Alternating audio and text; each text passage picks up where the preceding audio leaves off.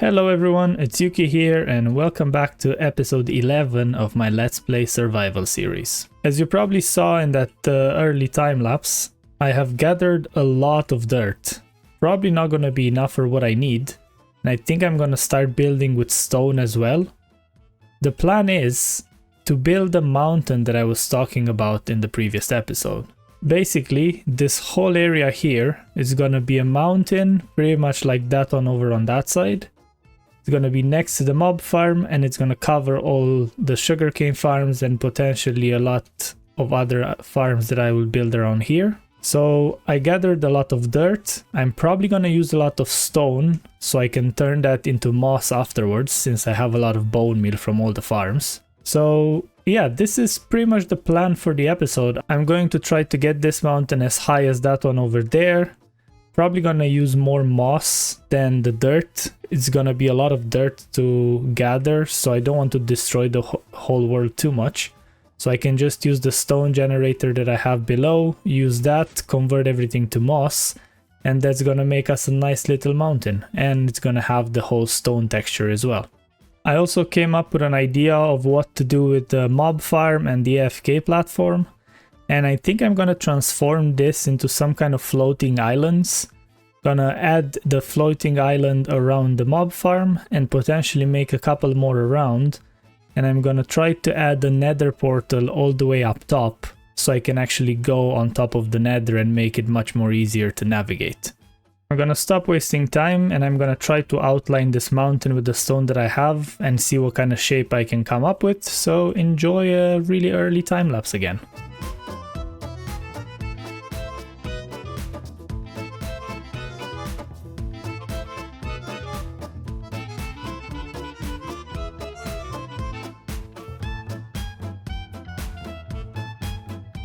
So this is the rough shape of the mountain.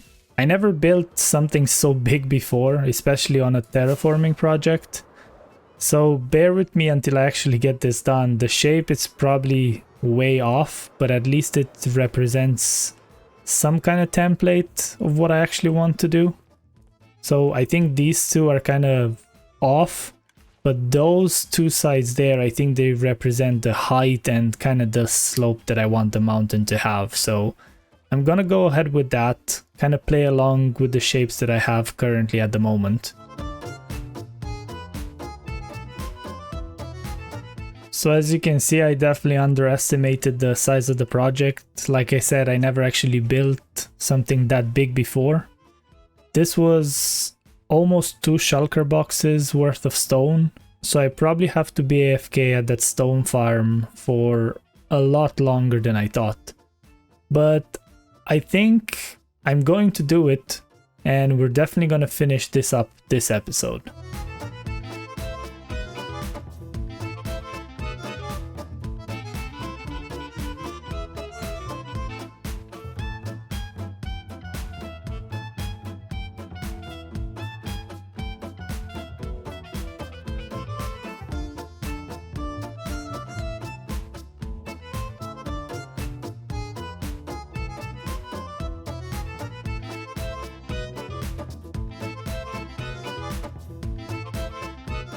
So this is me about 4 or 5 hours later.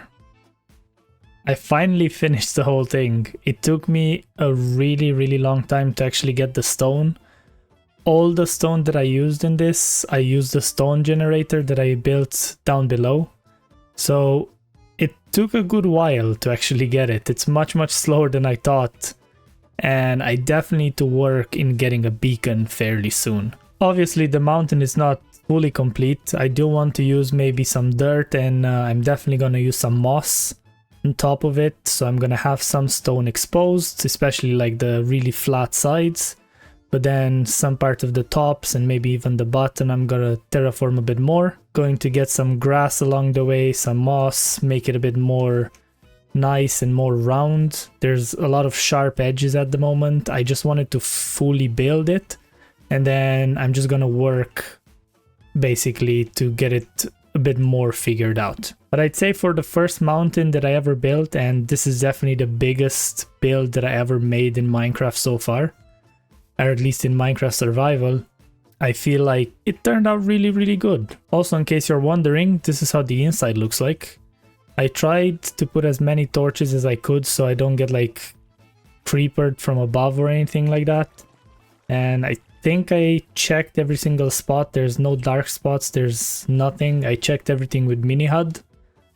So it's a fairly decent space, like you can pretty much fly around here. Yeah, the next step, what I want to add a piston door here. So I'm gonna have probably a stone button outside here.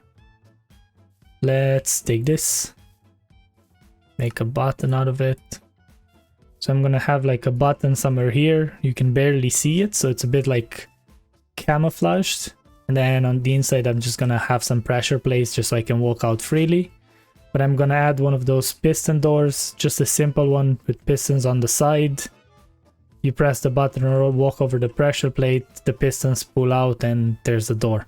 Also, to see how efficient these little modules are, I got almost a full chest of sugarcane, so that should last me a really long time. And I actually have almost a full shulker full of rockets, so I used a lot of the sugarcane already. So the farm is 100% producing. I might expand it slightly if I feel like I'm flying a lot once the world progresses, but at the moment I think it's gonna do me well. And yeah, I'm definitely gonna use this whole space, so I can probably put some layers onto it, go all the way up high. I just need to figure out what kind of farms I want to add in here. So I finished making the piston door, added the pressure plates from this side. You just walk past, the door opens, and then on this side I added two buttons, one on each side. You press the button, you walk through, and here you are. Also from the outside, so I have the buttons like really close to the door. I added slabs here, and because of the torches behind, there's like a really nice glow for the door. Usually when you're on a multiplayer, you don't really want that, and you don't want people to know where your door is. But on my single player I can afford it, and I actually really enjoy how it looks like. In between episodes I'm gonna have to figure out a way to actually light up the whole mountain after I finish sculpting it a bit better. There's a lot of mobs spawning at the moment on top of the mountain, and it's a pretty high chance that I'm gonna get creepered just when I walk out the door. So I want to figure out a way to actually do this. I'm not sure yet what would be the best way, if I want to use like torches and maybe carpets or something like that, or potentially even use some type of lava. I think it would be way too much lava to light up the whole mountain. So I'm probably gonna have to do some kind of torch and carpet trick to make this work. If I'm gonna use the moss on top of it, it's gonna be fairly easy to have this done. So hopefully it's gonna turn out okay. After all that building, I decided to just take a break from placing all the blocks, and I came over back to the village. I got a few fishermen villagers here. I have a lot of string from the mob farm, so I decided to trade for a good bit of emeralds. And I managed to get a stack and a half almost of redstone. I'm gonna need a lot of redstone for filling up that whole mountain with farms, and I think the next farm, it's probably gonna be a melon and pumpkin farm. I'm gonna need a lot, and it's easy emeralds to trade with the villagers, to be honest. This farm, it's fairly slow, so having a proper melon and pumpkin farm would be a really beneficial thing, and it's gonna give me a lot more emeralds. I'm definitely going to have to expand this village. Seems like there's not enough space in here for all the villagers, and it's really hard to actually find where the villagers are. So going forward, I have a really good idea on how to make this village much bigger and make it much more organized, because I definitely want the villagers to just free roam around. I don't want them to be stuck in, you know, one of those trading halls and all that. It's definitely gonna be easier in a trading hall, but I kind of want the world to be moving a bit more rather than just be static. And also, while I was AFKing at the mob farm, I was loading this area, and I actually forgot about my iron farm. So I got almost a full shulker of iron blocks. I think I lost a lot of iron, to be honest, because the chest was overflowing and the hoppers were overflowing, so I think iron was just despawning. but it's okay. I'll just have to expand that storage a bit more just to try to figure it out. And I'm definitely gonna try to build some kind of, I don't know, middle storage system to try to route everything into the middle one. Not sure how I'm gonna do that. It would be ideal to have it on that island, to be honest. Seems to be in the middle of everything, and then I could just like build things around this place. I just have to figure it out. It's a pretty long distance to have everything routed there, but I think it could be doable, and it would be a really nice project to have to be done along the way. So yeah, I think this would be it for this episode. I hope you guys enjoyed my mountain build here. Like I said, it's not fully complete. I have to finish up a few edges and, you know, build the sides a bit more, but I'm definitely going to try to do it in between episodes, so it's going to look out much better from the outside.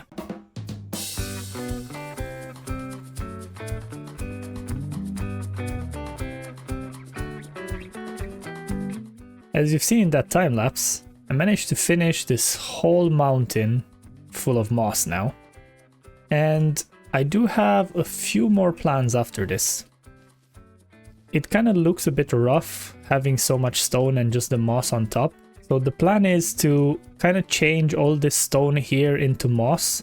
And then the higher it goes, the less moss you're gonna see. And then the top is literally just gonna be the top part that's gonna have moss on it. So I'm kind of thinking around maybe this area here is gonna be all moss all the way, and then from there on it's kind of just gonna start to scarce, and then it's gonna be more stone going up the top. In the second part of the episode, I want to do a bit of exploring, and I have some goals in mind. The first would be to find 2 sniffer eggs to actually get those new flowers. I think they would add up a nice addition to our base. Then I want to potentially find the new music disc, and the third will be to find some glowberries.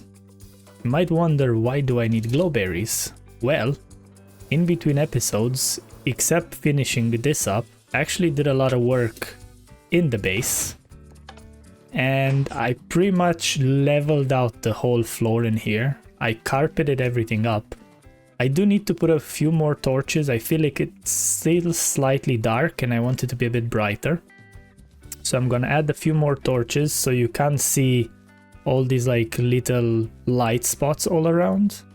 And then the glowberries will come in handy to put them up from the ceiling, maybe from the walls. So they're gonna bright up the whole mountain on the inside. Oh, I see that an enderman stole a bit of my moss there, so I'm gonna have to fix that one. So yeah, that's pretty much what I have planned for this episode. Obviously with the exploring, I might find some pottery shards, maybe some what do you call those, trims. That's gonna be nice to add on my armor. So yeah, let's kick this off. I'm gonna start finishing up the mountain, trying to spawn proof the whole thing, and also add the moss on the bottom levels. So it's gonna be a bit of a grind again to do all this. Maybe the moss is gonna be easier, but I'm gonna have to spawn proof absolutely everything. So yeah, wish me luck. So I kind of changed the plan, and instead of going all the way up there, I decided I'm gonna do only what's not like a sharp climb. So anything that was like this, I left it stone. Anything that was, you know, a bit of a nicer slope to climb on, I transformed into moss. I feel like it looks a bit better like that rather than just having moss everywhere. It would have been too overwhelming maybe. And for the carpets, I actually decided that I can't really carpet all these azalea bushes. So I decided to hide torches in like random places. So that kind of covers the light levels on top of these, and then I carpeted all the other blocks just to kind of save on torches as well. So I believe I pretty much got every single spot around the mountain, so there shouldn't be anything spawning on top of that. I tried to hide all the torches on the bottom level and I hid them under a carpet. I didn't do all of them yet. I kind of plan to terraform this a bit more so it looks a bit nicer, but for the moment this will do. And I also decided to add a small kind of river here. So the river basically comes in from the rock, so there's like 2 streams get this river and then they kind of flow back into that ocean. So to kind of give me a bit of an entrance here to this area until I make a bridge and all those kind of things. And it kind of adds a bit more to, you know, to the view. As a last finishing touch, I added something nice up here in this kind of small cave. I need those glowberries before I can actually call the build complete, because technically there's not really any way up here. So I kind of made this. It's kind of, you know, put a story. There's like a traveler that managed to get here somehow, and they kind of camped out here. They made a bench for themselves, and they kind of made like a little hammock, like just kind of suspended on this, or like a bed, raised bed if you can want to call it. Added a couple of barrels, you know, a few things here, leftovers, the wool from making the bed, some coal and whatnot. So I feel like it kind of adds a bit to the mountain. I really wanted to do something with this space here, and I feel like it turned out actually pretty good. Oh, I do need to hide this probably so I can, you know, not actually see inside. But yeah, what do you guys think? Do you like this? Would you add anything else? Leave any comment that you might have, like what else I could do with the mountain. I was thinking to add maybe some trees, but I'm not 100% sold if I do want to do it. Maybe, like that kind of looks nice with the trees on top. So maybe I will do kind of the same, put a few trees here and there. Technically I only need to bone meal one of these azaleas and it's gonna look pretty nice. So now for the second part of the episode, I want to go exploring. And to start that, I actually need to go and get a brush. I want to try to find one of those suspicious sand and gravels. And I definitely need a brush for that. And hopefully I'll be able to get that sniffer egg and the disc. And hopefully we're gonna find a lush cave to get those glowberries and make the inside of the mountain a bit nicer. So I think I need copper. And I think I need feathers, which I had already put it in my chest. And there we go, brush. I don't think I'm gonna enchant it. It doesn't show me the durability, I'm not 100%, but yeah, let's go on that adventure and see how long it actually gonna take me to find one of those ruins. It looks like there's something in the water there. I don't know if that's a ruin or if it's one of those like ocean temple things. Oh yes, oh my god, there's so many of them. Okay, whoops, I didn't want to do that. Okay, let's try to run a bit and see what we can find. Try to break this quick. Just a bit of coal, no problem, I'll take it for my torches. You guys go and die there, that's okay. Some wheat, I don't particularly need that. Nothing in this. There's a chest here. More coal, I'll take it. Maybe eat a carrot so I can heal. Oh my god, there's a horde. Oh, there's another chest here. Some more coal, thank you. Oh, and a buried treasure map. Okay, I'll take that. So it's already getting night and I absolutely forgot to get a bed. So let's try to kill some sheep first.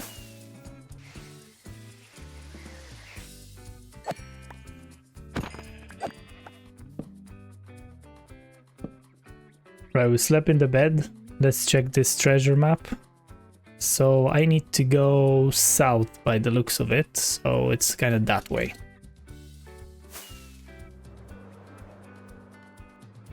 And I guess a bit west as well.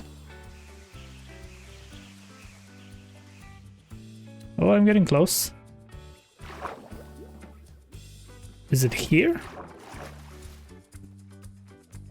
Okay, we do the old trick.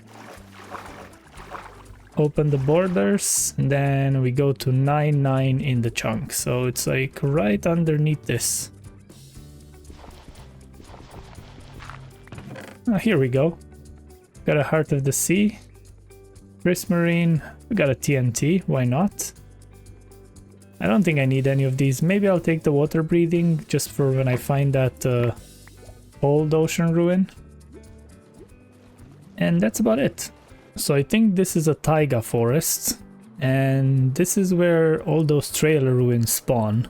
Or I think it's a higher chance for them to spawn, I'm not 100% sure. I think it's the first time I actually find one, well, I'm trying to find one in survival. And I know that there should be some kind of terracotta on the top to tell me where they start. So I'm gonna look around through the forest and see if I can see it. I don't think I'll be able to find it if I fly, so I'm gonna have to make my way on foot through the forest. I'm trying to climb on top of trees here to make it a bit easier to navigate because the forest is kinda thick. And I came across this nice view here. Seems like a really big place that I'm gonna have to explore. But it's nice to actually go through the world and find views so nice like this one. I just came across this cave as well. It has like a nice natural pool.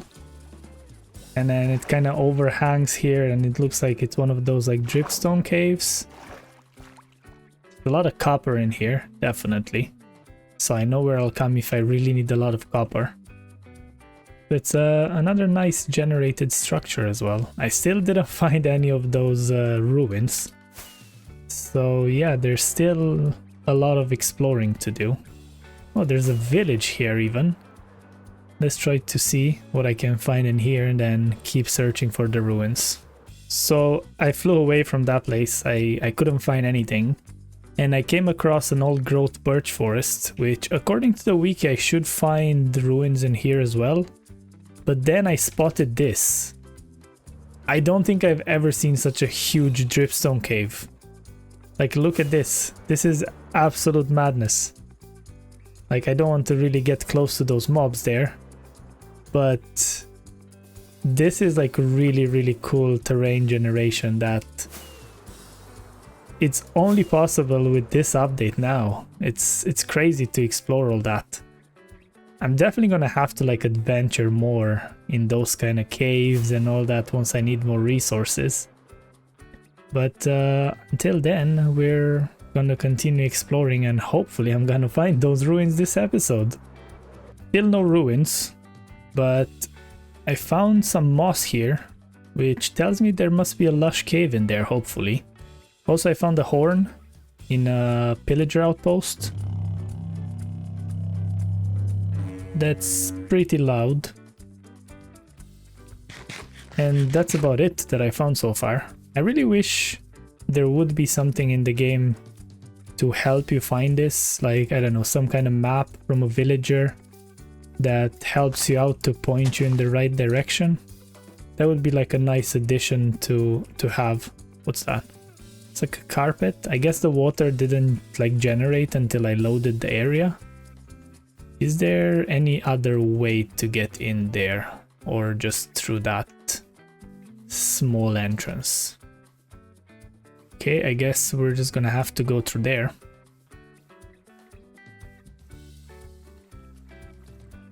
Oh, hello, Mr. Creeper.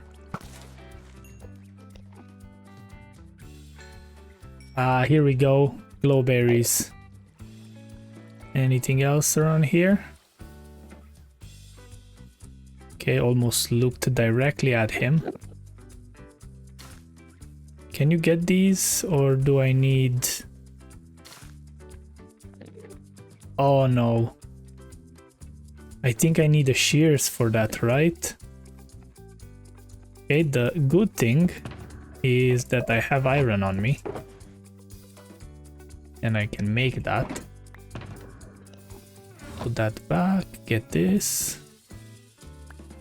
Okay, get the shears. No? What do you mean?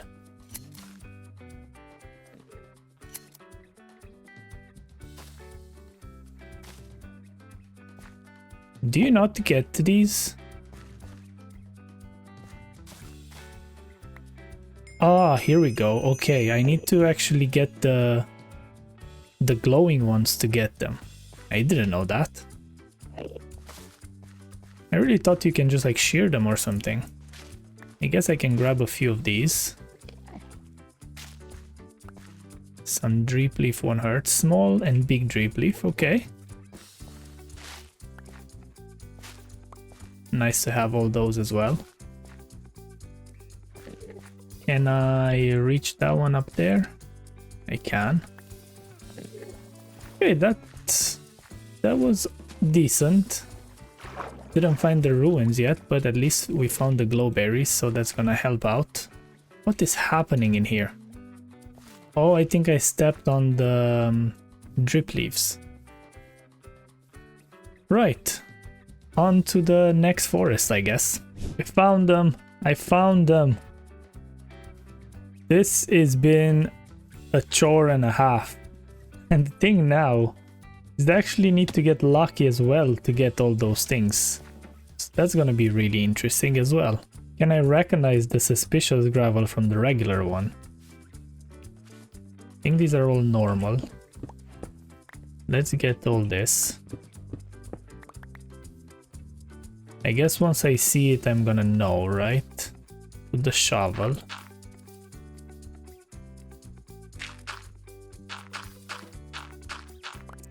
And let's see. Is that the one?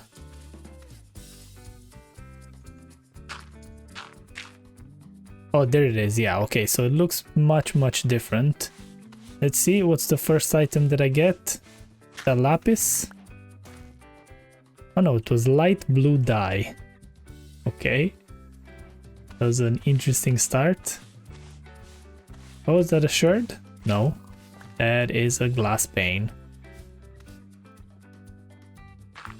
Okay, not the best start. But I'm gonna try to make my way down. How much durability does this have? 64, okay. So it's not that much. I'm gonna try to pretty much destroy this whole thing. And I hope I'm not gonna destroy one of the gravels that actually matter. Okay, these are all the wrong type. Now, which way does it go? Because by the looks of it, it goes both ways. Okay, there's some glazed terracotta here. Is it getting night? No. So I assume it's kind of this way. Can't believe the update was out for such a long time and I haven't even tried getting into these ruins like this. I mean, I've been in creative, but I never actually tried to get anything from them in survival, so that's a first for all of us now, I guess. Let's drop everything in here. Respecting the remnants. What's that? Process suspicious block to obtain a pottery shard. Yay! Okay, let's put things in the chests that I feel like they actually have value. Anything else I can probably get rid of. Okay, so it looks like it's going down. Anyway. Oh no, that was a proper one. Okay. I guess I'm just gonna try to brush all of them.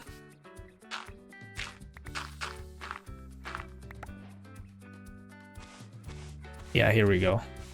You can't really tell all the time. Is that a candle?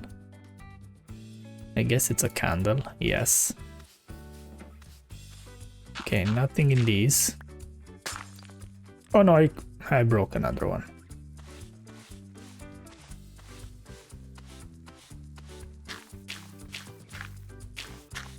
Alright, I pretty much decimated this whole place. I don't think I finished, it seems like it's going down much more. But I already got what I wanted and I don't want to lose all the blocks. I can probably come back in case I need more of these like bricks or terracotta or something like that. So I'm gonna leave it be as it is. But I basically got 2 smithing templates and I got the relic music disc and a few pottery shards, but those are kind of so I wasn't necessarily looking for them. So once I get back to base I will have to play this. I don't think I heard it in game yet, so it's gonna be a nice addition to have. So now the next thing to find is going to be a warm ocean ruin for those 2 sniffer eggs. So I'm about 2,000 to 3,000 blocks away from the ancient ruins, and I finally found the lukewarm ocean. Don't know how big of a chance I have for a warm ruin to spawn here, but hopefully this is not a small ocean and it's not gonna be too hard to find it. And then again, I hope I get lucky enough to get the 2 eggs that I want. So I'm gonna keep exploring. There's a jungle. And I'll bring you guys back once I actually find that. I think there's something under me. Was that it? Or what did I see? Oh, here it is. Oh, I heard a trident. Oh no. Oh no. I need to touch the ground or else my elytra doesn't close. And this high hits pretty hard. Is this an ocean ruin? Or is this just the drowned ruin? I don't know if they're different. I'm gonna have to investigate after I kill all these guys. I'm not too sure if this is the one. I think the one that I'm looking for is not the one with the drowns in it. So probably is not the one that I'm looking for. Even though this is suspicious sand, so it could be this one actually. Oops, I'm drowning. Okay, that's why I got the water breathing potions. So I don't have to worry about that. So now I need the brush.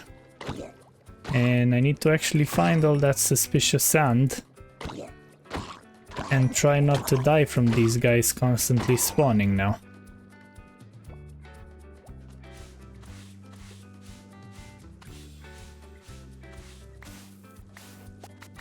It seems like this was a bust, so I'm gonna have to go and look for another one, and hopefully I'm gonna get more lucky there.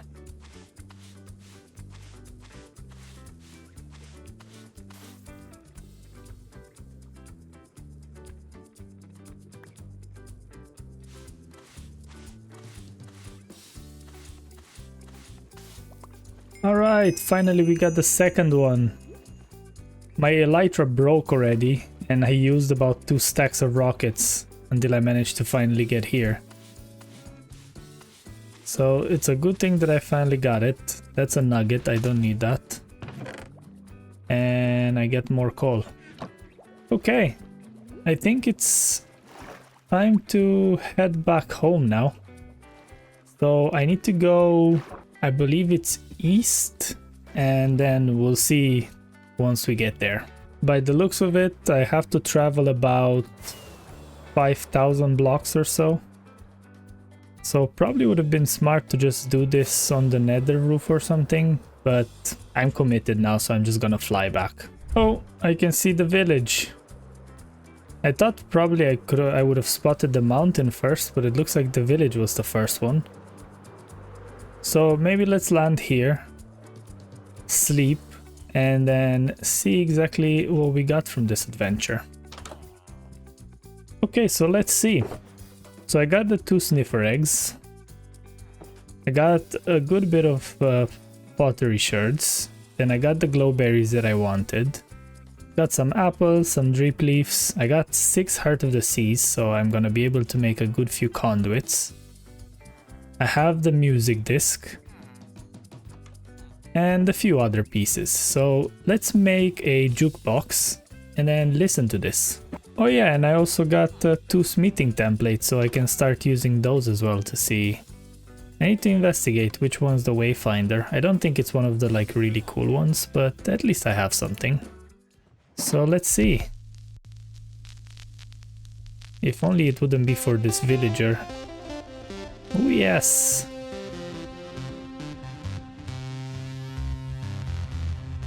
I really like this.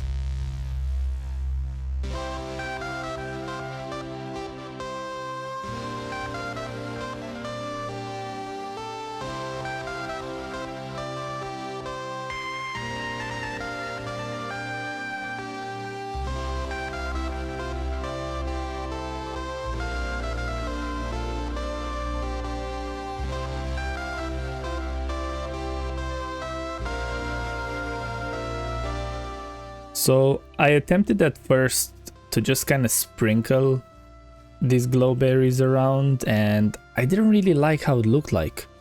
And then I decided to do this. And in this case, more is definitely more. I really like how it looks like this. See, even in the ceiling, after they start growing and the actual glowberries start to grow up, it looks like it adds a different vibe to this mountain. So I'm definitely going to do this across the whole mountain. I think I'm gonna take my time with this. I'm not gonna bother like pushing through this episode. It seems to be like very slow. It's really hard to actually climb up there, like get the scaffolding done. I probably could do it with dirt, to be honest, maybe to make it a bit quicker. Scaffolding makes it a bit more difficult, so maybe I'll try that. But yeah, hopefully by the next episode I'm gonna have this whole inside of the mountain done, and it's gonna look more like this rather than more like that. If you guys think of like anything else that I could add inside the mountain to make it nicer, you know, except the farms, I'm obviously gonna make more farms around here. I think the next one is gonna be a pumpkin and melon farm potentially.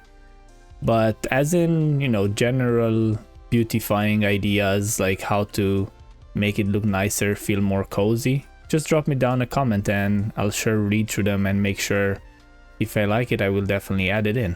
So maybe the last thing for this episode would be to get those sniffer eggs hatched. But I don't want to just like place them down and hatch them. I want to build an actual enclosure for them to make it look nice. And I was kind of thinking about this area just in front of the mountain. So it would be like this area, I'm going to clear off these trees, kind of level the ground. And I was thinking to make something out of wood potentially. Make it like 2-3 blocks high, like with a variation. Kind of a, not necessarily round, but not a square enclosure to kind of like fit in this space here. And then get the sniffers inside, maybe put some azalea trees down just to kind of match the mountain. And then have them live their happy life and give us all the flowers that we need. Maybe after I finish this, I maybe even add some minecarts underneath. So like that I can automatically collect the flowers. And I don't have to always come over here, try to figure out, oh, did they get a flower, did they not? So that would give me like, you know, I'm just loading the area, they work away, I get the flowers, and then we can pretty up the place even more.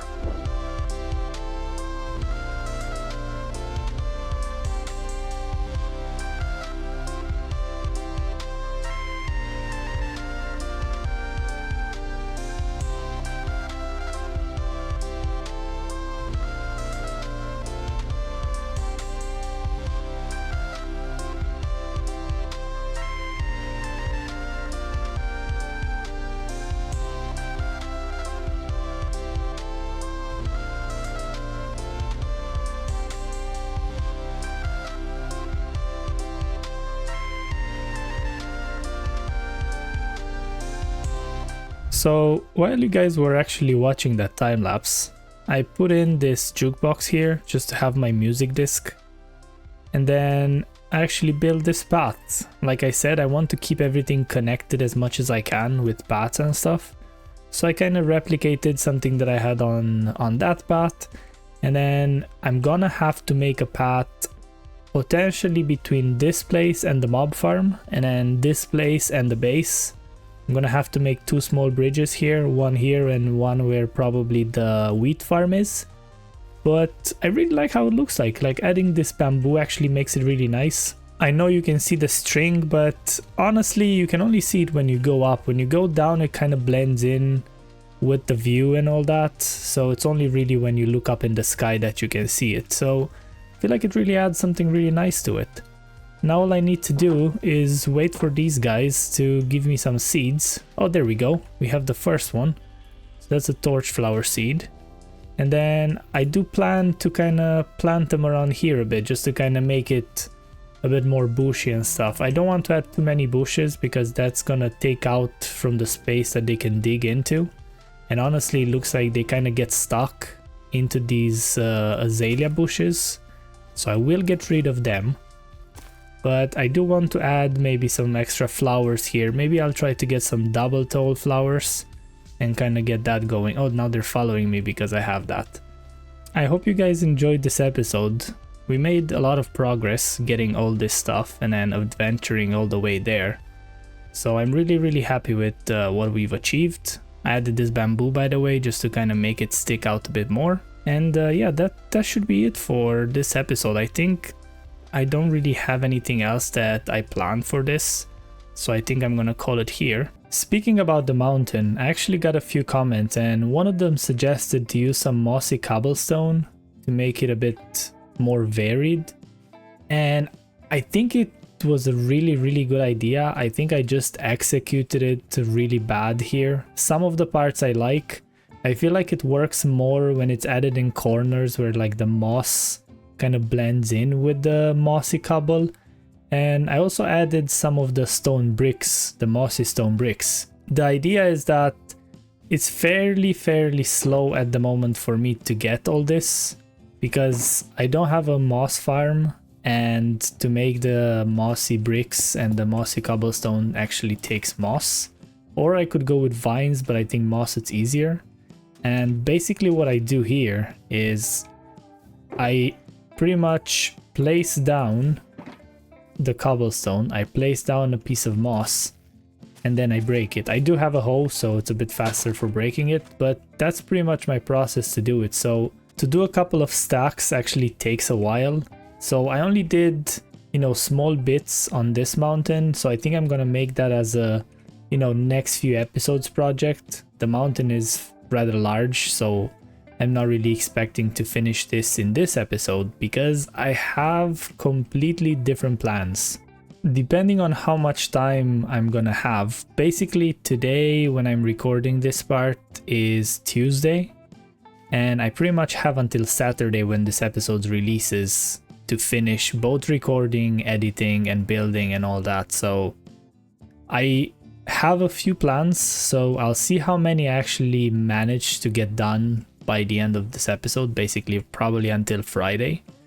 And then if I don't manage to finish everything that I have planned, we're just gonna continue on the next episode. The plans that I have in mind, and I think one of the most important ones, is to build a melon and pumpkin farm. That's pretty much the top of my list, just to be able to get much more emeralds. And to be able to get those emeralds, I'm gonna need a lot of farmer villagers. And I don't want to just like get a bunch of them in the village that we have there.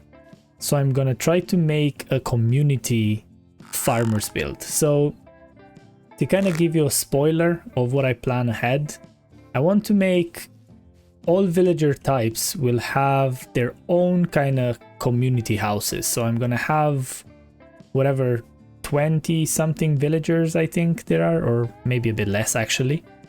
And I'm gonna have them have like small community homes. So for example, let's fly over to the path actually, because I think it's going to be a bit easier to kind of make a point out of this. So for example, we have this path over here, and on the side of this path, pretty much like this village is, I'm gonna make a small build community where it's gonna be like 2-3 houses with like a centerpiece maybe or something like that, where all the farmer villages are gonna be living in. They're gonna be enclosed by a nice fence, so I'm not gonna make just this, you know, ugly fence that we have here. I'm gonna actually design a fence all around it, and then I'm gonna try to expand this path pretty much down this area over here. I don't want to go too much into the snowy area, it's gonna look pretty bad, but pretty much expand it all the way here and then build the small communities on each side of that road. So it's kind of like, you know, like an extended village, let's call it that way. So that's plan number 2. Then I want to try to attempt to get at least one piece of netherite. I think that's going to be a lot. First of all, I need to find a template in a bastion. So that's going to be interesting to find the brutes. And then actually finding the template once I found the bastion. So that remains to be seen how that's going to turn out. Then I want to connect the mountain to probably the main area. So I'm gonna have to build a small bridge over this river that I made here. Probably now that I'm looking at this river, I'm gonna have to kind of design this a bit better. This moss and grass looks really bad underneath the water, so I'm probably gonna have to use some stone, maybe get some seagrass and make it look a bit better. Then build a tiny bridge over this so we can actually walk it. And then probably somewhere over here where the wheat farm is, I'm gonna have to do another small bridge that connects this mountain to the starter house. So like I said in the first few episodes, I want to keep everything connected. So it's not gonna have to be a big bridge actually. It's gonna be something similar to that, I would assume. But yeah, that's kind of the plan for this episode. So like I said, the mossy cobblestone and all that, I'm gonna have to do across the few episodes, since it's a rather big project considering I don't have the moss farm yet. And I want to focus on getting that pumpkin and melon farm and getting the villagers village built, let's call it that way. And then all the other plans, we'll see if I have time by the end of this episode. I hope that ramble didn't really bore you and I kind of made myself clear of what I want to make in this episode. So in order to actually build that small village, I'm gonna need a lot of resources. I kind of designed something in creative of exactly what I want to do. So I'm gonna have to gather a lot of wood, a lot of deep slate, I think probably some stone for some stone bricks. So first things first, like I said, I'm gonna build a pumpkin and melon farm. I cut down a 15 by 15 square here with out of the carpet. This is where the rails are gonna go. Then the grass is gonna go on top, or rather the dirt. And then I'm gonna plant everything, observers, pistons, and then some redstone on top. So I'm gonna show you the whole build at the end. I don't really see a need for a time lapse for this build, so I'm just gonna see you at the end of it. Before I go ahead and actually build the whole farm, I just wanted to show you this. So this is how I laid down the track. Basically a row of redstone blocks, powered rails, one block here to return the minecart, and then here I just made the simple unloader. Let me stop this minecart just so I can show you, for example. So if I put this here, drop a few blocks in there, push this, the second it gets up, stops, it will unload, and then once it's empty, it will push it right back. So basically, this is non-stop gonna collect all the pumpkins and melons that are gonna be farmed. In case you want to look at it, it's basically a hopper, a comparator reading that hopper, going into a torch in a block, and then a repeater that basically will unpower this whenever the minecart has any items inside. So this is pretty much how it looks like. Alright, so the farm is fully complete now. Actually, I'm lying. There's a few minor details that I need to add, but the farm is fully operational basically. As soon as the pumpkins or melons would grow, they will get broken off by the pistons. See, like that one just fired there now, and they would get collected. So you might notice that this line is actually out one block, and this is because whenever the minecart turns, it's not gonna pick up the items above it. So if it's in a straight line, it definitely will. If it goes in a turn, it's not always going to pick them up. So I basically extended this one block out. So what I'm gonna have to do is put some glass, actually any block would work, just down here basically. So let me place it like this.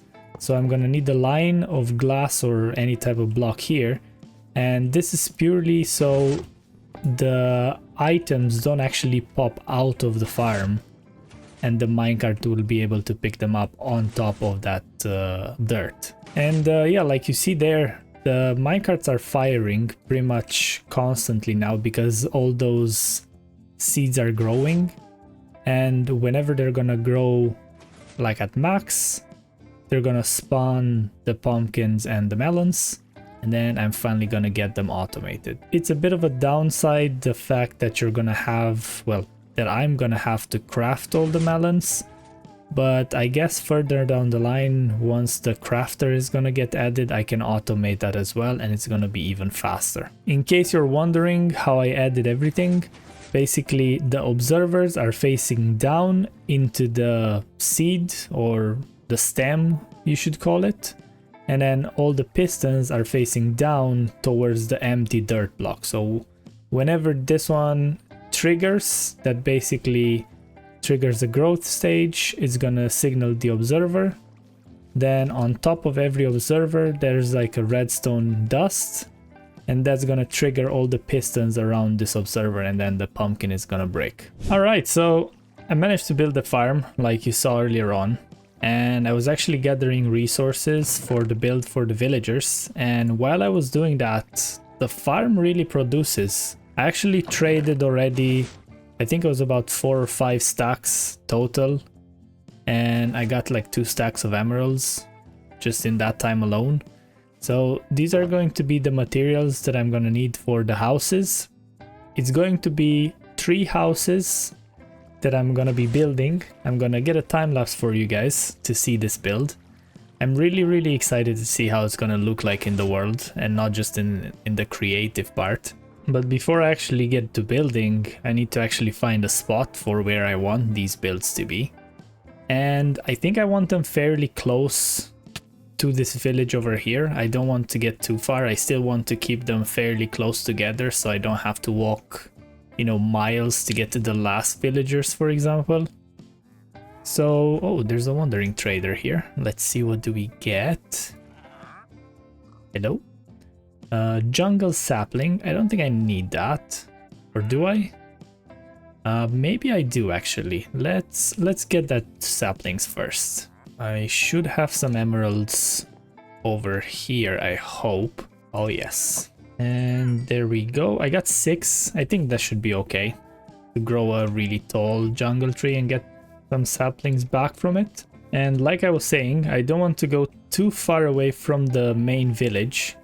So I think I'm going to try to flatten this area slightly here. Maybe add some grass in there, flatten this part. And I think it might fit over in this particular area here. I'll have to see if it will. But yeah, let's get to clearing and then get to building as well. So let's do this in a form of a time lapse.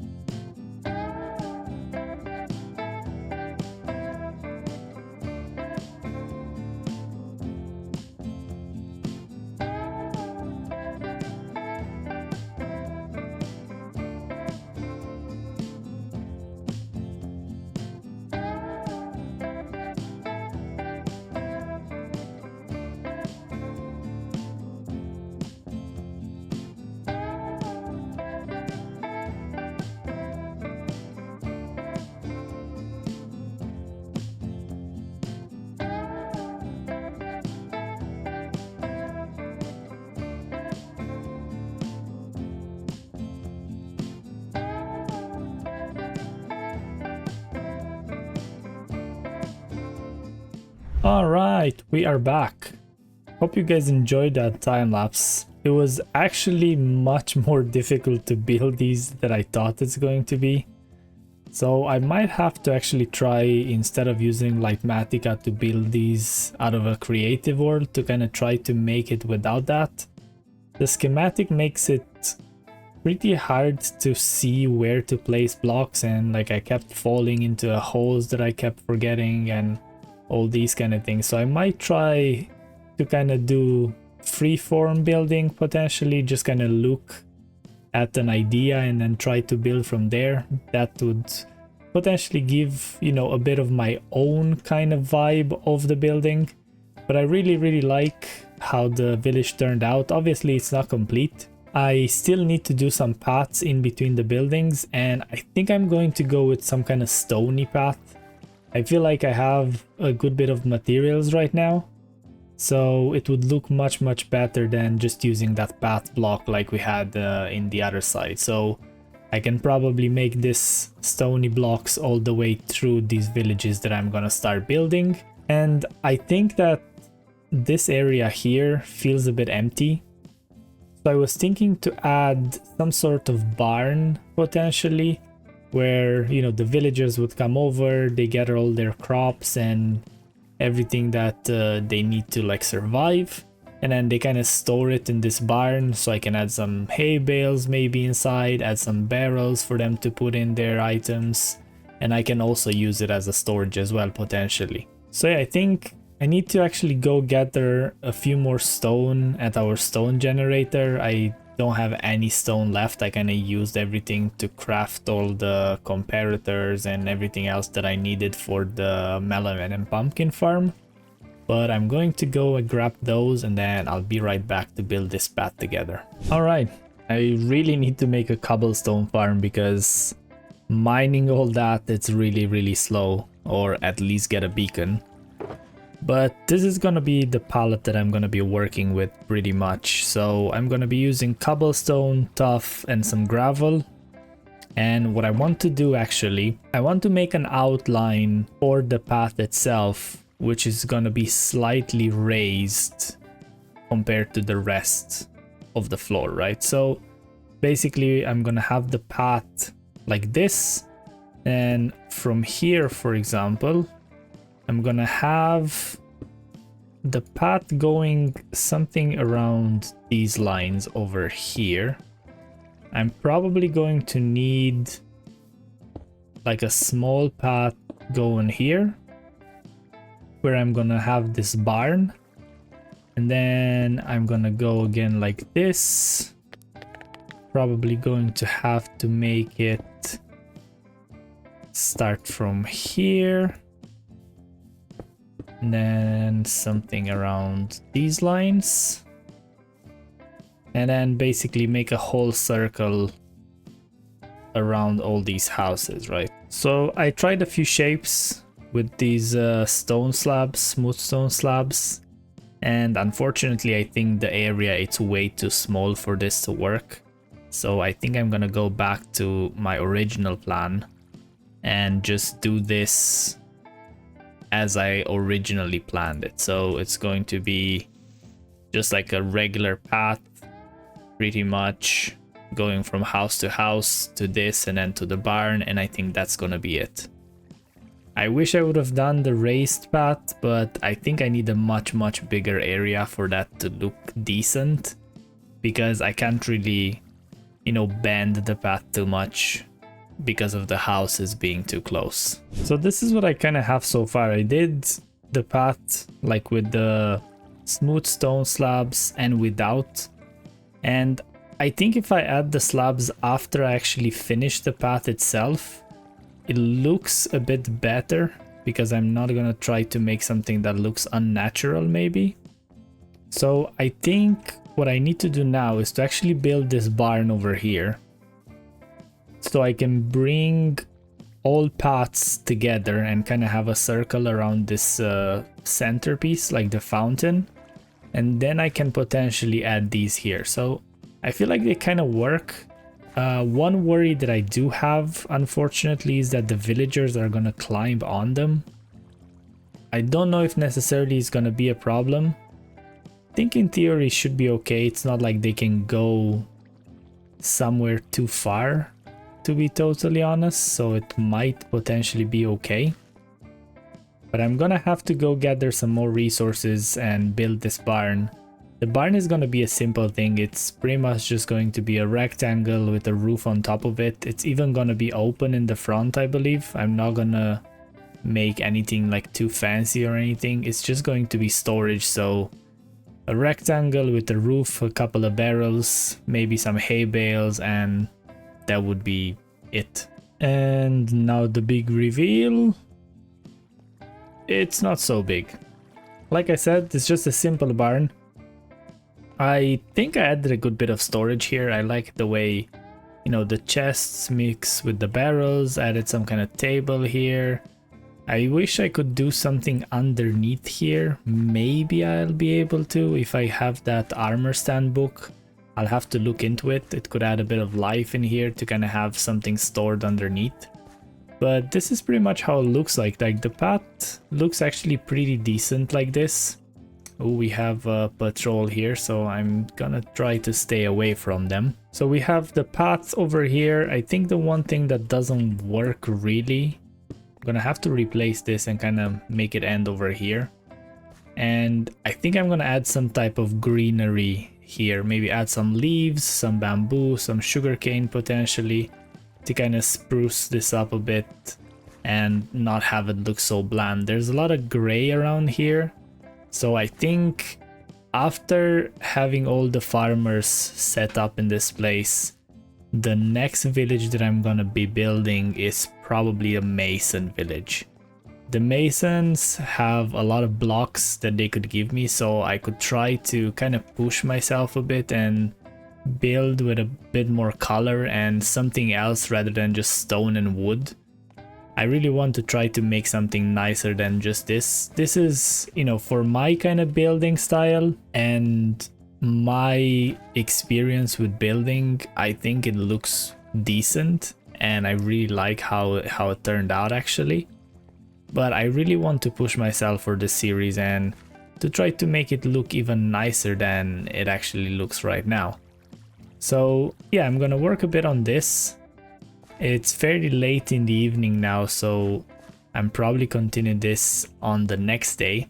But I will definitely have to build that fence around this so these guys can't actually walk in. I think the golem actually took one of them out by the looks of it.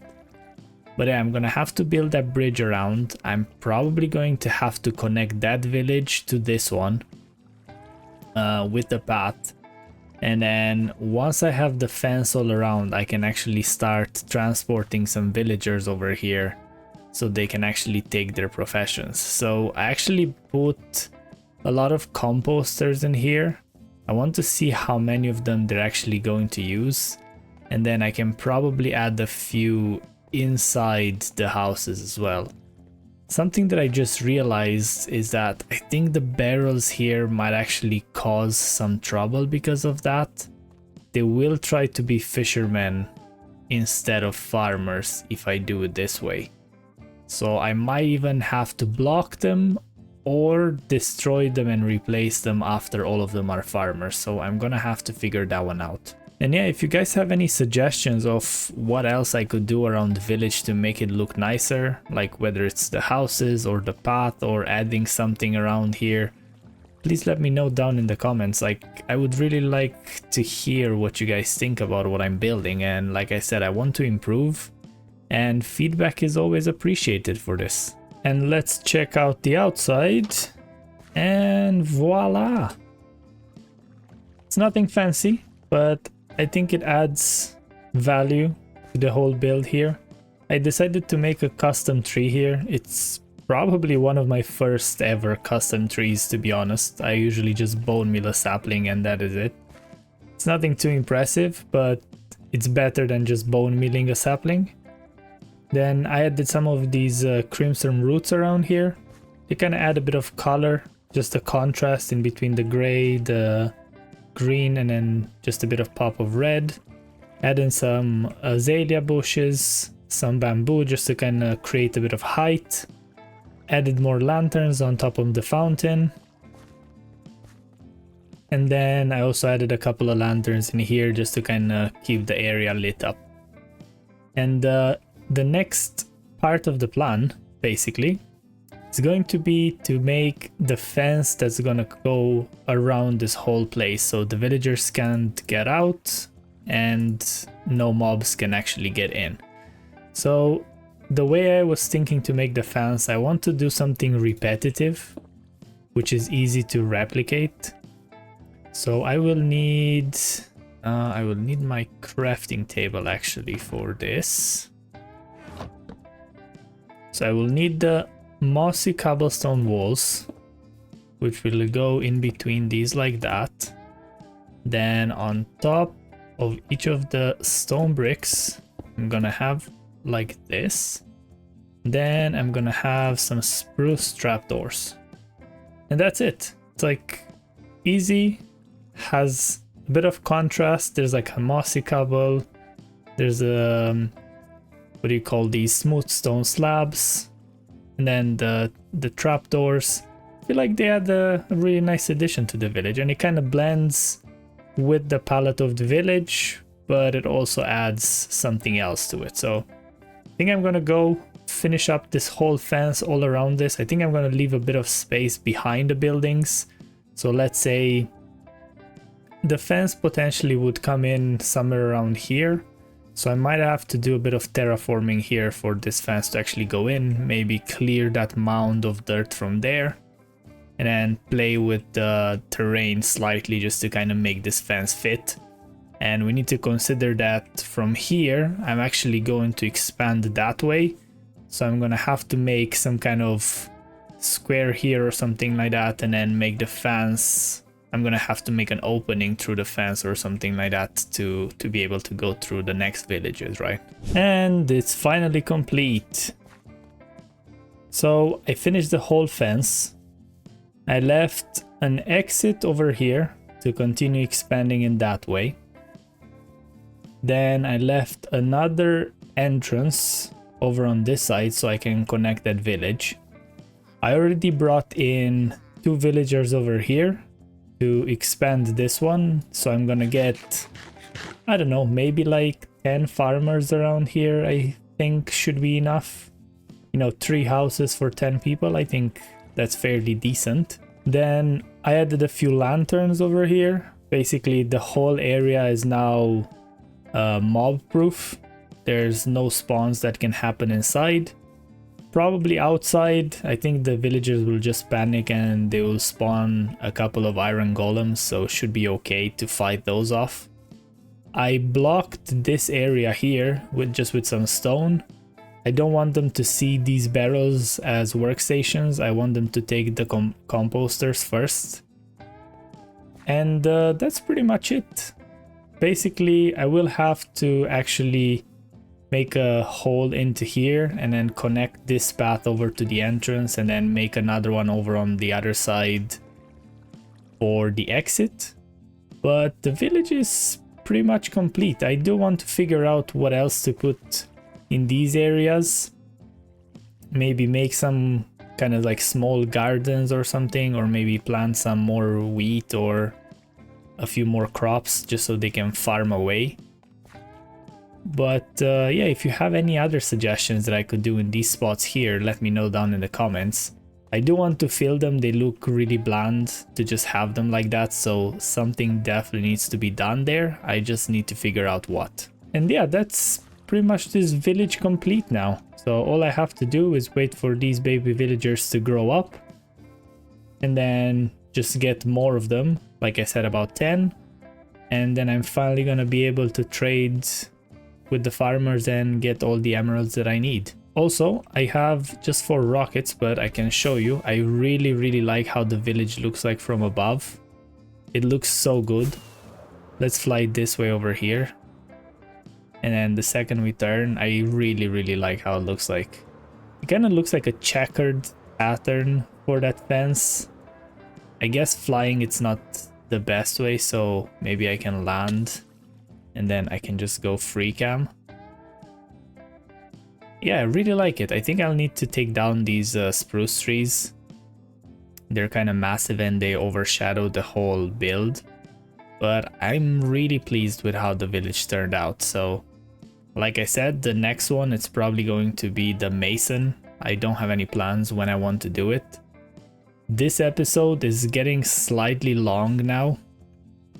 So the one thing that I do want to do now is to connect the mountain with the main base. Well, main, I say main, the original base, let's say the starter base. So I already drew up a line over there with how I want the path to look like. And I think I'm gonna go with that. I'm just gonna do the same path that I did over here. Probably gonna add some of those lampposts potentially, or maybe just get the carpet trick done.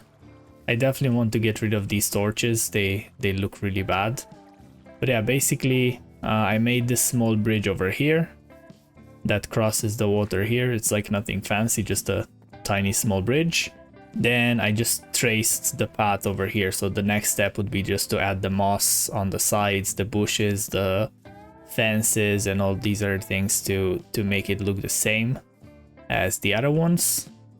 And then here is just pretty much a straight line going straight to the wheat farm. So I feel like the world is definitely coming together. I wonder if we're actually at 1,000 days yet. Let's see, where are the days? Days played 627, so still a good bit actually. Until we hit 1,000 days. Maybe, you know, at 1,000 days I'm gonna make a special, like see what we achieved so far. But yeah, I think this is gonna be the last piece of the project for this episode. The episode is getting rather long right now, and I think I'm gonna leave the netherite farming for the next one. So I might actually be doing this on stream. I was thinking to do it like that you're gonna have like a live reaction of me panicking in the nether. So if you don't follow me on Twitch, I stream over there as well, but I also multi-stream over here on YouTube, so you can find me either or, whatever it's more convenient for you guys. And yeah, let's get building that path so I can start actually editing this episode and get it out for you guys for Saturday. So first things first, I'm going to go and bone meal and expand the moss throughout the whole path. I think this is the easiest and fastest way to do it.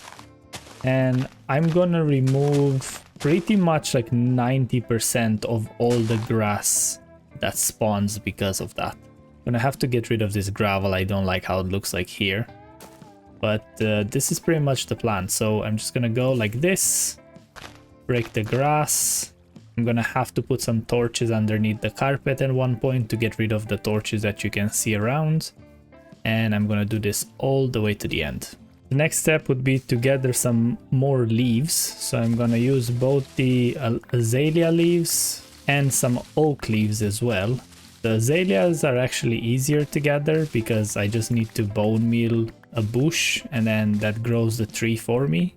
The oak ones, I actually have to wait for the leaves to despawn slightly, so it's a bit slower, but it's not too bad of a process. I really need to get a hoe that has silk touch on it. I go through shears really fast by doing this. Got all the leaves that I need, I hope.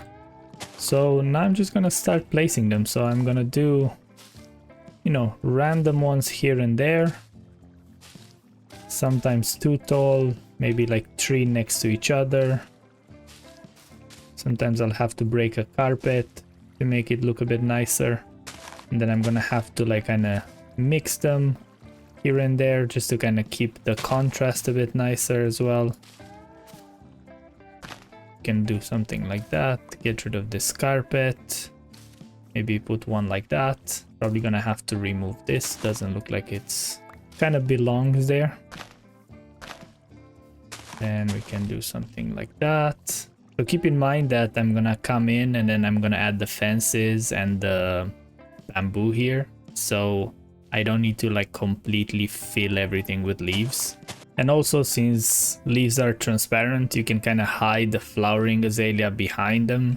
So it kind of gives this, you know, color effect, but it's kind of subtle rather than so strong as this one. I feel like it adds a nice touch to the whole path whenever you walk by. And I definitely need to do like a walk by in between the starter base and all the way to the furthest village that we built today. Just do it by horse and see if my path plans actually work. Now it's time to add in all the slabs that are basically gonna be our stairs, and also sprinkle some of those like fences that I was talking about. So I kind of want to mix spruce and oak together in this path. I didn't do it in the previous ones, so I want to see how it would look like on this one. Maybe it would create like a better contrast. See, for example, here I definitely need a few more leaves. It's a bit too bare. So do something like that, and maybe potentially one in front of this. And maybe I would need one of the flowering ones over here. Something like that. So I'm gonna have to come and like revisit the whole path again after it's done. It's not gonna be fully complete like straight off the bat.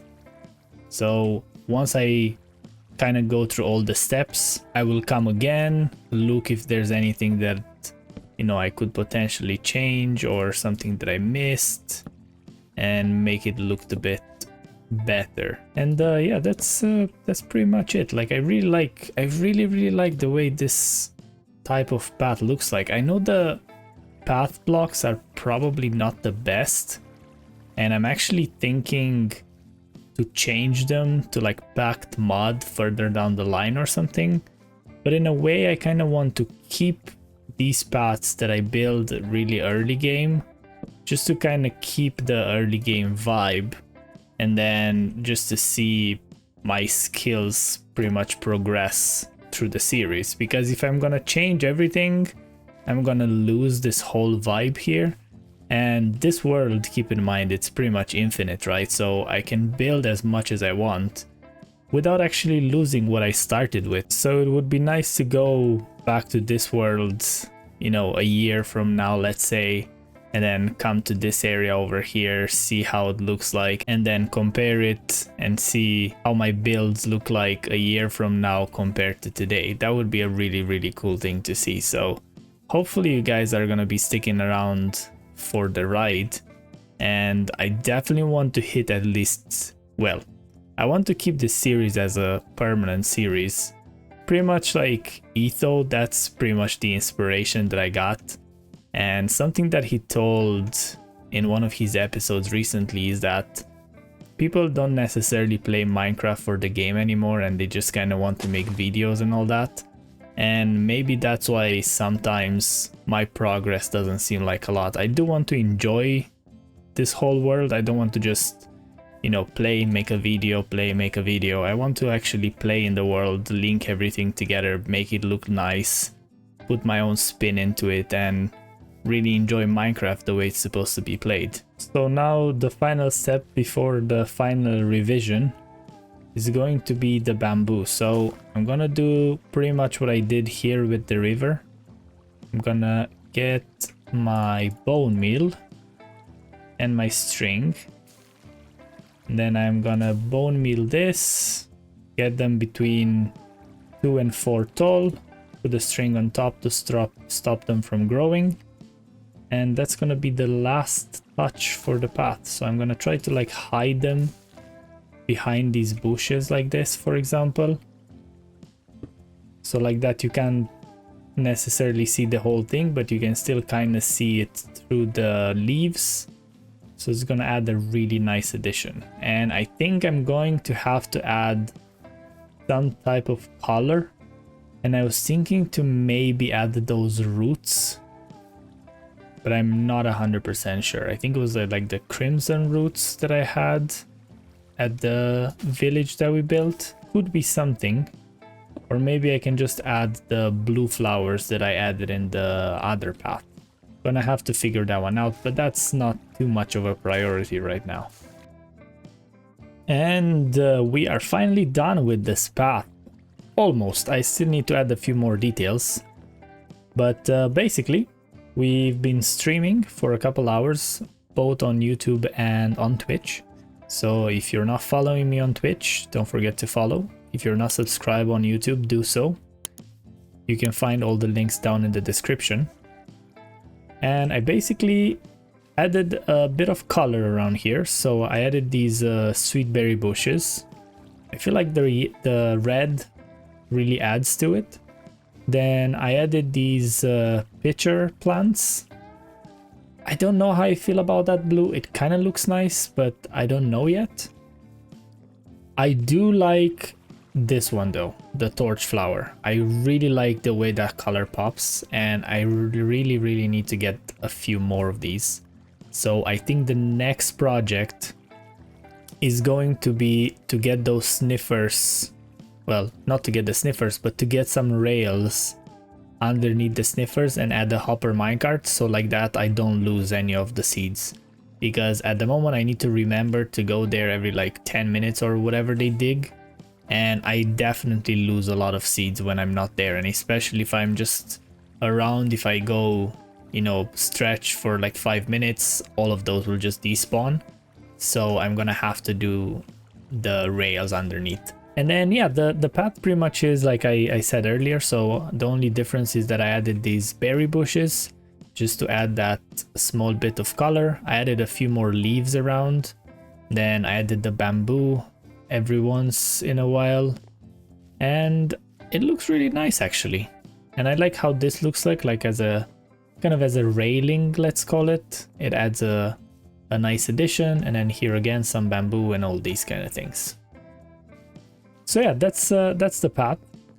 And now let's fly over to the village to show you what I did over there. So first thing you'll notice is that I actually made a new path over here. I actually forgot to add the block, so I'll have to add that in, but I have time when I'm gonna expand the path, so it's not too big of a deal. But basically I added these paths over here. Then I wasn't sure what to do along the paths. I can't really add any leaves like I wanted to because the villagers will just jump over. So I decided to add some carrots and some wheat here. And I feel like it kind of works. And one cool thing that's gonna happen is that these farmers are actually going to farm these crops. So I have at the moment around the village, I have carrots, I have potatoes, and I have wheat. So it's gonna be interesting to see how these are going to change over time, the more they farm them, and what are they gonna replace them with, right? Because they're not always going to place a potato where a potato was. So as you can see here, for example, there's like 4 potatoes in a row. So they definitely replanted this and did their own thing with it. And of course they trample a lot. So if you do want to see everything that I had to deal with the villagers, you can just check the replay on YouTube. Basically there's a whole stream replay there. I leave them all so you guys can watch them, kind of behind the scenes footage. And then I pretty much got a few extra villagers around, and I'm only going to accept villagers that have perfect traits. So they need to have carrots, potatoes, pumpkins, and melons. So if they don't have all those 4, unfortunately they will not be part of this village, if you know what I mean. So at the moment I have 4 of them that all have these traits. I see there's a new baby around. I need to get a few more beds so they can get a few more babies going. But yeah, one of the villagers didn't actually meet the standards, so he was, let's call it, relieved of his duties. And yeah, that's about it for this episode. I think it's fairly long, so I hope you guys stick around all the way to the end. So I've been AFKing here.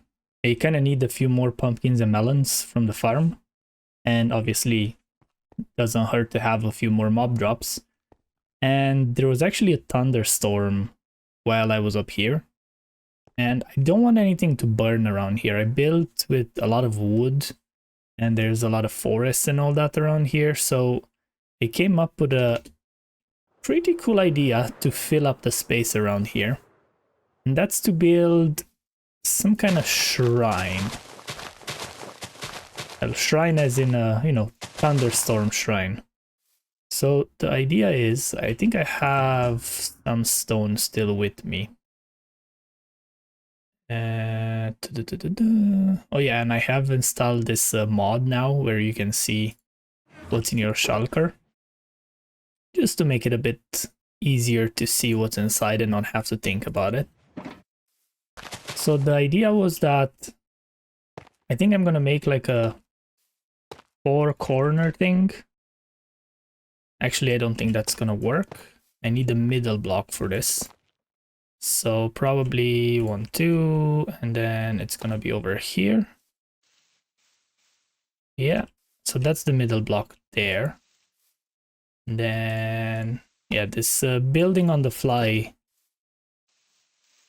it's definitely not me, but I guess I'm gonna have to make it work. Like I said, I want to stop using templates and all that and learn how to build rather than copying things. So I was thinking to make it, you know, a bit higher on these sides and then do something like that. And potentially like raise it in the middle and maybe add one of the, what do you call it? One of the walls, for example. So if I do a wall like this, add the wall there, and then add a lightning rod on top of it. So I'm gonna play a bit with this design. I'm gonna use some slabs maybe, make it a bit nicer, not have such rough edges, and then I'll be right back. And we're back with the complete building. So I feel like it actually turned out pretty good. Nothing, you know, way out of the ordinary, and I don't think it needs to be more for a lightning strike altar. But I feel like I kind of captured what it needs to be. So I added a few cracked stone bricks here. You know, the lightning strikes all the time, so the bricks start to crack and all that, the cobblestone and all that. So it looks a bit, you know, destroyed, but at the same time it looks kind of still built. I never noticed the sound of chains, to be honest. That's a really cool sound. I really need to lay more just to see how that sounds. And then I added these iron trapdoors just to kind of create a bit more profile. Pretty much just a square, but I think it works. And then obviously the chains are here just to tell you don't go in or you get struck by lightning pretty much. I added 2 lightning rods here. I feel like it adds a bit of a more interesting thing. Don't know how you would call it, but with just the one it looked kind of weird, so having it 2 coming out of the wall looks much nicer like this. And I actually did a second one, so that pretty much covers this whole area here, but it kind of stops around here, so it could still hit part of the mountain.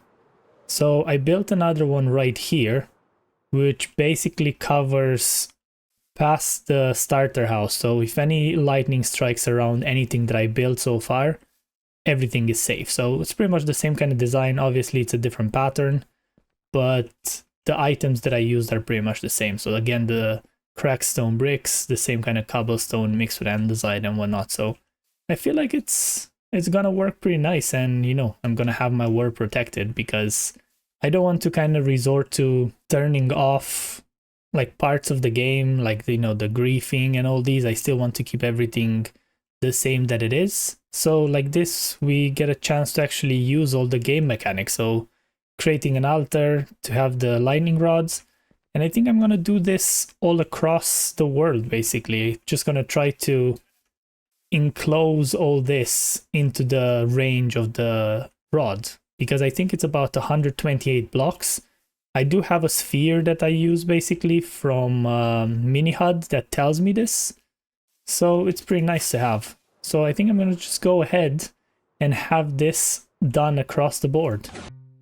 Hello everyone, it's Yuki here and welcome back to episode 14 of my Let's Play Survival series. As you've seen just now, I built those 2 altars there.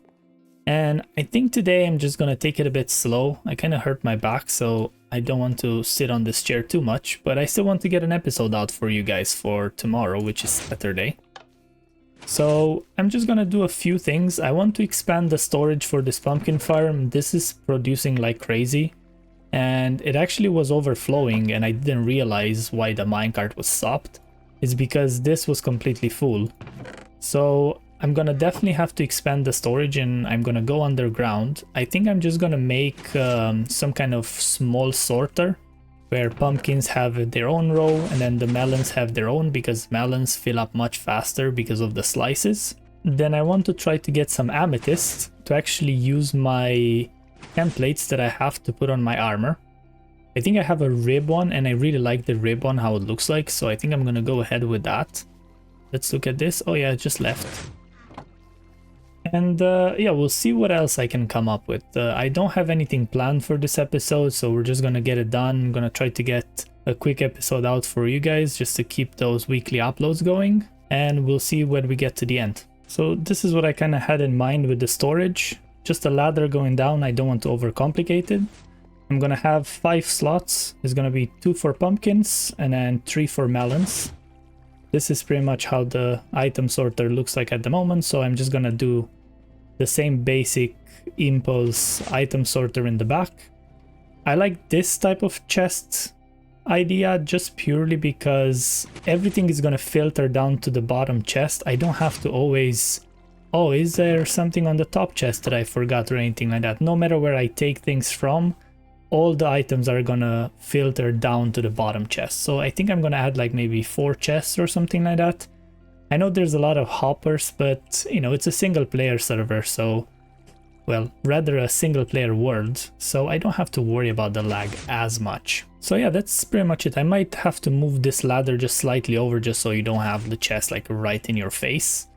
And then I'm going to think about decorating later on. So all the redstone is done. I still have to finish putting in the hoppers and all the remaining chests here to go all the way down. But the redstone, it's pretty much complete now. Let's place one of these so I can actually get up there. And this is pretty much how it looks like. The only thing remaining really is to add the filter items. So I'm gonna do the one that has an overflow protection.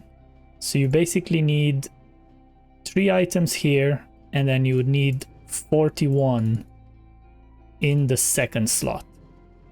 And then with the 41 here, anything that goes in here will just filter down basically. Actually, sorry, no, that's wrong. You need 4 here, and then the items would filter down as 41. So I definitely renamed way too many of these.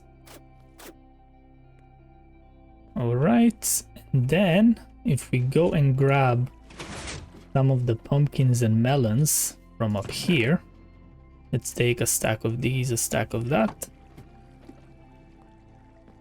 We can now set up the filters. So I'm gonna do pumpkins on the first 2, like I said, and then it's going to be melons on the last 3. So for example, now if I drop all those pumpkins in here, you will see that all of them will filter down, and we should have 41 remaining in here. I know technically you're losing items because you have this 41, but in my opinion it's better to have it this way, so like that nothing can overflow and break your whole storage system. And then at the end I'm just gonna add the dispenser facing into lava or a cactus, so like that in case everything gets full, everything just gets destroyed. And now the last step is just to connect this chest to the hopper chain, which should technically filter everything by itself.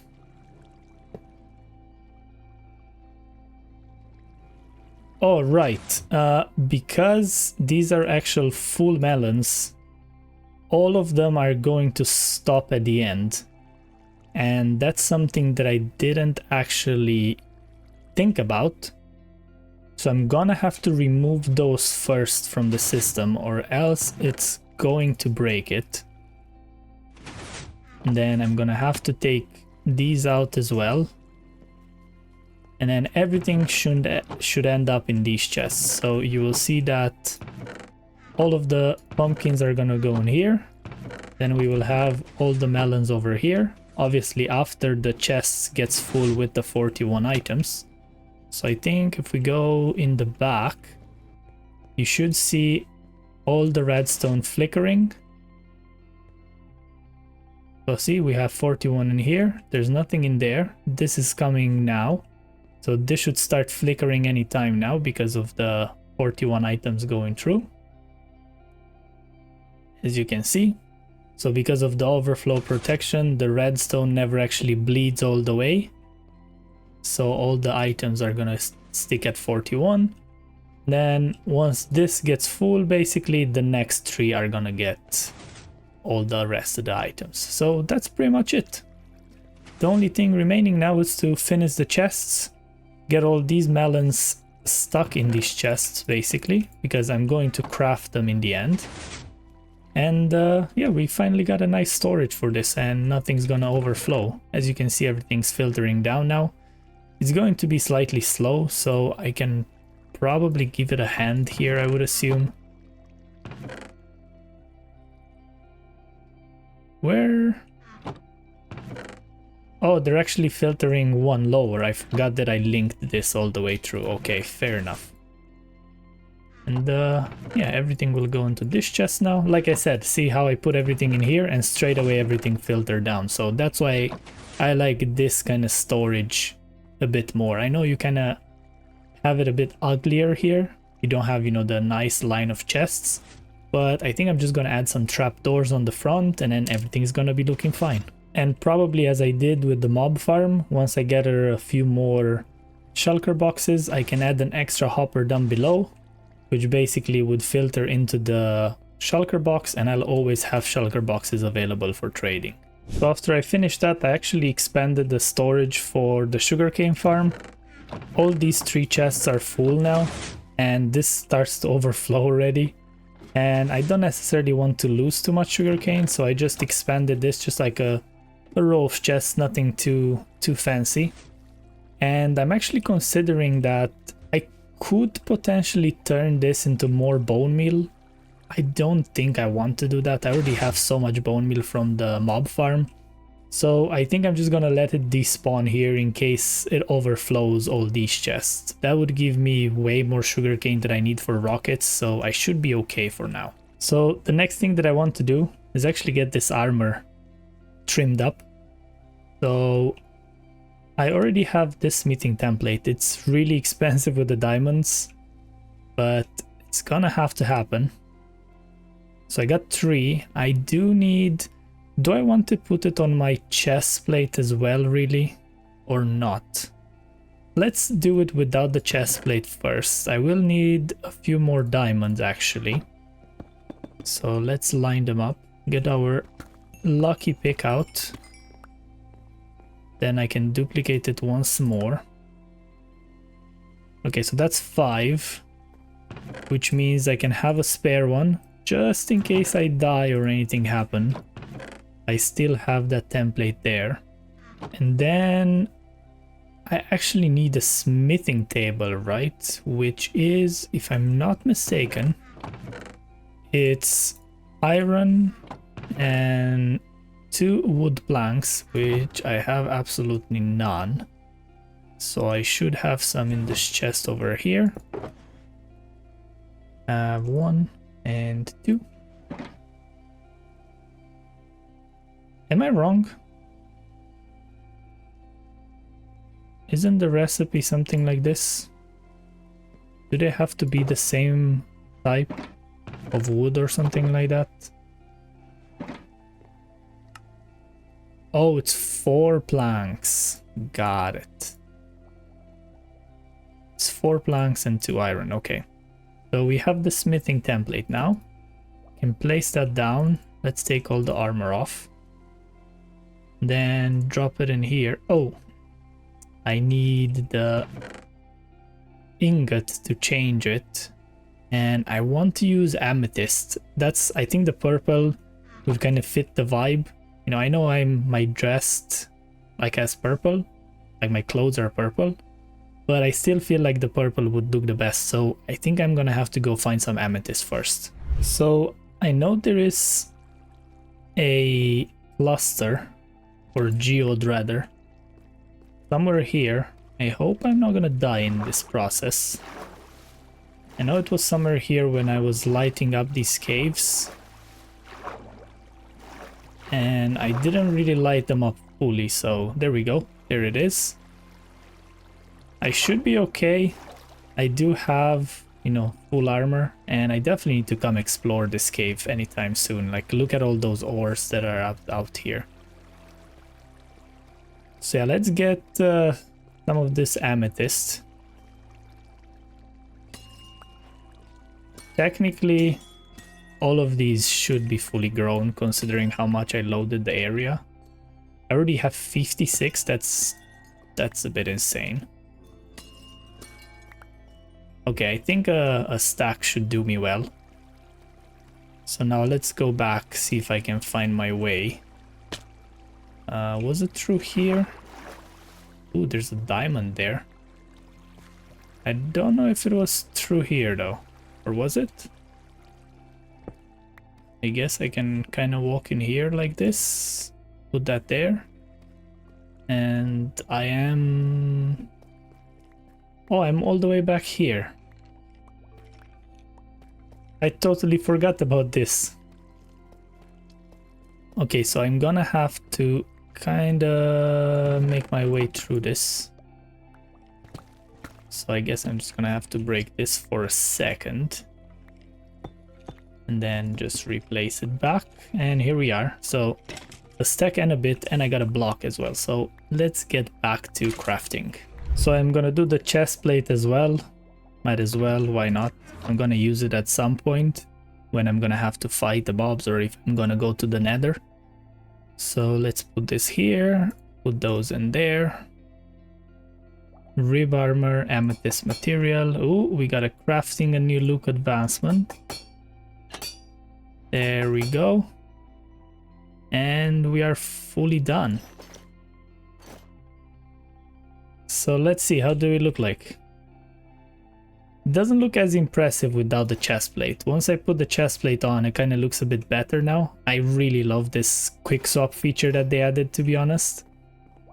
But yeah, it looks like we're definitely, you know, slightly looking better. I really need to break this shield. I don't want to take the shield off until it actually breaks. I'm gonna have to see how long that takes. But yeah, now we finally have some trim on our armor. And we're gonna have to go soon for that netherite. Another thing that completely slipped my mind is that I could actually use these drip leaf around here. I'm just gonna need a bit of bone meal. And here we go. Yeah, this would make like a nice parkour. I don't know how the small ones look like though here. Oh, they just look like that. Oh, they kinda... Okay, I didn't know that. So I get big drip leaf if I do it this way. Okay.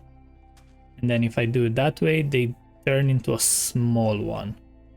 So how exactly do I get the small drip leaves again? Do I only get the original one as a small drip leaf? I didn't even get the original one this time around. Okay, so I guess those are only to be placed once. That is definitely good to know. Let's do one more. Is that enough? There we go. I could potentially add one more over here, right? And then maybe we can add one over like this side. Yeah, I feel like it adds a bit more. I need to start using these drip leaf a bit more often, to be honest. They kind of look cool like that. Okay, so yeah, that's, you know, a bit more of an addition to our river. And I think I could use these at a few spots rather than making a bridge.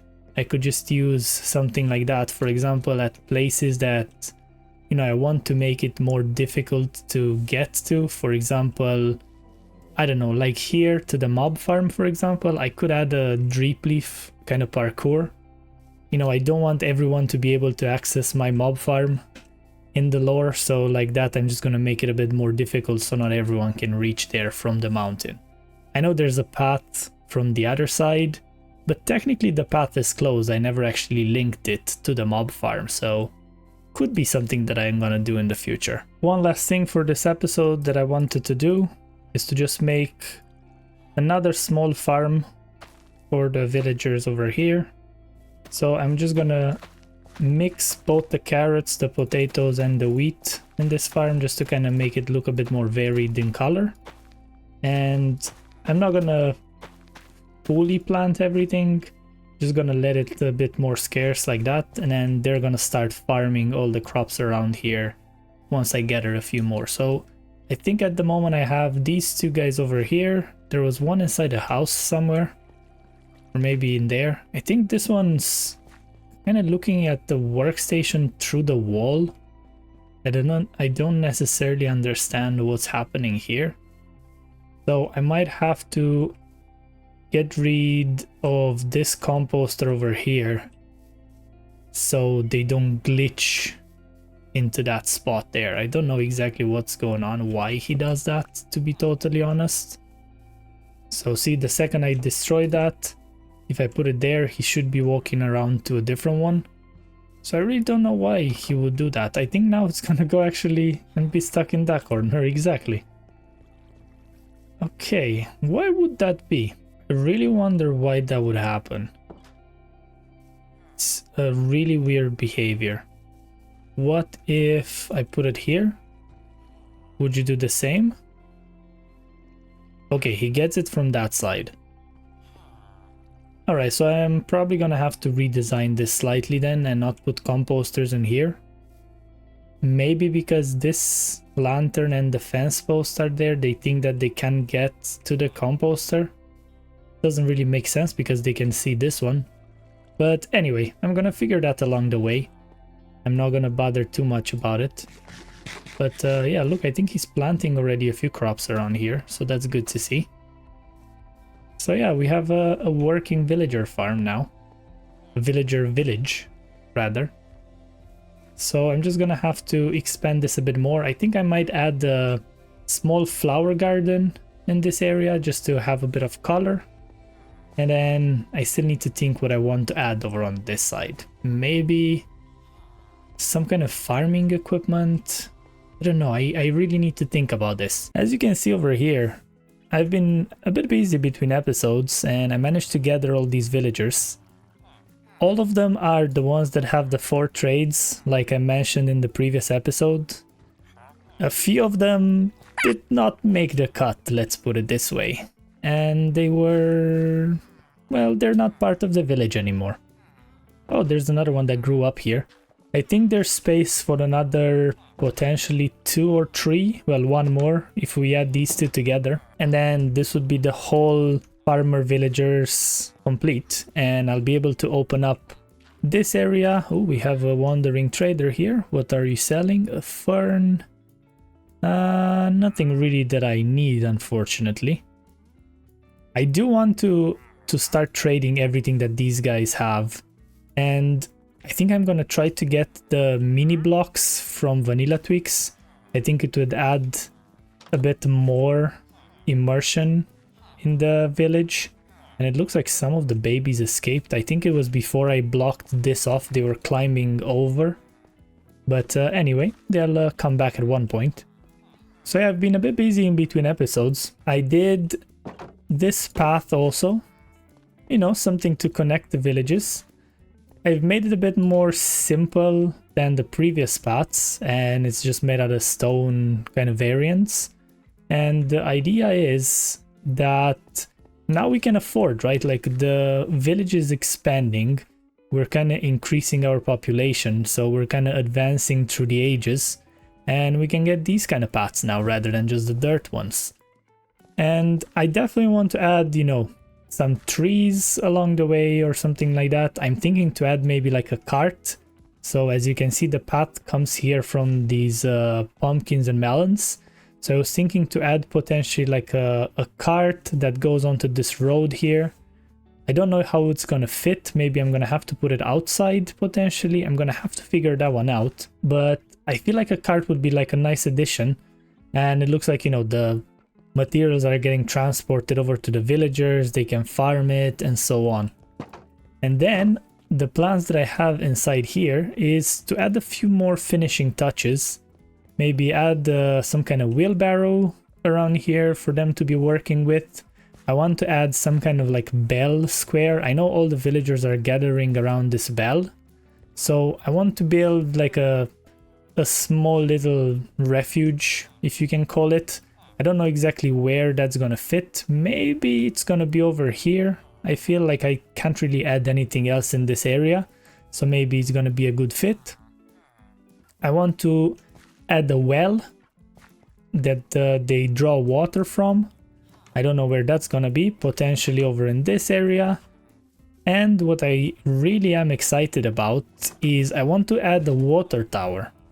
So it could be that the well would be nicer near the water tower, to be honest, but I'm not 100% sure yet. So the water tower will definitely be here. It's gonna be like a kind of a 6x6, actually 4x4 area, I think, something like that, and it's gonna go like really high up. So yeah, that's pretty much the plan for the episode that I have so far. We'll see how much time I have for recording and how much I can add into this episode, but these are definitely the things that I want to get complete this episode. And on top of building all that, get the last few villagers to being a farmer, and yeah, have the village complete. Also, I think if I remember correctly, Cobfan had an issue with these iron golems back in whatever Hermitcraft season that was, and I think I'm gonna have to figure out a way to add lava somewhere like 3 blocks high where the villagers can't jump on, so the golems would get some damage and die, because they're gonna spawn a lot. And when I say a lot, I mean a lot. If you take a look over here, there's a ton of them here where the villagers are, and I want to avoid having that into the village. So I think I'm gonna have to try to find some spots where I can put that lava in, and then like that they're not gonna be around for much longer, if you know what I mean. So the simplest way to make a wheelbarrow I found is to put a composter down, then you put one of these, and you put a fence gate, you open it, that looks almost connected to that, so you can barely notice. And then you can add a few things in there just so it looks like it's full. And here we go. So it kind of looks like they're bringing in, you know, what do you call that again? Fertilizer? Yeah, that's the word. They bring in fertilizer over to the crops, they harvest them, and that's it. Then I think I want to make another one. Let's say potentially over on this side. Let's do it here. And the same thing. I actually have an oak fence gate for this one, just to kind of have it look a bit differently. And I saw something online that you could add these trapdoors, for example. Whoops, not that way. Oh, come on, now you need to walk all of a sudden. And here we go. I don't know how I feel about this though. Oh, right. Okay, I need to get these guys to be a farmer first, and then I'll be able to add these grindstones, or else they're gonna take the wrong job. Okay, got it. Good to know, good to know. So I just noticed something here. This Enderman, I thought it's angry at me at first, but by the looks of it, he's angry at these iron golems, and they just like stare into his eyes. Like, what is going on? I haven't seen this before. And for whatever reason, he won't actually teleport over. He would just like run on top of that mountain and then come back and get stuck in that corner. That's really funny. And I managed to get all those villagers set up with their own composter now. So I can finally place back the grindstones and have the 2 wheelbarrows. I don't know really how I feel about these trapdoors, to be totally honest. I don't know if I like it more with or without the trapdoors, so maybe let me know down in the comments which one you prefer, and if you have any ideas to improve this. And yeah, like I did with the previous one, I'm just gonna throw in a few things in here just to make it look a bit fuller. And probably gonna throw a few more melons in the other one. I'm using melons because I think these are the ones that they require the least for trading, so they kind of work out okay. And here we go, we have the 2 wheelbarrows. I don't think I need more than 2. It's gonna look a bit too overcrowded, but I really like it. It's such a small thing, and it's such a good addition to the village. Alright, so the next thing, I want to build that cart. And I was kind of thinking where to add it. I don't feel like it would be a good addition to add it there, because how would the cart go on the road then because of the walls? So I was thinking to make it over here, just to have it close to the pumpkin patch. And basically this is where it's gonna get loaded. And then I could potentially add some kind of like fences or something here where the cart goes onto the road and then goes over to the village. So to build it, just going by some inspiration, I want to kind of make it this way. Then I will add, these are going to be the wheels. I want to kind of add 4 potentially. Don't know if it's gonna look good or not. Then I wanted to add some fences, so it looks like they're, you know, actually connected, and then this is the support that the cart is sitting on. Actually would need, I think, some buttons for this, so let's go grab those. Whoops. Then we add these like that, just to, you know, kind of hold the wheel in place. I don't think I have enough trapdoors, so I'm gonna have to definitely make a few more of those. But I am going to make basically the cart like this. I want to see if this is going to look okay actually. So I'm gonna add this like that. And then the trapdoors would be something like that. Right? So I'm gonna do the same thing here. Gonna take these away maybe and do something like that. There we go.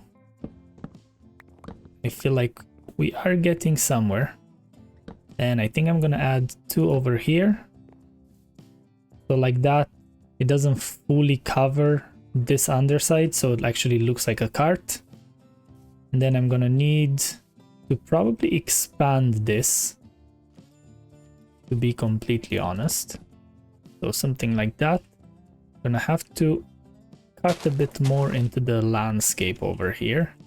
And I definitely need to craft a few more trapdoors. I don't know why I know the recipes for trapdoor, but I feel like it's always easier to just go into the recipe book and do it. One more over here, if I could just place it, please. Oh, I could maybe add something here in the front like that. And then, yeah, maybe I put trapdoors all around it actually, right? Because this is not gonna be one of those carts where there's gonna be someone that's gonna pull it. They're just gonna walk around with the horses and then, you know, do it that way. And then we will do this. And then I'm gonna add some melons. Maybe add one over here, like a pumpkin like that. Maybe one more. And then one like this and one like that, just so it kind of doesn't, you know, doesn't tip over or anything like that. And then I can put a melon over here. And there we go. I feel like it looks pretty cool. Let's go into drone mode. Yeah, it definitely works. Would be cool to actually get maybe some horses.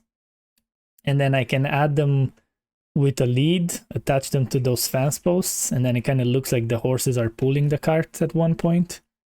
But I feel like it really is a nice addition to the cart, or rather to the whole landscape.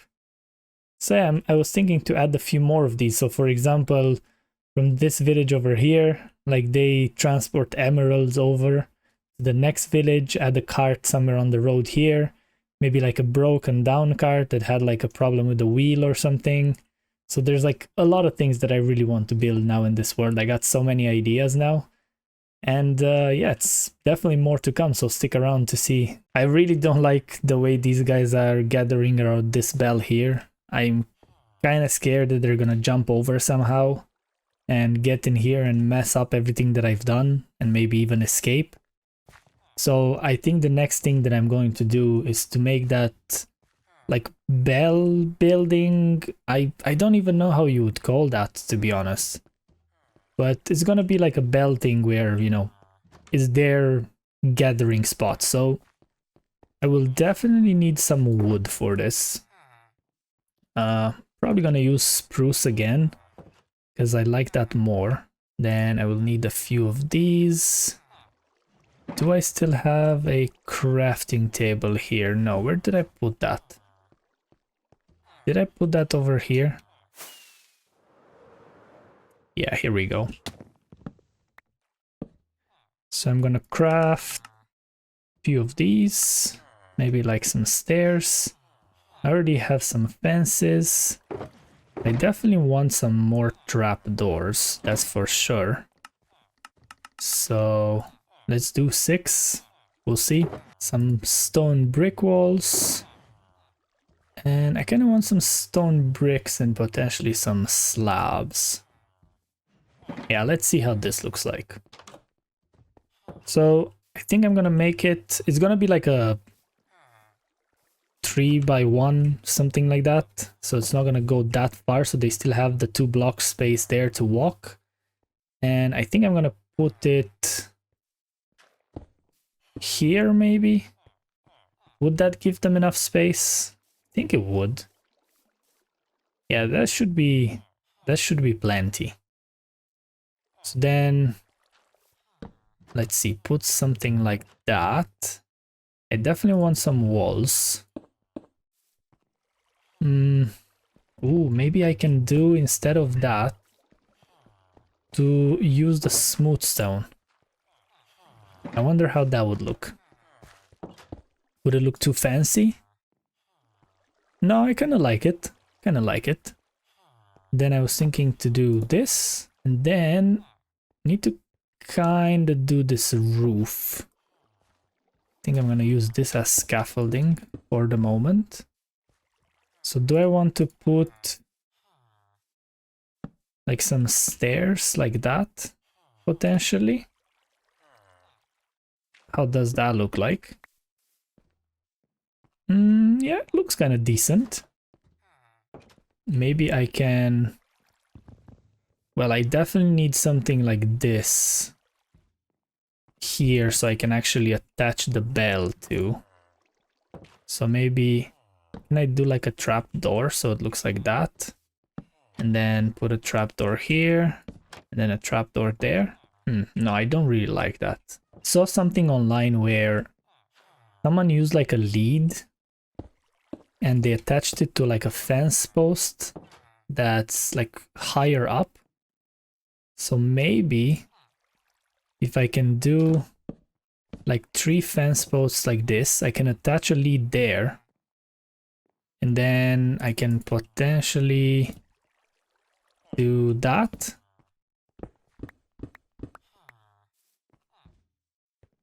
Okay, I kind of like that a bit more. I don't like the stairs though. Let's see. Can I do something like that instead, maybe? I don't like it. I think if I manage to face them the other way, actually. Yeah, I need to use a bit of scaffolding here and do this. Yeah, that's actually looking fairly decent. Don't know about those fences though. I don't like how they like overhang slightly over the stair. So maybe do fences attach to the back of trapdoors? That would be amazing if they did. Oh my god, they do. Well, that's something new that I learned today. There we go. Yeah, that kind of looks like... I don't know if any of you guys play Diablo, but whenever you like complete one of those like strongholds, there's kind of an altar that you need to like turn back on, and it kind of looks like this, I need to say. So yeah, I think now I can take this bell, right, and then attach it over here and hope that they're actually going to gather here. Let's ring the bell, see if all of them are running away now. Yeah, they definitely are, and I don't like how this guy keeps jumping over here. So I'm gonna take these trapdoors off. And oh yeah, by the way, they are still breeding, so I still took those grindstones off until they're finished with that. And then whenever they're gonna be done and all the beds are gonna be occupied, I'm gonna put those back. But yeah, now I need to try to find probably a chicken, to be honest, would be the easiest to do. And then attach the lead over there and then put the chicken in the ground. And then we have like a string. So let me find a chicken, see if I can get this. So these guys are definitely gathering around the bell, which is a really good thing. And I believe what I'm going to do is I'm going to dig here. I'm gonna place this trapdoor like that. Then I got a few eggs from the starter farm. Wow, the first one literally has an egg. A chicken, not an egg. And then we do this. We close this trapdoor. Somehow the lead just disappears. I don't know. But here we go. If you look from a certain direction, it's there. It would be cool if it would stop moving. Maybe it just does that because it's a small chicken? Or do I maybe need to add an extra block in there? I really wonder now. I can't do it. Can I punch it? There we go. Okay, so that's why it was jumping. So now the lead doesn't move anymore and it actually is more visible. So it's like such a small thing, but such a cool addition. You can actually like ring the bell now. You know, pretend that you're ringing it. So yeah, it's a really cool addition to the village. I still feel like this area it's a bit empty. So maybe I'll do like a few small like flower gardens, maybe. Who knows, something like that. But I really like this. I like the wheelbarrows. So now the next thing is going to be the well and the water tower. So the water tower is definitely going in this space over here. So just like one block off from the fence. So no villagers would like jump over or anything like that.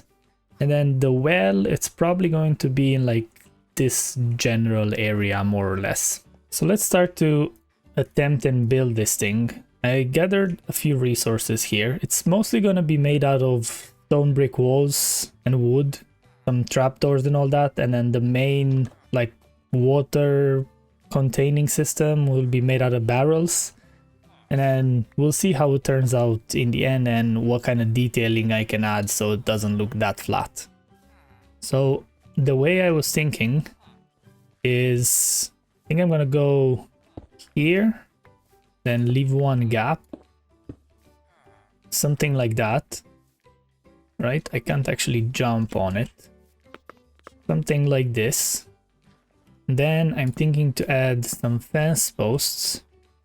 And I believe they will need some kind of support. Maybe we go too high. If I can actually jump on this. And then make another part of this. Then on top of these, we're gonna get the barrels. The problem is, okay, good thing that they're actually placeable by the way they look and not where you place them, which is a nice thing. So I think I'm gonna add something like that. I was thinking to make it a square. So we'll see. Let's go into drone. Yeah, kind of looks decent, I need to say. Probably needs a bit of detail. Maybe add some signs around there. Then I don't have any like stairs or anything like that, so that's unfortunate.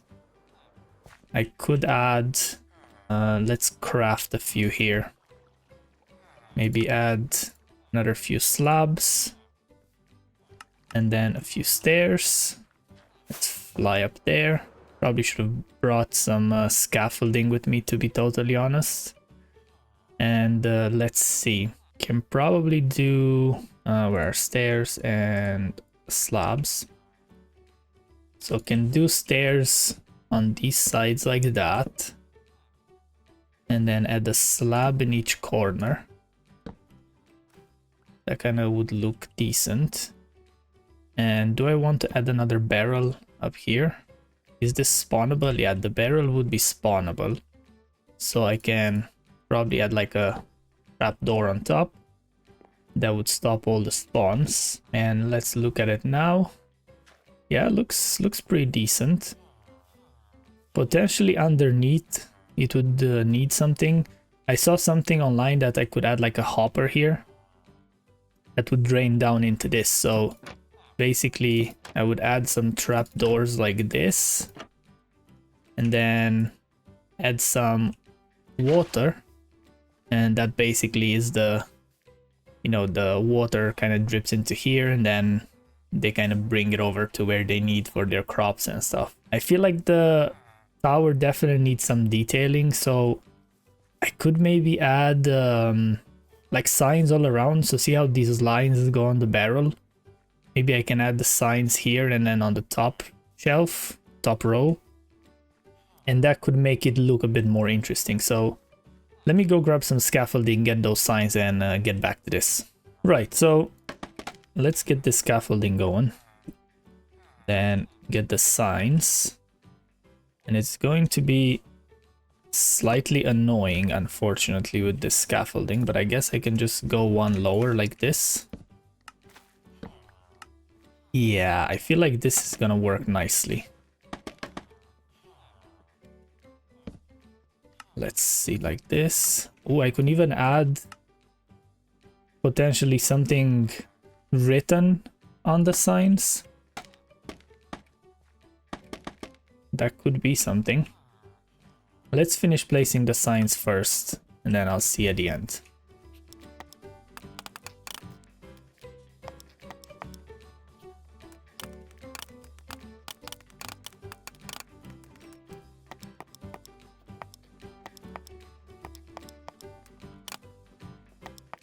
Yeah, it definitely works with the signs, and it definitely looks much better. And potentially I could add something here just to add a bit more depth. I don't know how I feel about it though. I don't particularly like how it looks like that there's a gap in there. But on the other hand, it kind of looks nice. I don't know. Should I maybe try to replace these with like some logs? Let's see how would that look like. And then just strip it maybe. Would that look nicer? Let's put one more here.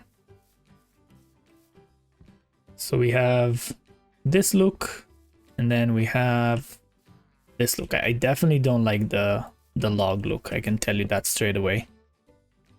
I definitely prefer the walls in here.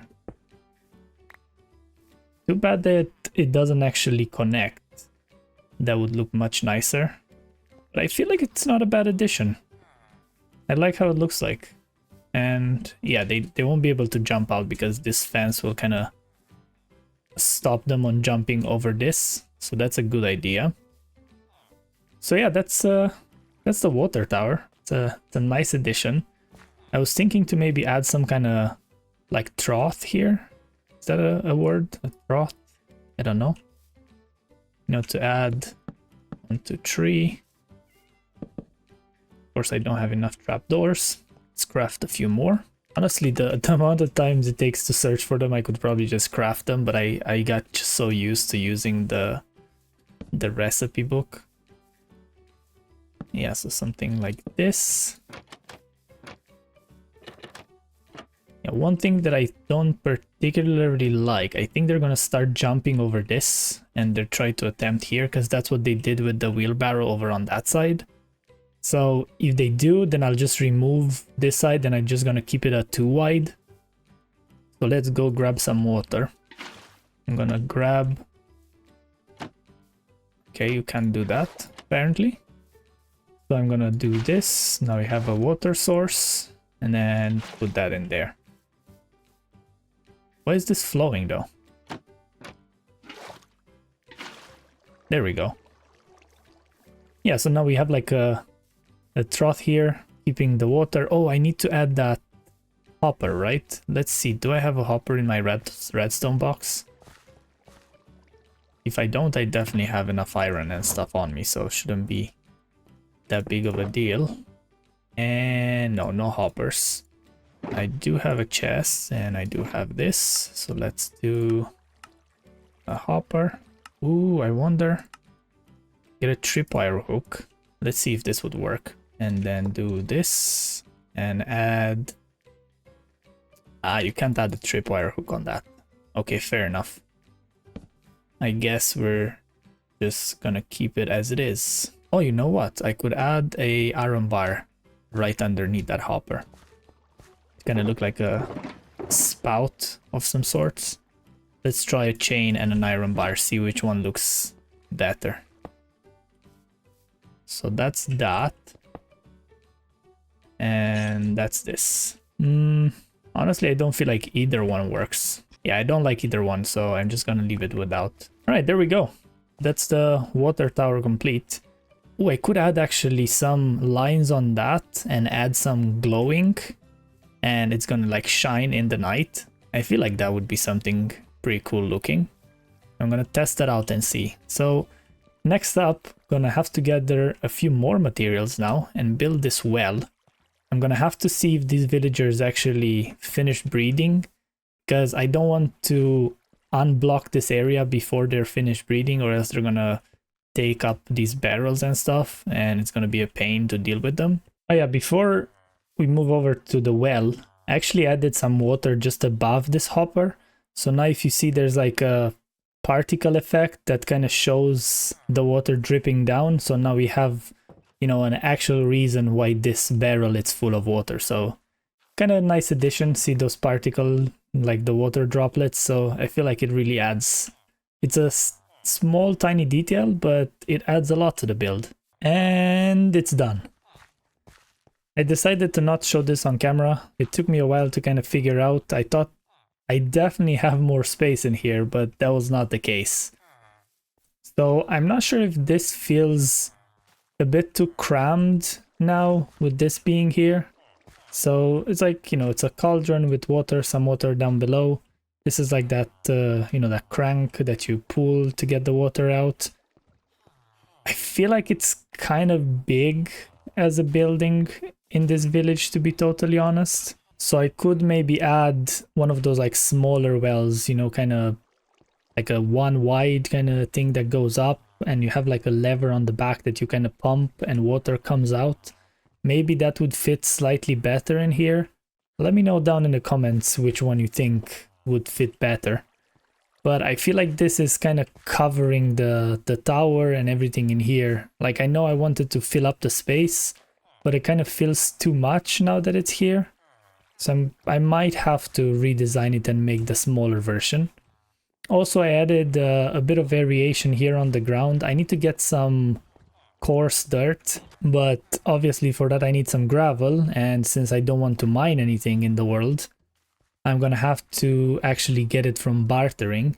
So until then, this is how it looks like. So, you know, a bit of variation on the ground. Just the grass looked kind of bland. And I feel like this adds a bit of, you know, color to it. You know, wherever there's water, I added some podzol, just to kind of looks like water is like dripping.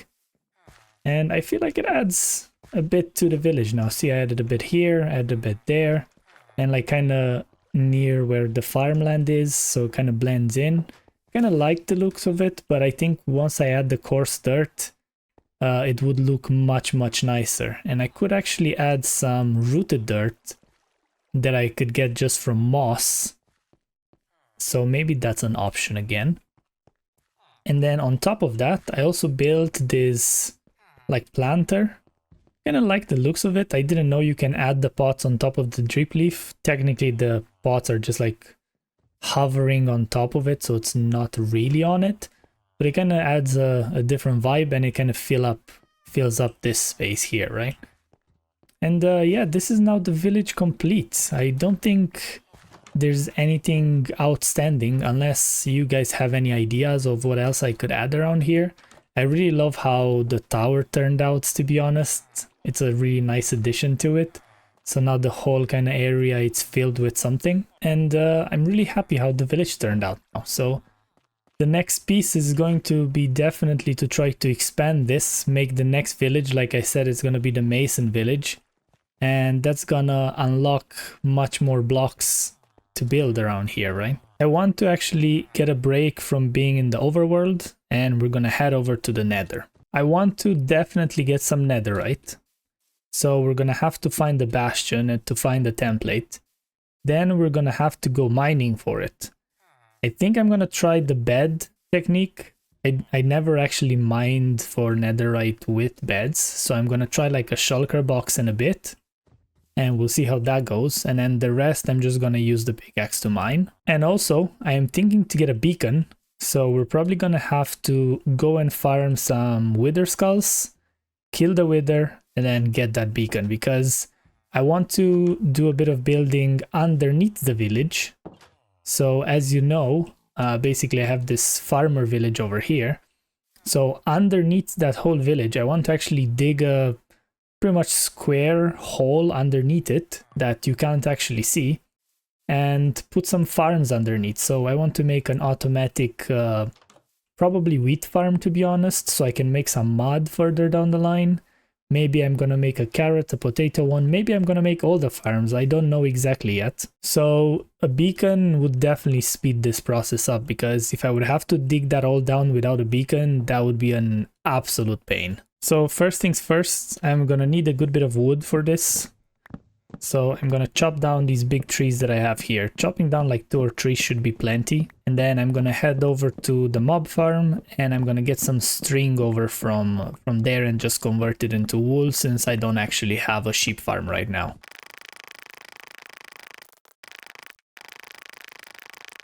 I got 2.5 stacks of logs, which is really satisfying actually, that it's exactly half. And I came down here to get some string. And by the way, this farm is producing, like this is the second row of chests right here. And it's pretty much almost full with gunpowder, the same with bones and all the other things. So it's really, really nice to see that it's producing so much. The string is a bit lower and the rotten flesh, just because I've been trading a lot with the villagers before. But there's still a good bit in there, so I feel like it's a really, really nice thing that I built this earlier. And then I also have the misc items in here, which basically produces slightly. It's not too much, but then again, I didn't really build it for this. I mostly just made it for the gunpowder, the bones, and the string. But regardless of that, still got a bit of redstone. I actually used some glowstone around the mountain and all that. So it's definitely a good bit. And I got a few glass bottles here as well, which are going to be helpful for some potions. So now it's time to craft some of this string into wool and craft all those beds. So I got a shulker's worth here, and then I'm just gonna leave it at that. I added one more in the ender chest because I had one left over. I think that's gonna be enough. I don't have any fire resist potions, so I don't necessarily want to die in lava because the bed explosion in the nether is fairly large. So I think I'm gonna stick with the one box, and then I'm just gonna mine the rest. So for anyone that hasn't seen any of my other episodes, this is my nether portal. It's basically right next to my starter house. Have the animal pens here and all that. So it's just a starter house. I will have to take my gold helmet. I might not need it, but I would rather have it. And I'll probably have to put mending before it breaks, to be honest. So let me go do that, just in case I take some damage and then I can't actually repair it. Okay, I'm back with the helmet. Called it nether gear, added the mending on. I actually repaired it as well, just to be safe. I don't know why I took these emeralds with me, so let me just drop them down in one of these barrels. I'll definitely forget about them in there. So maybe I will just put them in my ender chest for now. I think I'm gonna take all the gear with me. I hope I'm not gonna die.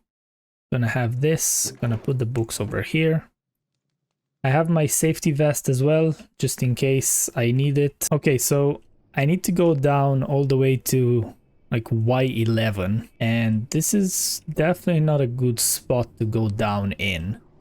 So I might just go somewhere around there, or maybe even here, and then like dig down in a spiral or something like that and hope that I don't hit lava.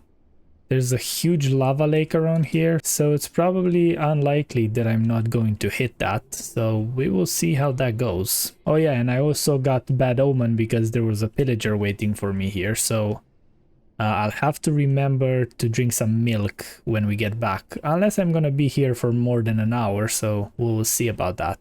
Yeah, let's try over here.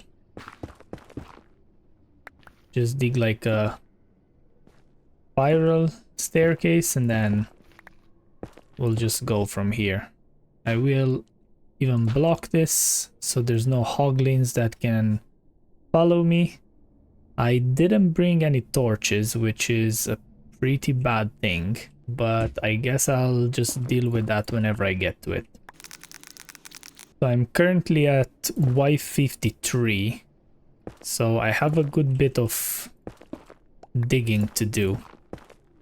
And it kind of looks promising, to be honest, so far. So there is some magma blocks around here. And I can definitely hear lava, so I'm not 100% sure how close that is. I managed to go down another 20 blocks now and there's still no sign of it.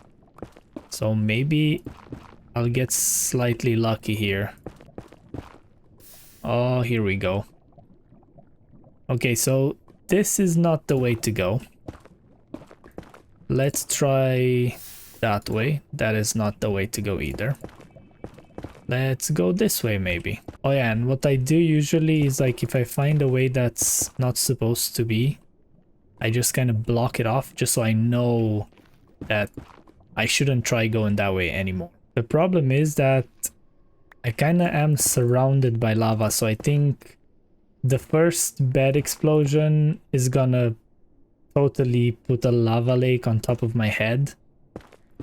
So I'm not too confident about that part. So I might have to go straight to strip mining in order to do that. So I'm at Y12 right now. So I think I'm gonna try it here. So let's see. I think I didn't bring any proper blocks with me, but I think netherrack would do. So the idea was that you would do something like this, and then actually I will need to take out the bed. Let's see, this is one of the beds, but I guess here we go. I'm actually going to do something like that. Put the bed over here and then put a block like this. I think that's the proper way to protect yourself. And then I'm gonna right click it and then run up straight away because I've never done this before and I really don't know how bad it's going to be. Can I? Oh my god. Okay, that was much bigger of an explosion than I thought. And it sets me on fire too. So that's another thing to consider. Well, now I know. Was there any ancient debris around? Doesn't look like it. Oh, and I found out a different thing again. That apparently it's more likely for ancient debris to spawn on a chunk border. So technically, if I dig a bit this way, hope that I'm not gonna hit lava. There we go. So let's mine this out. And then I'm gonna dig a tunnel that way. Yeah, I feel like that I can reach. Okay, no. Oh, there's the first lava. Okay, the cobblestone was definitely better. At least I didn't set myself on fire this time. Right. So again, a bed there. Cobblestone here. Oh, you can shift? Oh my god, that's... Okay. There's lava pouring down from the ceiling. Just maybe, until I get some fire resist potions, I will stay away from the bad way of things. So I think I need to put like a piece of cobblestone here just so I remember that this is the way out. And I'm gonna put everything in my ender chest and I'm just gonna do the strip mine. Kind of bummed out that there's actually no netherite exposed right now. I was really hoping that there will be at least some. Oh no. Why is it always that whenever I watch someone go and farm netherite, it feels so easy? And then when I do it, it's like every single time I went netherite mining, I hit lava lakes. Okay, so it would have been a good idea to bring some torches, I guess. I think I barely have any in my ender chest. I have like 13. And I don't think there's like any coal or anything like that that I have. Okay, panic, panic, panic, panic, panic. Yeah, I think that was just like a lava pocket, so there wasn't anything that scary. It's just that I panic really easily, if you didn't notice yet. Maybe it would be worth to just go like in a straight line, and then I'll just place torches here and there. So torches on the right side. Whenever I come out, I know the torches need to be on the left. Okay, that's not the way to be. I guess we don't go that way, so I will attempt this one now. Oh, I can actually do this. And if I do a one wide tunnel, the hoglins can't actually spawn, so I should be safe. Yeah, the dynamic lighting... Ooh, we got the first piece. And first piece of netherite. Or ancient debris, rather. I just mined my first ancient debris. What is this? Oh, that's from better stats. Yeah, in case you guys didn't know, I actually added this better stats, and it's like a much better statistics screen. I got this from I think it was Grian that I saw this the first time, and yeah, it's like so nice how it's displayed. I didn't know it actually gives you a message in chat when something happens, so that's pretty cool actually. So yeah, we got the first one. So I got 4 pieces of gear here because I'm definitely going to do the chest plate. And I'm only going to do the 4 tools, and I'm going to leave the lucky pick as diamond. So like that, I'll know that whenever I have the diamond one, that's the lucky pick, and I don't have to necessarily look at the name. Purely because I don't use the lucky pick that much. So we got some gold.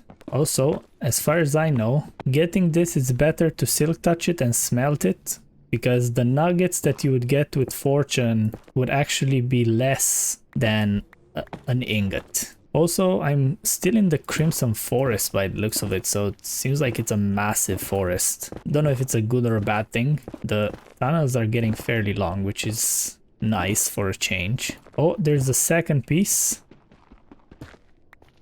Very nice. There's another one. Yeah, I feel like I definitely need to mine around it. The good thing about this gold being around here is that it's gonna help me out to actually get my netherite. So okay, so we hit lava again, and I believe this is a big one by the looks of it. Yeah, it seems like it's some kind of lava lake, so I'm just gonna turn around and then do this all over again. I thought I'm gonna have to go back and repair the pick or maybe go to the lucky one, but I finally found the last one, and there was actually an extra one right next to it. So finally got the 4 that I need, well 5 now.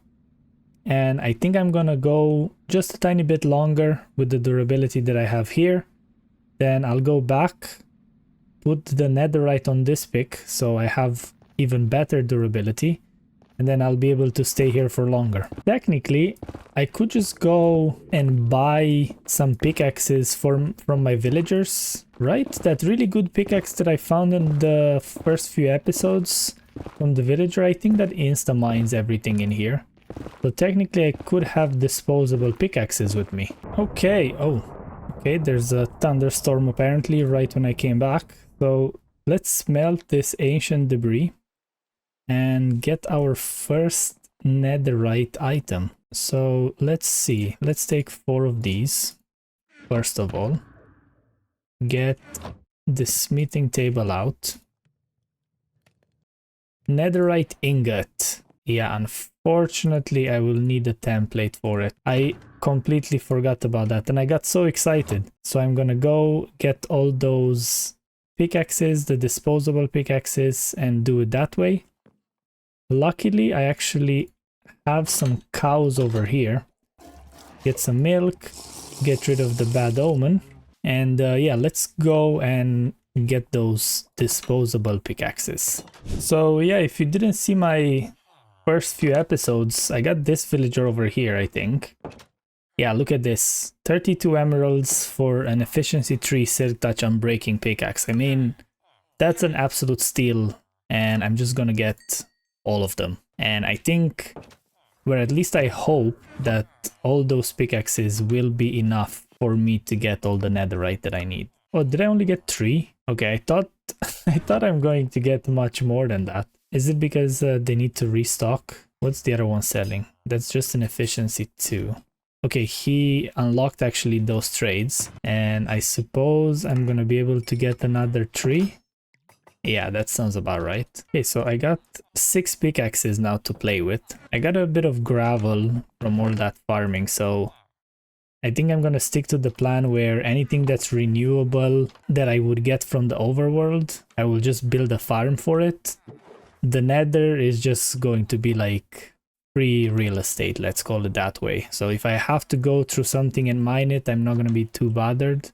For example, the netherite, like I can't really get netherite without mining, right? So that's the only option, unfortunately. But everything else from the overworld is gonna be kept as it is, and I'm gonna build a farm for it. I actually realized that I was mining one level lower than I was supposed to be, so I was kind of missing all the netherite on level 14, which the wiki says is the most common. I don't know how I managed to go one lower, probably when I was digging for some quartz. But I'm back at 12 now, and in the past like 2-3 minutes I already found like 6. So I think I'm gonna stick to this level and see where we're at. Like I only used a bit over half of the pickaxe, the first pickaxe, and I'm doing pretty good progress. So I think the reason why I couldn't find anything was because I was mining on the wrong level. I was not recording here, but lucky I had that replay buffer on. I was like close to 1 heart, I believe. Just look at this video and see how close I was to actually dying in lava and losing everything.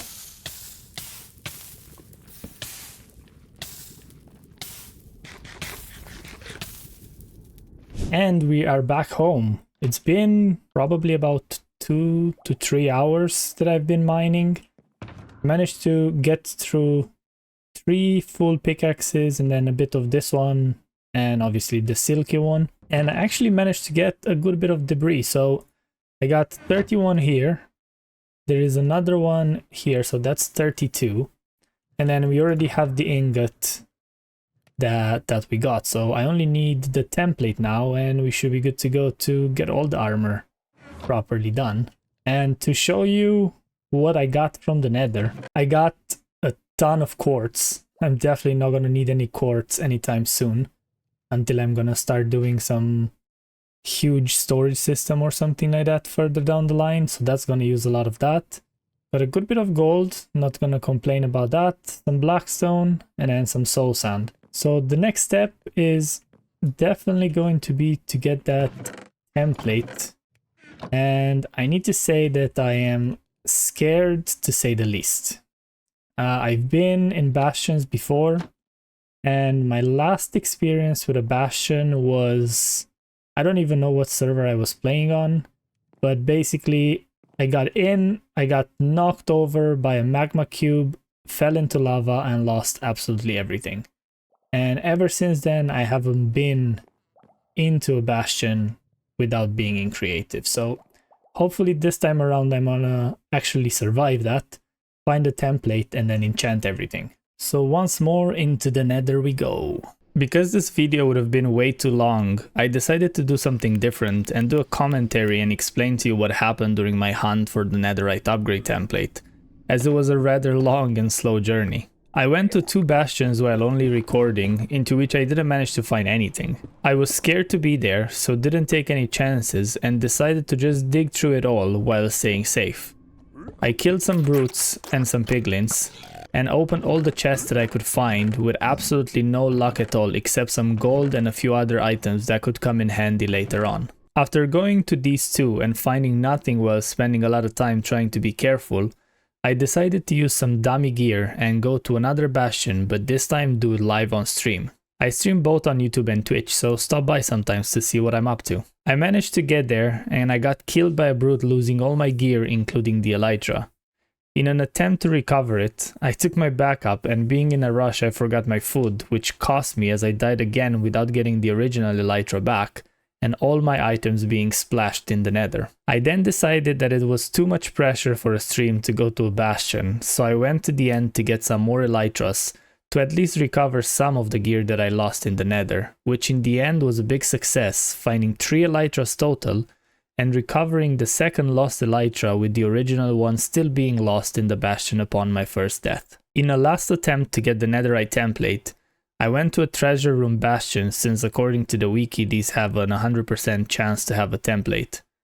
This was in the Soul Sand Valley, so I wasn't sure about the Gaston skeletons, but I managed to land on a side of the bastion and dig down to the bottom level of the treasure room. I know you don't usually break spawners, but I really wanted this template, so I did it. And while trying not to fall in lava, I managed to get to the middle of the room and finally get the long-awaited template. And after all that adventuring and dying a couple of times, here I am back at the base with the template in one hand, all the netherite in the other, with just one thing remaining. If you are wondering what I'm talking about, is actually having enough diamonds to duplicate this template, because every single duplicate template requires 8 diamonds. And I still want to have a spare one just in case I die and I lose everything, so I don't have to go bastion hunting again. So let's put down all my deep slate diamond ore here and see how much will I manage to get with my lucky pick. So I have a total of 54 diamonds. I have no spares in here, and I don't believe I have any spares in the shulker boxes that I took. Yeah, there's nothing in there, so that's all I can do. So the last thing remaining is to grab some netherite, as that's the thing that we need to duplicate it, and then proceed with duplicating. And that is it. So that means I can only afford 7 items to put the netherite on. And instead of doing just the 7, I think I'm going to go mining, get some more diamonds, and finish the whole set.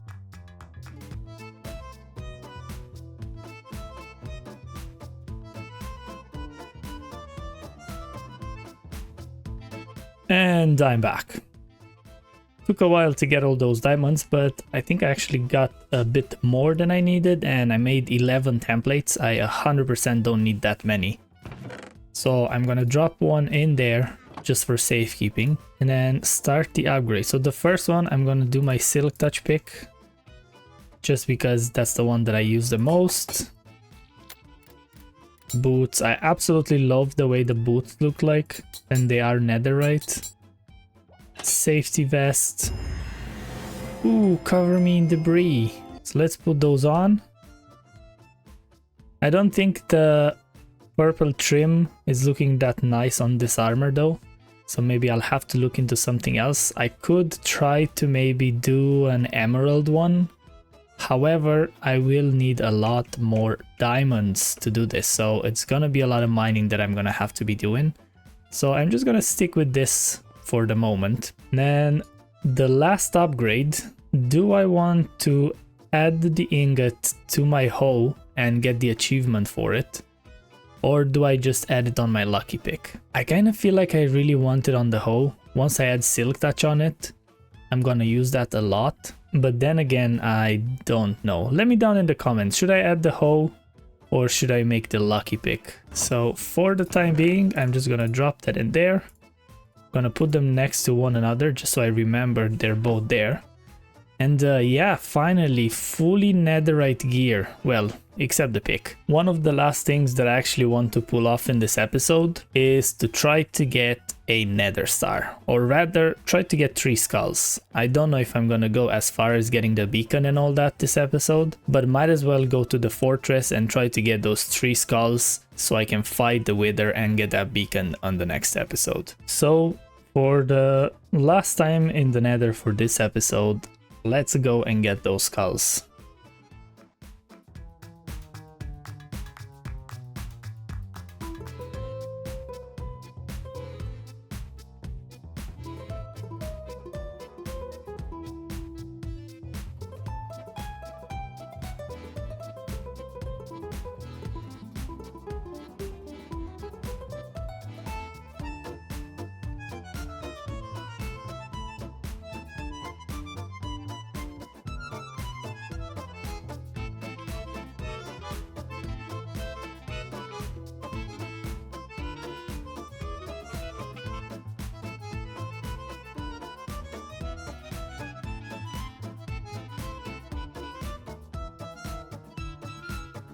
So after being into the nether for like an hour, I think it was, an hour and a bit, I managed to die once because I got cornered by a few skeletons there.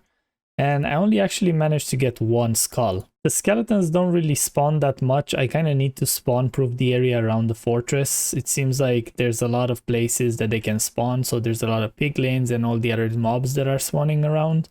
So it's not really a fantastic place to farm all the skulls. So I think I'm gonna leave this for the next episode because I really want to get this episode out for Saturday as usual. So I'm gonna do this in between episode, and hopefully in the next one we're actually gonna fight the wither and get that beacon. Probably you can see what I'm holding in my hands right now. I finally managed to get those 2 extra wither skulls. It was definitely a bit of a grind. I actually managed to find a fortress in a soul sand valley, so that made it a bit easier, because the fortress that's really close to base, it was an absolute nightmare with every single mobs except the skeletons spawning in. So I decided to go exploring a bit. I found that fortress in the soul sand valley. It's actually not that far away, it's less than 1,000 blocks, and I finally managed to get these 3 skulls now. So I was kind of thinking how I want to do this wither fight, and I think for the first one, since it's gonna be our first beacon, I'm just going to do it in the end, cheese it a bit, make it easy, and then further down the line, I'm definitely gonna make a wither farm, or maybe even attempt to spawn proof one of the fortresses a bit better to make it faster. And we might do it maybe not fully legit, maybe further down the line as well.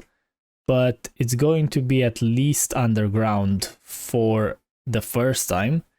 And then, you know, once we kind of get the world a bit more advanced, then I'll probably be able to fight it the real way as well. I could try even do the iron golem thing maybe. So yeah, without spending too much more time on this, let's jump into the end and get this nether star.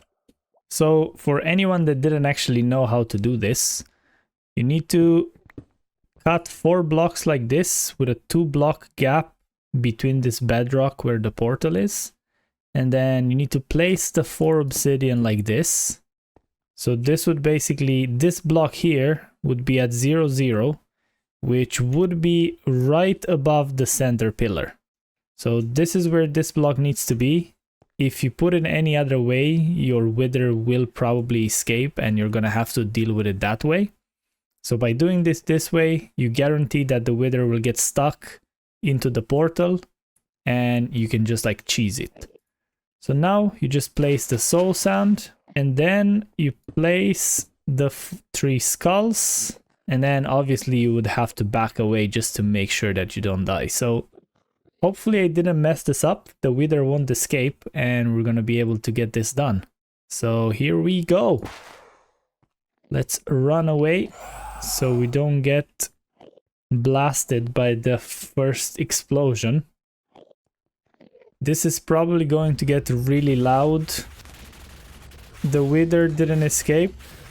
I'm managing to do a good bit of damage here. Very easy nether star to get, and it's probably the easiest way. And here we go. Just killed the wither for the first time. We got that nice nether star. We actually got a wither's head as well, which, funny enough, it looks exactly like a wither skeleton, maybe slightly different. Let's get that beacon going now. Good thing that I slept at the house, so by jumping in, I'll just go straight back home. I actually ran out of both obsidian and glass, so I'm just gonna mine a bit of obsidian here. Then we're gonna head out to the villagers, get some glass from our librarians. I actually realized that both of my librarians are not actually to the highest level, so I won't be able to get the glass from them yet, so I'm gonna have to level them up and hope that they actually have a glass trade. I don't want to keep trading bookshelves here because it barely gives me any XP. So ideally I would have some squid ink and then I would just trade that for some emeralds. I think that would be the fastest way to level up. So it's time to go and kill some squid. And also I have a plan for today, which I should have probably done from the start of the series, but honestly it just didn't cross my mind to do it, and I finally remember now. So stick along and you're gonna see what I'm talking about. And I'm actually excited to do this, as it's going to be like a series long idea. So it's gonna start now and then it's going to progress regularly, so I'm really excited on how that's gonna turn out. So that was a quick stack of ink sacks, and while doing this I actually realized that this whole kind of river looks really bad with this texture of dirt and sand and stuff. So I think one of the plans for the next few episodes is definitely going to be to improve this whole area, to make it like more stone, pretty much like we did over here in the custom river. Make something along these lines, probably a bit more simpler, not too much mossy cobble or anything like that. Just do the bare minimum to turn it all into stone and to not have all this weird variation which you normally don't really find in rivers, right? So it's actually nighttime now. Let's sleep and then let's trade this ink sacks and hopefully get glass. And here we go. He wants, oh, it's only 4, so it should be fairly easy. I barely used any. And now please unlock my glass. Don't run away from me. Oh, the joys of dealing with villagers, right? Okay, so still no. Is glass on the last level? I'm not 100% sure. Do I try to sell more ink sacks? Might as well, since they're easy. Come on, please give me the glass. No. Ah, my god. Okay, well, this didn't go according to plan, so I'm going to have to do the exact same thing with the other librarian, and hopefully he's gonna give me what I need. So I'm gonna get some bookshelves for this trade. Then lanterns are a really bad trade, but honestly I might have to bite the bullet and do it. It gives me fairly decent XP. It's not going to be enough, unfortunately. So I'm just going to get a few lanterns to get it leveled up. Then we got glass, yes. I actually only need 1 trade because I need 5 glass to make that beacon. So that should be plenty. I got the obsidian. So now let's get the star out. Go to this and we got the beacon. There's no achievement for this. I think I have to place it, right? I think I actually have to place it with the iron underneath, not just randomly. I'm just gonna drop it here just so I can get the achievement. Bring home the beacon. Also might as well just get the second achievement as well. Let's get some... Oh, I can get the regen, so I guess I'm just gonna do haste for now, just so I can get the other achievement. Or is that no achievement for that? There was another achievement for it. Which one was that? Oh, there it is. I actually forgot it's under the Nether tab. Basically, you need the star first, then bring home the beacon. And you need to bring a beacon to full power. So I'm gonna have to construct a full base to get this. So I'm not really going to bother over here because I want to build it in the proper space.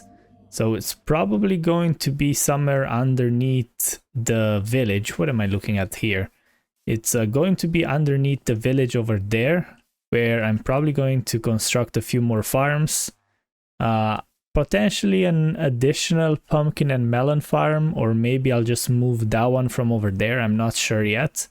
But I definitely want to make a wheat farm to get some mud blocks, because I can get dirt without destroying the world. Dirt is actually renewable. And then make another few, who knows, crop farms and all the other things that could help me out to get a few more emeralds, maybe like a bee farm or something. So now the thing that you've been waiting for actually has something to do with this guy. And I totally forgot that I could have leveled him up with the item that I actually need to pull this off, which is a compass. So I'm going to get probably 4 for now. I'm not too sure how many I need. And then I am going to go over here, craft 4 maps. And the idea of it is that I want to make some kind of building that's going to be my map room for the whole season. So at the moment I'm at episode 17. So I'm kind of considering to do it maybe every 10 to 20 episodes, maybe a bit more. Depends on the progress that I do, really. Like once I feel like the area has changed enough for me to create a new set of maps, I'm gonna do it. And the idea is that I'm gonna use the maps, I'm gonna lock them, and then that room will have all these maps displayed based on how the world will progress. So it's not going to be something that I will update. I'm just going to create new maps for that. So like that is going to be a nice kind of representation to see how the whole world progressed. Unfortunately, I didn't really think about this at the start of the series, so I'm not able to, you know, show on the map how the mountain came to be and all the bridge and the paths and all that. It would have been nice to remember to do it. It would have been a really, really nice addition. Unfortunately, that's not the case, so I'm just going to do it now. So let's open the first map, see how we look like. How out of shape does it look? So we're actually capturing a good bit here. That's not too bad. I am definitely going to increase the size of this. So I think it still works in here, right? You don't necessarily need the cartography table to do it. It still works this way. How many times can you do it is the question. So it's like level 4. Okay, so this is the biggest that you can get. Okay, that's... that is rather massive. Okay, maybe it wasn't the best idea to go that big. But let's fly over here. Maybe I'll do another map and do it slightly smaller. Can't really see anything with this map being so small. So it could be worth to just doing a few smaller ones instead. Yeah, you can't even see the house on the map, unfortunately. I think this is a proper way to display it. I don't have that much in the world for this to be worth having. So let's put this in the offhand. Fly over to the house. And then once we cross this border, I'm gonna do another map. And then I'm actually here now.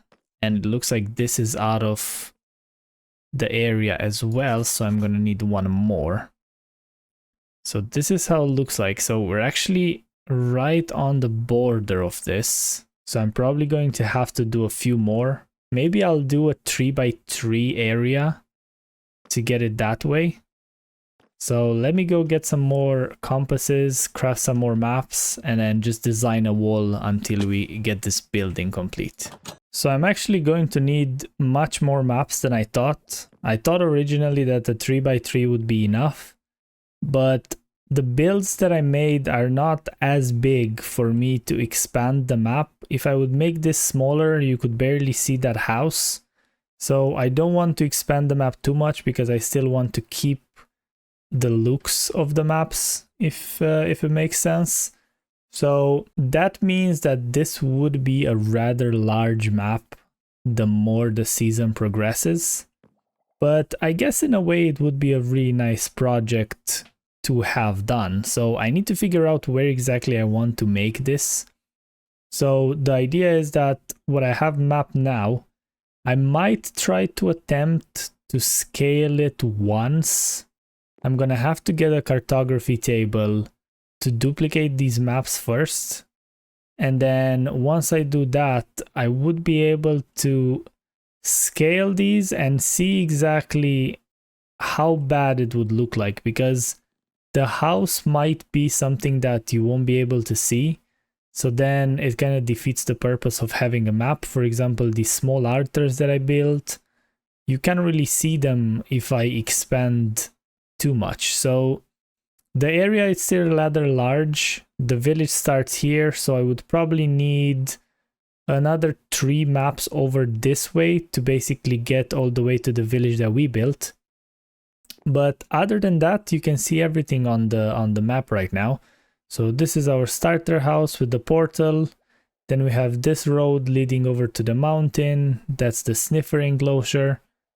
This is the mob farm. Then the path leads all the way up to the village. Then I'm gonna have to map out those. Okay, I couldn't resist and I had to try this. This is a level 1 map. This is a level 0, so this is the previous one. And I feel like I'm not losing too much detail in this. And the area that I can capture in this one seems much larger. So it could be that the 3x3 that I wanted to do original could actually be enough. So I think this is going to be the size that I'm gonna go with. Further down the line, it should be easy enough to progress this.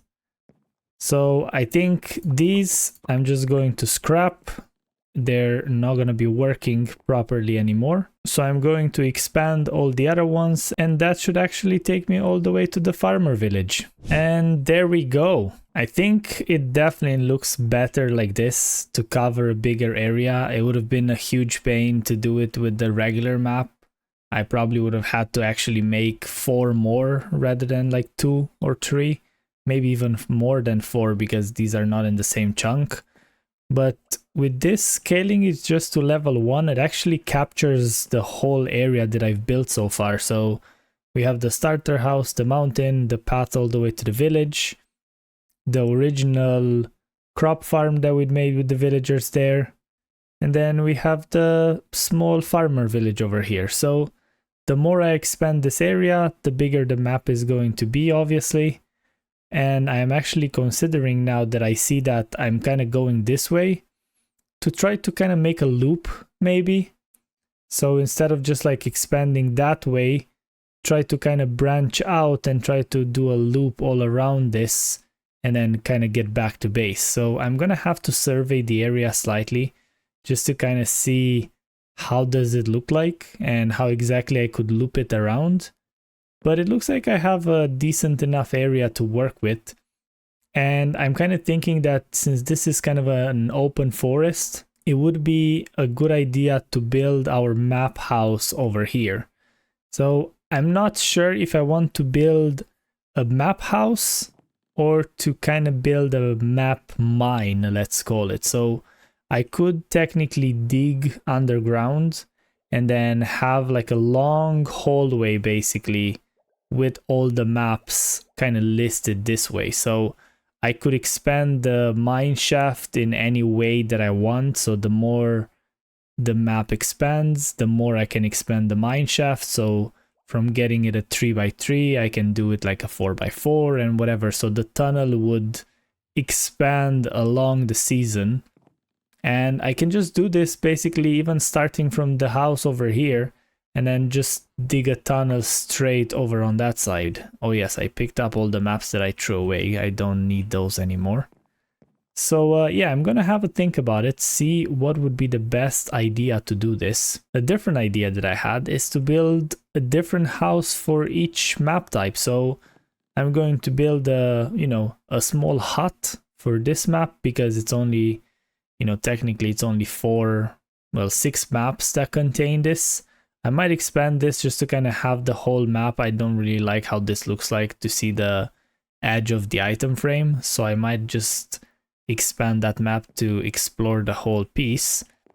But then I might just be building a small hut for this type of map. This is basically, episode 17 map. I will have to get a cartography table to lock these maps, but yeah, build a small hut. Then after we expand, build a bigger house, and then keep going bigger and bigger and bigger until we pretty much have the whole world mapped out. So let me know down in the comments what you guys think. Like, what do you think it would be the best thing to do? Build a tunnel or build the houses? Build only one house that I would expand throughout the season? It also seems like it's been a while since I added anything to my book over here, but I feel like the first beacon, it's a pretty good achievement to add in here. So today is the 7th of March 2024 that I'm recording this. So yeah, it's been, what's that, like 3 months almost since our last update, but it seems like there wasn't any real achievement that I've done so far that was worth noting in the book. So this is gonna be one of them.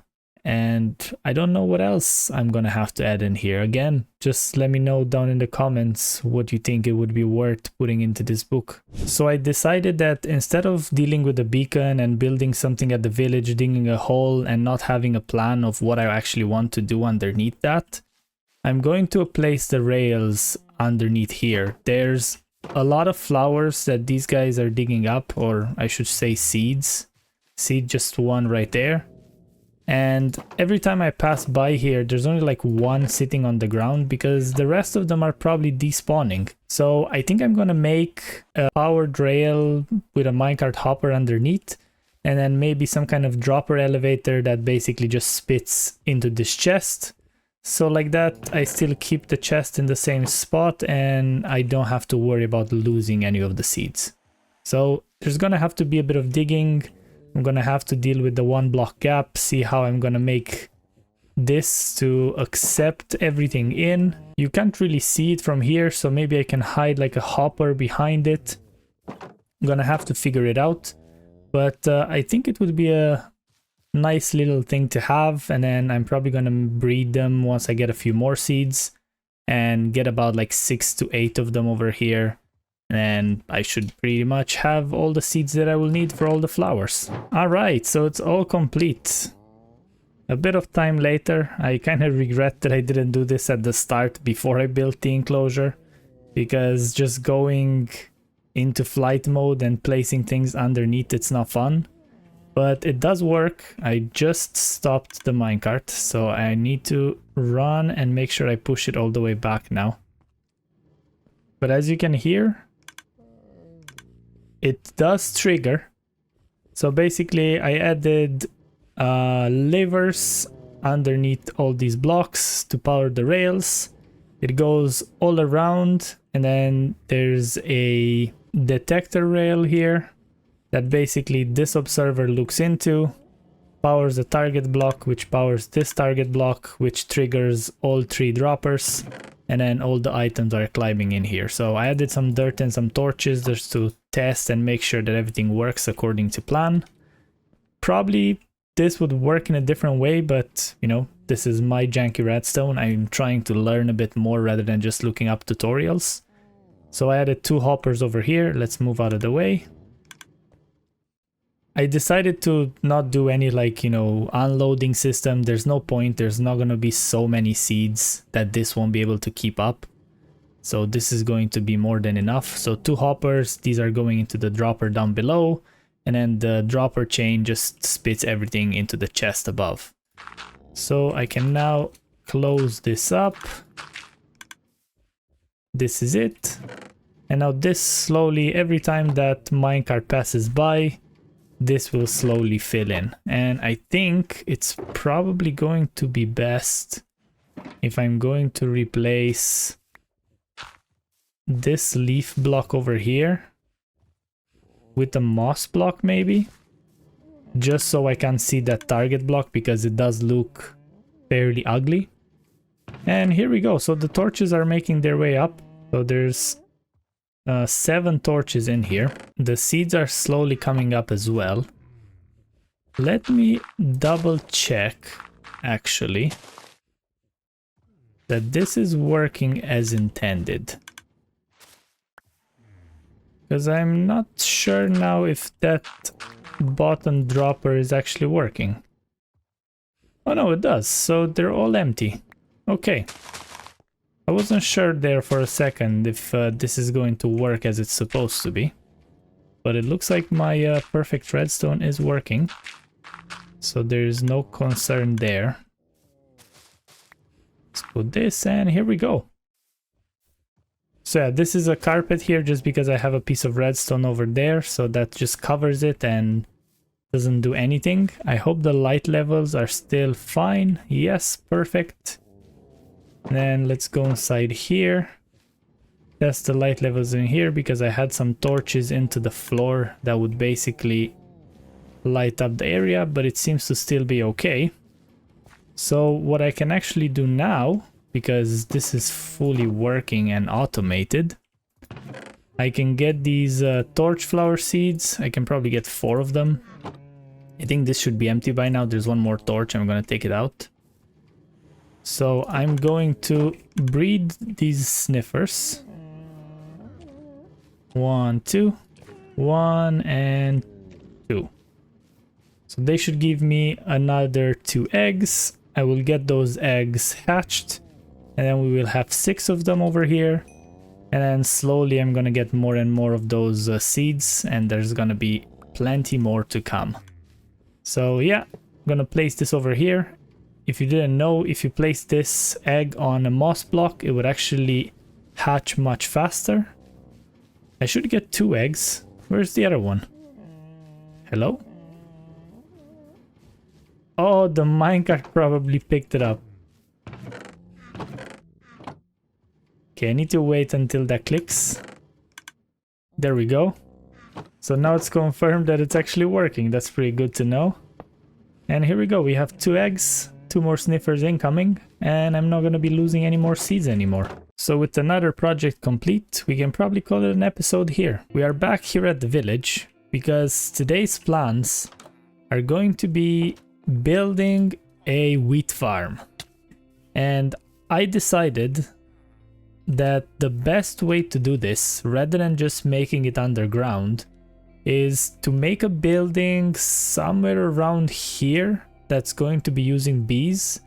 So I'm definitely going to have to try to get some bees first, and then also gather the resources. The idea is that I want to build some kind of greenhouse, let's call it.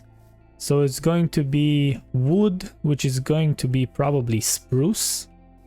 And then the glass, it's maybe going to be the gray glass. I think I can use like oxide daisies to get gray. Yeah, light gray dye, there we go. So I did know my dye is there.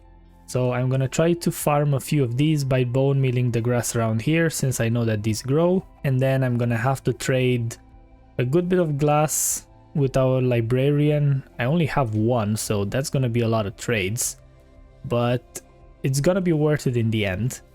And then I'm gonna have to also breed 2 villagers. I think 2 should be enough. Hopefully, I'm gonna have to get a lot of seeds to get their inventory filled up. And then I'm gonna have to place down everything. So I'm gonna place the rails first this time around. I'm not gonna do what I did with the sniffers. Going to place the rails first. I'm going to build the whole system, and then I'm going to build a building on top of it to make it much easier. So yeah, that's pretty much the plan. And also, in case you noticed something strange here, I got those new fresh animations for all the mobs. So all the mobs are like a bit more alive now. See, they have like all kind of movements. The eyebrows are moving. It's also the animals that have the save movements. Let's see if I can find anything to show you around here. Got the golem. I think the ones that I really like are the horses. See, we have a sheep over here. Let's see. I don't really know how the sheep is moving. Yeah, kind of moving the head. It's kind of breathing slightly. But my favorite is probably the horse. Like if you see this, the way they kind of move, they move like their ears and then they kind of shake. See, there we go. So yeah, I really like these fresh animations. I finally managed to make them work. It took me a while to figure out what was wrong, but they do work. So I'm not really going to show on camera all the grinding. It's probably going to be a good few Minecraft days to gather all the glass that I have to, since I only have the one villager. So I'm going to grind off camera, going to get all the wood that I need, and then I'm going to bring you guys back once I have all the materials, and then I'm going to try to figure out which way I want this greenhouse to be. So I didn't manage to get all the materials because the glass is fairly slow because of just one villager, but I started to make this while the days go by and the villager unlocks. So like I said, I built the rail system first. It's pretty much the same we built before, and then this is the regular unloader. So I have some items in here. The second this goes over, that will turn off, everything will drain into the hopper. So now it's not going to go anywhere because I don't have anything underneath. I still have to make like some kind of storage system, but the second that goes empty, the minecart will start going, we'll circle all around, and it's basically going to collect all the wheat that we need collected. So let me just stop this so it doesn't just go for no reason. And then, yeah, the next piece is going to be to add all the grass that is gonna come over here. So I added these emeralds here just as a placeholder pretty much.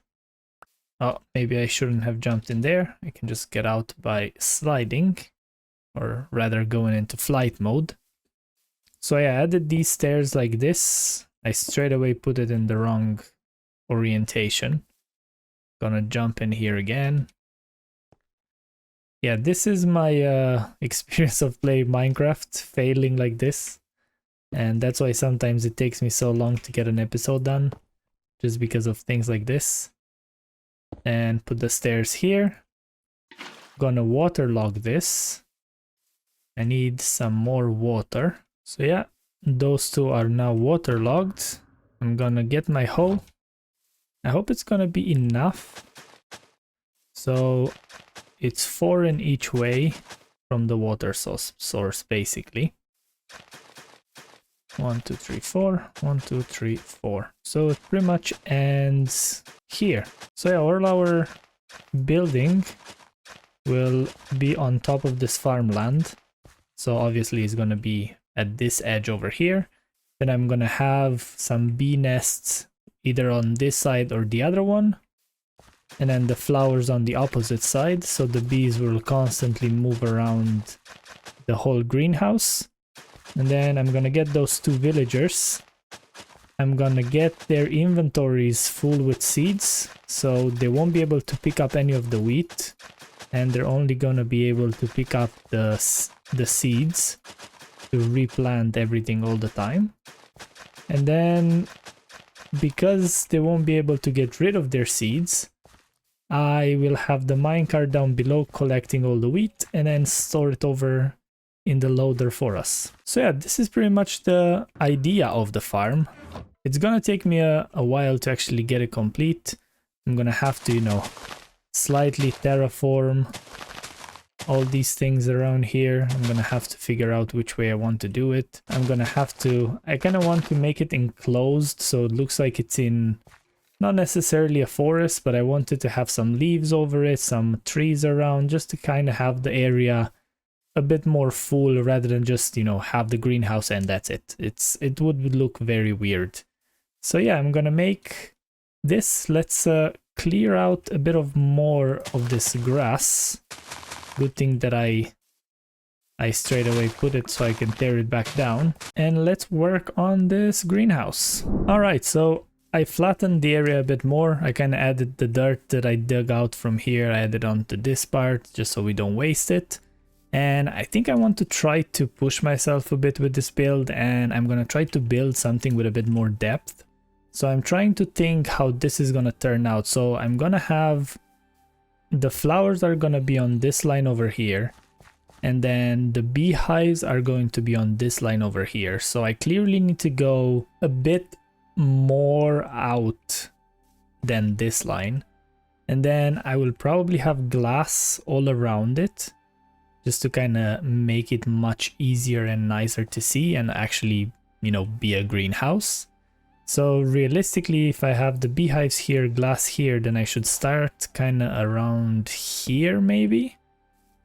So then I would have the glass over here. This would be my kind of piece of depth. And then over here, I would have the glass. So this log would actually be somewhere over here then. Maybe use the axe. Yeah, and then I could do the same exact thing over here. So I will go 2 out. So it's gonna be somewhere here actually. Yes, because here I need 2 blocks, here I only need 1 for the glass. Yeah, that seems about right. And then I'm gonna do the exact same thing on the other side. So let's line up with that one. So this would be somewhere around here then. Right, so I think that's the idea of this. So I don't know how high. Do I want to go 3 high or do I maybe want to go 4 high with these pillars? Gonna have to see what would be the best height. Also, you'll hear this zombie a lot. I think he's like right underneath here somewhere. So yeah, I think portal would be better just so I can create a bit more detail around it. And I think I'm gonna make some kind of door here. So obviously this is going to be the center of it.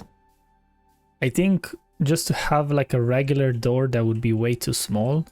So maybe I will do something like that to make it a 3 wide door. So we're gonna have like a regular door over here.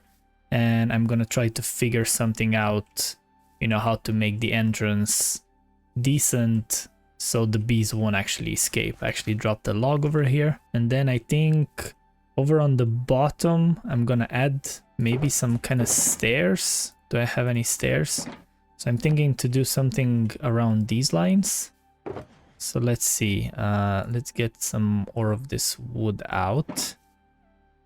And then craft a couple more stairs.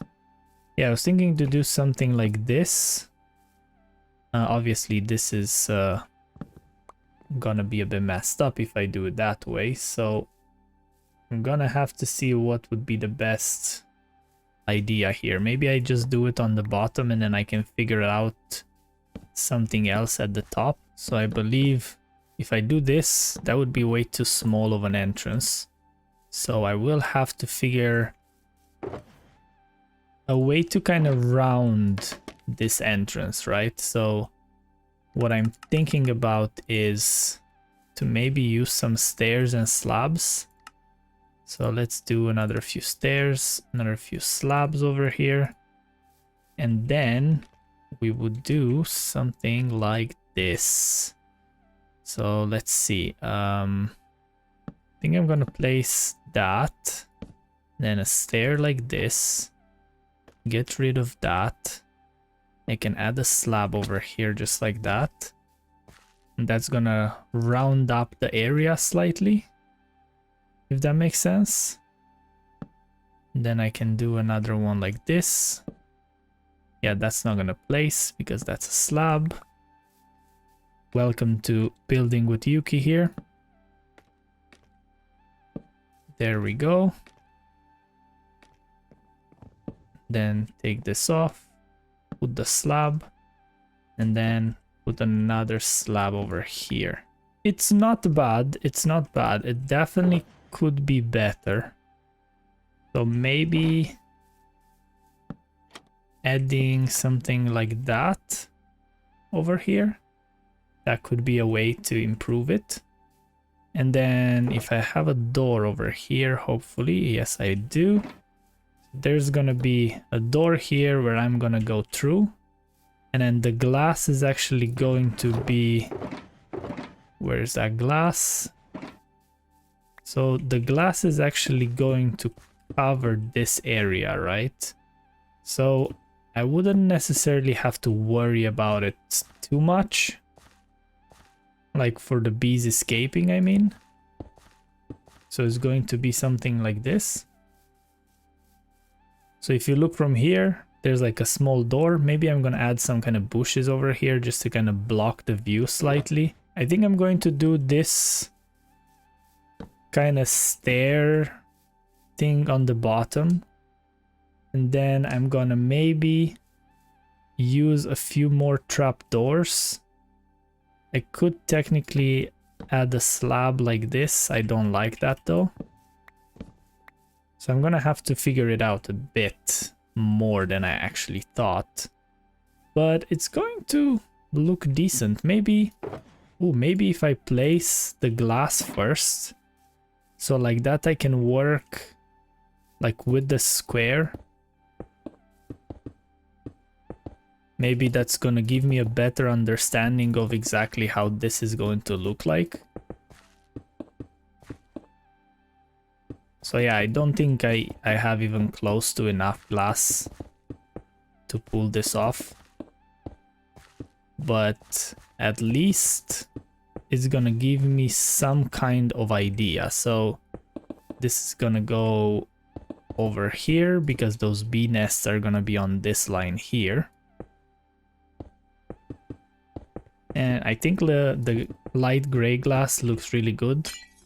I can afford to misplace them slightly because I have silk touch, so it's no big deal. I already ran out of glass, so yeah, this is definitely gonna take a lot of grind with that villager to finish the whole ceiling and all that. But nothing that we can't do, right? And I think I actually messed this up, did I? Oh no, the glass is correct here, okay. Okay, so this is the shape that we're gonna be working with. And then maybe I'm gonna have to put a double door here to put another one over on this side. So if by any chance one of the bees is really close, then I'll be able to just like stop it basically. I think that's going to be the plan. So I feel like this would look actually really, really nice if I manage to get it done right. Maybe. I definitely have mixed feelings of how this looks like. And I think I might require a few extra trapdoors in here.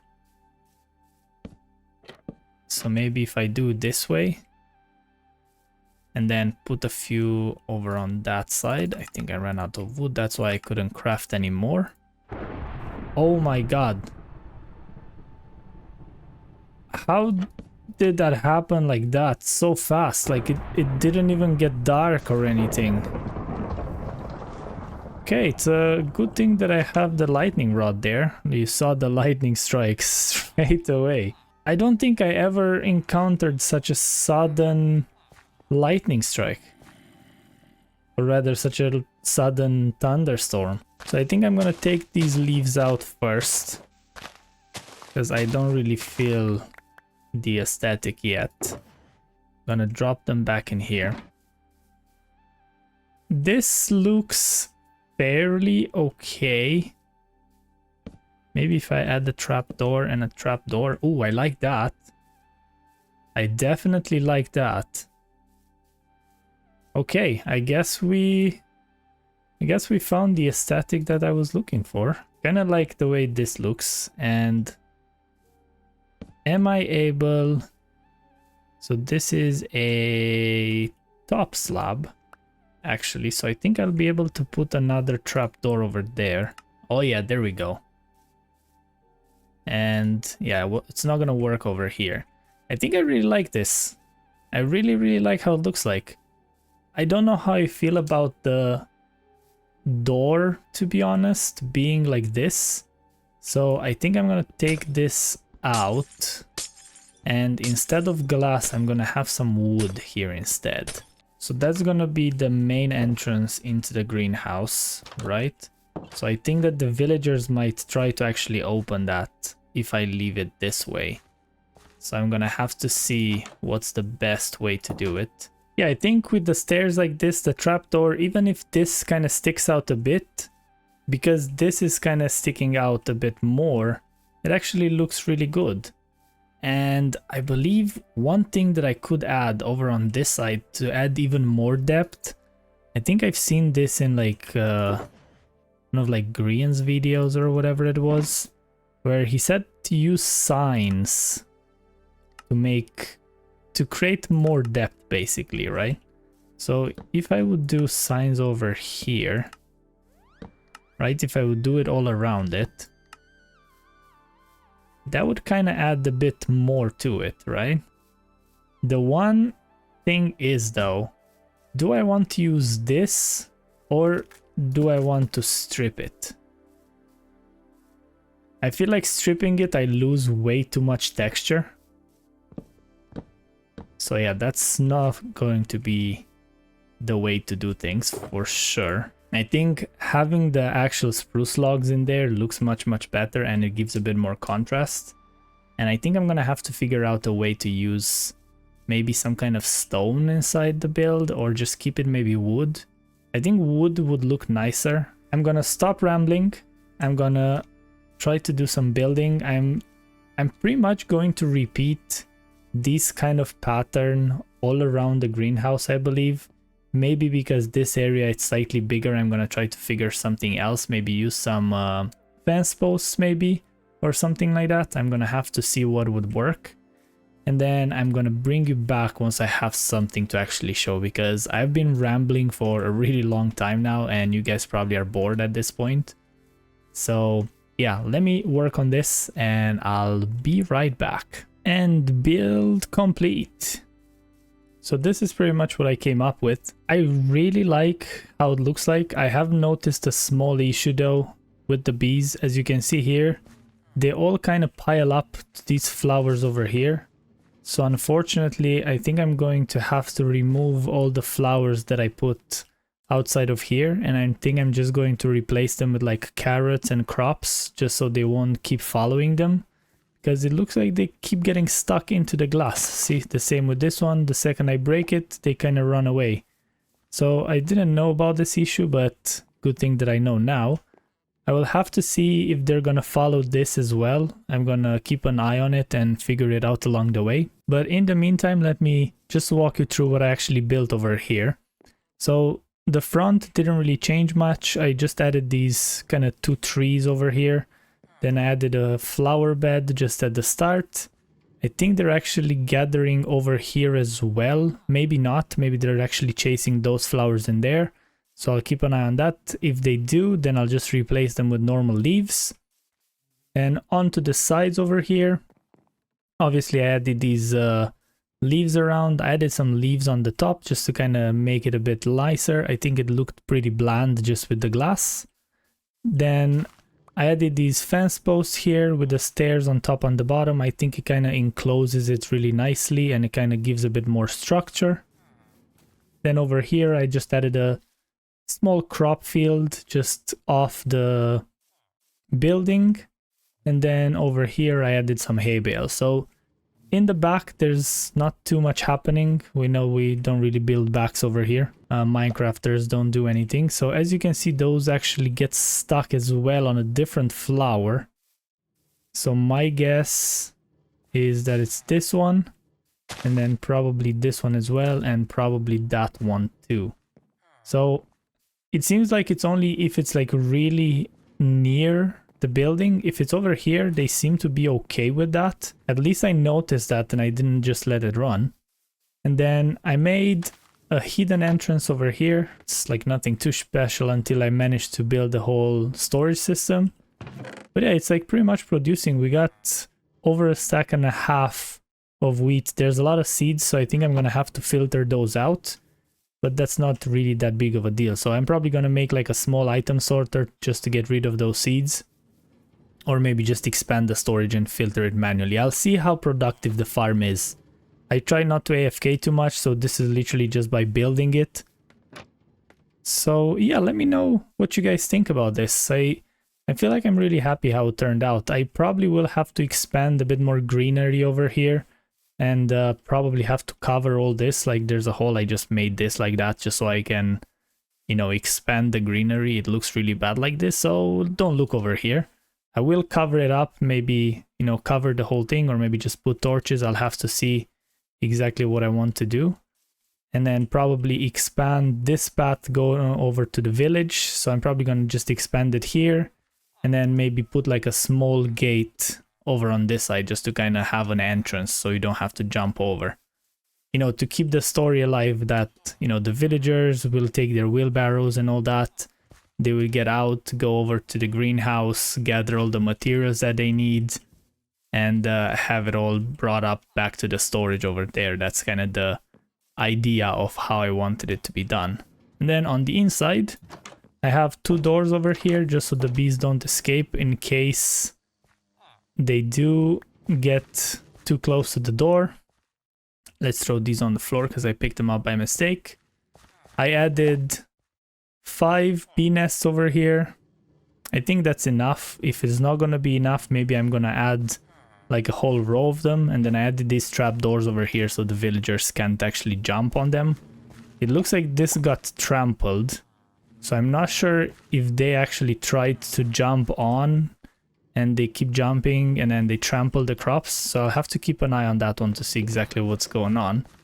But other than that, you can see that they're actually working and they seem too attracted to that flower again.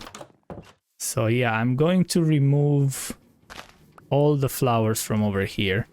I wonder if they actually pathfind to this as well. It doesn't seem like they're gathering in that corner anymore, so maybe we're okay with that. So I can just replace them with like some crops. So if I put some wheat over here, it would look pretty nice. And then add some carrots for that extra color. And I feel like it turned out pretty good. It was like a freehand build. I try not to look anything online. I like how these turned out. I was thinking to maybe add a few levers over here so it kind of is kept from the ceiling over here. And yeah, the bees keep working around. Let's see if we have any of them that are like pollinating. I was afraid of this with the trapdoors, not gonna lie, that they're gonna be stuck on them and start spinning. So maybe this is just like a temporary thing. They're gonna step away. But yeah, they are definitely working. It looks like I picked up even more. And it doesn't look like any of them are actually pollinating right now. I guess they're gonna have to stay on top of the flowers for a bit longer. Yeah, that one actually came down. So it looks like it's just random when they kind of get stuck. And I think they just kind of like wander around and see what's happening. But they should be done fairly quick with pollinating these, I would hope. Unless they're actually targeting those, which might be the case looking at things. So let's remove those 2. Unfortunately, I'm just going to replace them with normal leaves. So I think they're actually pollinating now. I hope they don't chase that now. Do we have any of them that are actually pollinating? Oh, there we go. Yeah, see the small particles. So it's definitely working. It's definitely working. And you can see that there's a lot of pollination happening. So I think I'm going to have to breed them a bit more. I don't think there's enough of them. So probably once I finished breeding a bit more, then there's all the time going to be some of them going back and forth. Because at the moment they don't actually keep the whole thing full. So sometimes all of them are actually inside the beehives. So yeah, see, now I actually have to wait for some of them to come out before all of them get out from there. So yeah, once I get a few more in here, that should speed up the process. But it's still working pretty well right now. Oh, and I think it's because nighttime is coming shortly, so they're just kind of trying to get inside. So yeah, let me know what you guys think. If you have like any suggestions of what else I could add around this. If I could do maybe some different type of tree just so they don't get stuck tracking these flowers outside of here. That would be probably pretty amazing. So let's get rid of these just to kind of see if they get stuck over here. I can definitely put a regular azalea because I don't think they follow those. So that would be pretty good. Oh, there's a lot of pollination happening now. I don't know if you managed to see that. But there were like 3 of them over here that were pollinating non-stop.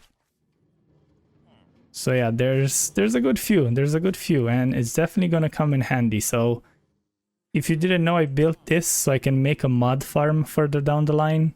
So I'm gonna have to figure out a way to actually get the dirt in a renewable way to see what's the best way to get that. Then I'm gonna have unlimited mud and I can actually start doing nicer paths rather than just using the path blocks, which, let's admit, it's not the best way to make a path anymore. And the stony path, I feel like outside it doesn't look as nice as on the inside. So this path over here, I kind of prefer if it would be a bit like more mud, you know, it's like kind of run over, it's like raining on it and the mud kind of gathers on it. So that's kind of the idea behind it. So yeah, I think this is going to be it for this episode. I really wanted to build this.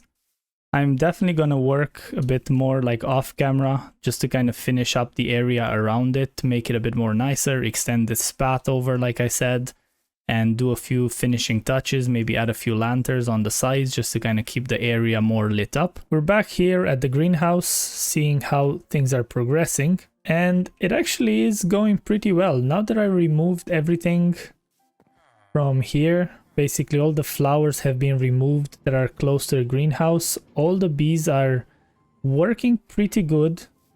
And I actually breeded a few, so at all times there will be some of them outside of the hives. So it's kind of making pollination better in a way, because in the past maybe it wasn't all the crops that they could that were getting pollinated. So like that, ensuring that, you know, there's some bees outside at all times, then the full pollination would happen and the crops actually grow much faster. So the villagers are actually a bit slower than the bees grow the crops, which is really good. And then all around here I did a few changes. So I added a few colors. So I added some sweetberry bushes, some of these crimson roots, added some bamboo over here to add a bit more color. I don't feel like the warped roots work too well, but they kind of do if they're hidden in between the grass. Let me know what you guys think, if I should remove them or not. Maybe it's a bit too much color with all the colors combined around here, but in a way I kind of feel like it works nicely. I want to actually cover this hole over here because it looks really bad. So I think I'm just gonna cover it completely with grass for the moment. I'm not gonna bother filling it all because that's gonna take way too many blocks. So I'm gonna just cover it normally, gonna try to terraform around it a bit. So what I want to do in this episode mainly, it's going to be to flatten this area over here because it doesn't look too good having this higher than the actual fence, and probably gonna knock off that hill over there as well. So basically I'm gonna use this grass to cover the hole, and then over here, because this is technically a farmer village, I want to kind of add a few more farming things around here. So to add a few more like crop fields around here, maybe a carrot and potato farm, maybe some beetroot, all the other crops that you can get. So it kind of looks a bit nicer all around because at the moment it's kind of flat. There's no grass, there's no nothing around here. Maybe I'm gonna do something around those lines that I did over here at the greenhouse to add these plants, add some bamboo, maybe some of these drip leaves, and yeah, make it look a bit nicer because it kind of looks too bland right now. And yeah, knocking this kind of mound of dirt off and that one over here, it's gonna make it blend in slightly more, because keep in mind over here there's the exit from the village, so I'm gonna need to expand this over to our next village. So this is kind of in the way, so I need to push it back a bit more to make it nicer. So I'm probably gonna take like this kind of layer off and then try to push the hill back slightly over on this side. And then I don't know, I don't really have any other plans for the whole episode, but this is kind of the idea that I have in mind right now. And then I'm gonna see what else I'm gonna get distracted with. Also, I really like sitting around here. I really like seeing all the bees like running around. So as you can see here, these ones are actually waiting to get into the hives over here. So the second one of them actually gets out, another one goes in. So it's a really, really good idea to make this. Let's see actually how much wheat do I have gathered over here. Oh, I have a trapdoor over here. So yeah, it's like 4 stacks and a bit. So it's really, really producing. I haven't been online too much since I recorded the last episode. It was just literally while I was doing all this part over here, while I was improving it. And that was it, basically. So it's really, really fast, actually. And I was considering to even make maybe carrot and potato one as well. I don't know if they would work the same. They probably would, but I would have to have them separate. Just because the one that we have over at the village is decent, but it's not as fast as this one would be. So if I would make another, like 2 greenhouses like this, I could maybe use the bees as well in the other ones. Or maybe even make a greenhouse for all the crops that you can get. So I could even like get the beetroots over here. I already have the wheat, so it would look even more like a farming village. I could maybe add them over here. Ooh, that could be an idea actually. What if I knock this off and then build another 3 or 4 greenhouses, kind of like that one over here? That could look pretty nice. And like that I would have all the crops that I need in the same place. That would be really cool actually.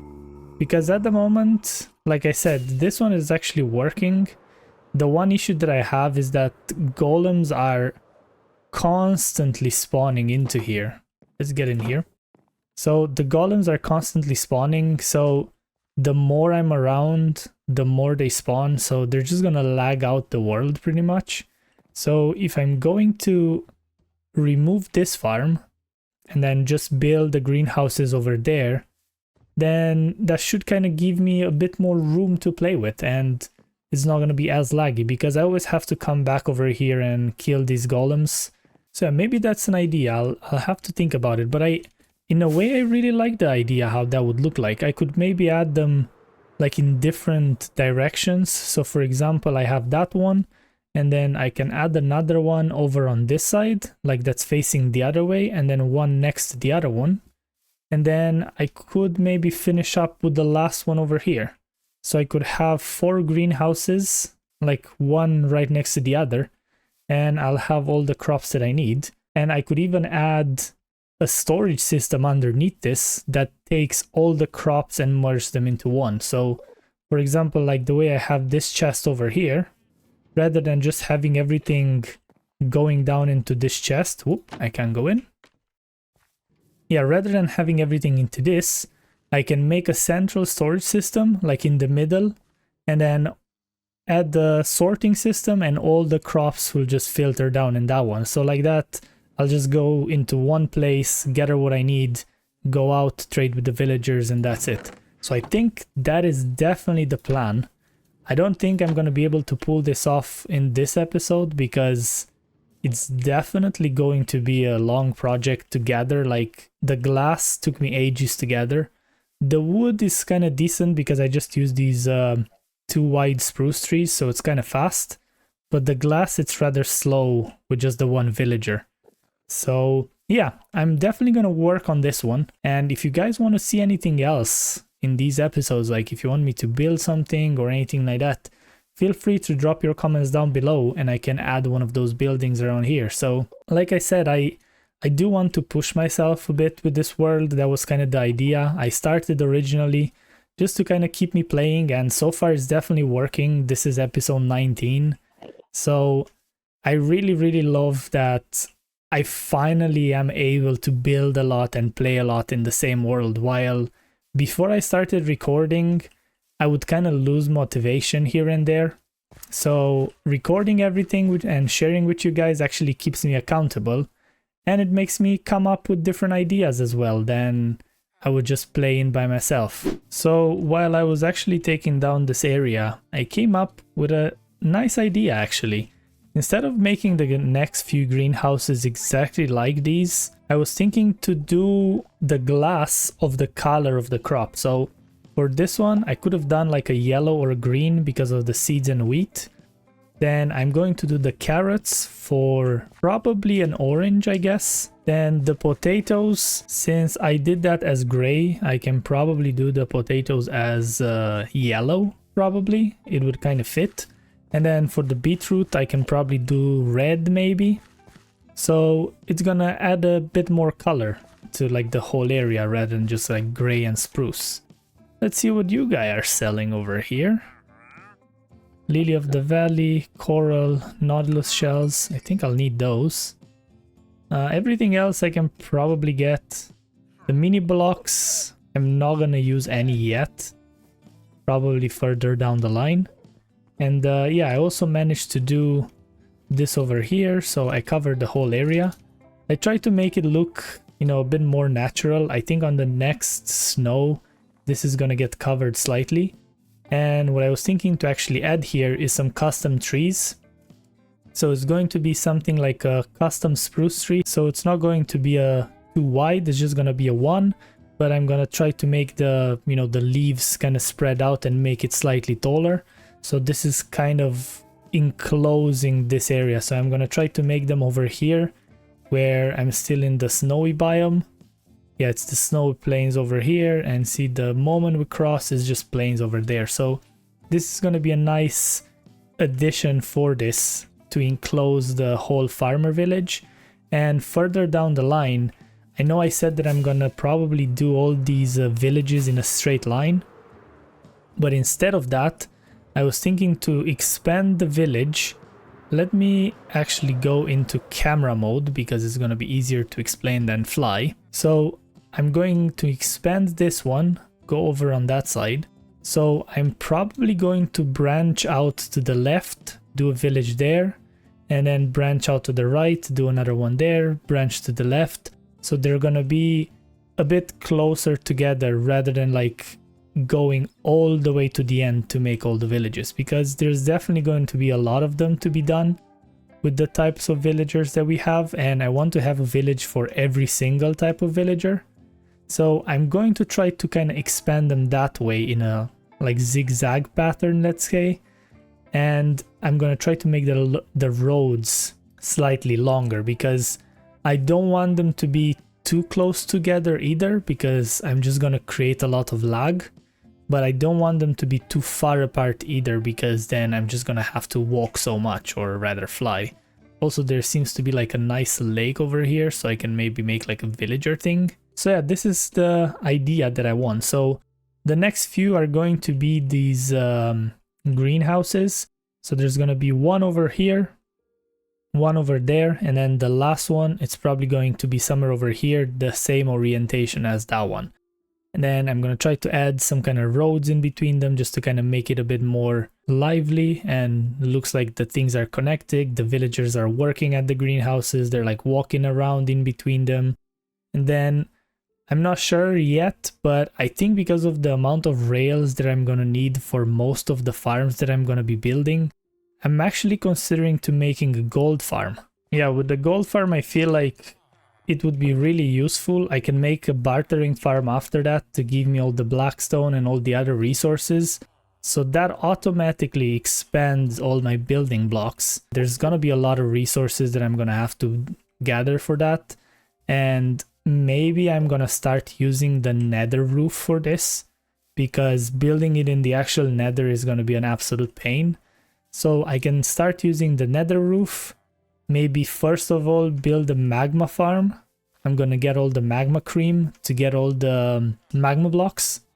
And then with the magma blocks I can actually start building the gold farm. So it's probably going to be a few episodes away until I manage to get there. But it's definitely good to have some plans going on together. And at least I have a few episodes planned down further down the line. So I want to get a head start over here, and instead of building everything and then making the storage and all that, I'm actually going to dig the hole underneath where all the storage will go into. So I'm probably going to build it a bit bigger. Well, dig it a bit bigger than I actually need it, just to make sure that I have all the space, and then I can decorate it nicely and all that. So the beacon would be the next step, so I can actually insta-mine all the stone that's down below. And I noticed this really cool effect on the iron block. The reflection, it's so cool into it if you look at it from the shaders. And I really enjoy this. I'm so glad that I can use these shaders like that. I really love the small effects that they add. So let's drop down the beacon. I think that's a full beam. Yes, we got the beaconator. There we go. And let's grab a piece of iron from here and fully activate it. It actually fit perfectly in this spot over here. So that's a good addition, and it actually is flush with the wall here. So I have all the space to build the 3 greenhouses without actually for the beacon being in the way. So I think I'm going to leave about a 3 gap in between the buildings. And if I'm not mistaken, there's a cave underneath there. So I think I'm just going to start to dig this out. So I'm gonna do 3 from over here and then 3 from over there. So I'm gonna start somewhere around this area here.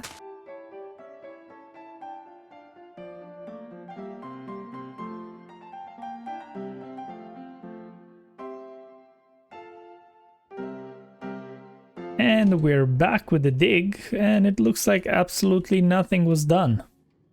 But in fact, we dug a decent enough hole over here. And you might be wondering, why did I actually make it so big? So while actually digging, I decided that instead of just making that small storage to only contain these 4 greenhouses, I'm gonna make a much bigger storage that would also come in from the farmer village, or maybe even a few villages around here. And I'm gonna make a centralized storage system because I can get a lot of things from these guys, right? I could get a lot of golden carrots. I can get all the emeralds. I think really that's it from the farmers. I could maybe get some cakes, glistering melon slices in case I need them further down the line.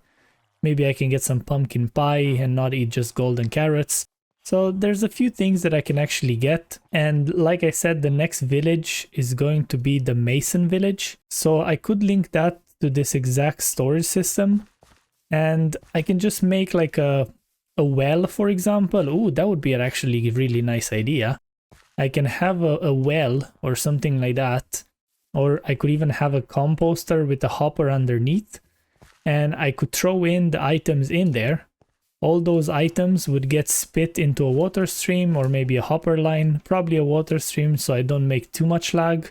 And then everything would be back into the central storage system over here. So like that, all the farms that I have within kind of render distance will all converge into the same storage system. So it's going to be something really nice to have everything in the same place, but also have the villages connected to it. So obviously this is going to be a huge project to have everything done, dig all the canals underneath, build all the farms and all that I need. So another thing that I'm probably going to have to do is build a raid farm. I think a raid farm would probably be the best thing to have right now, both on having totems maybe that would kind of help me out not to die if anything happens.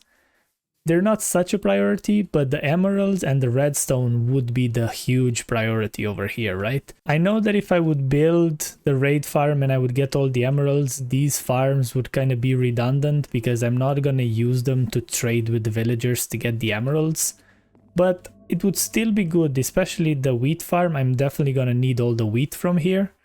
The carrot and the potatoes, maybe I won't need those that much, but I can just use them to convert them into bone meal or something, or maybe, you know, just have them. I want at one point in this world to have all the farms possible that are here. And the idea is that once the crafter gets added in 121, I can actually convert everything that's into this storage system into like bone meal, then convert them into bone blocks. So there's a lot of automation that I can do after the patch comes out. So it's going to be something really, really nice to get done.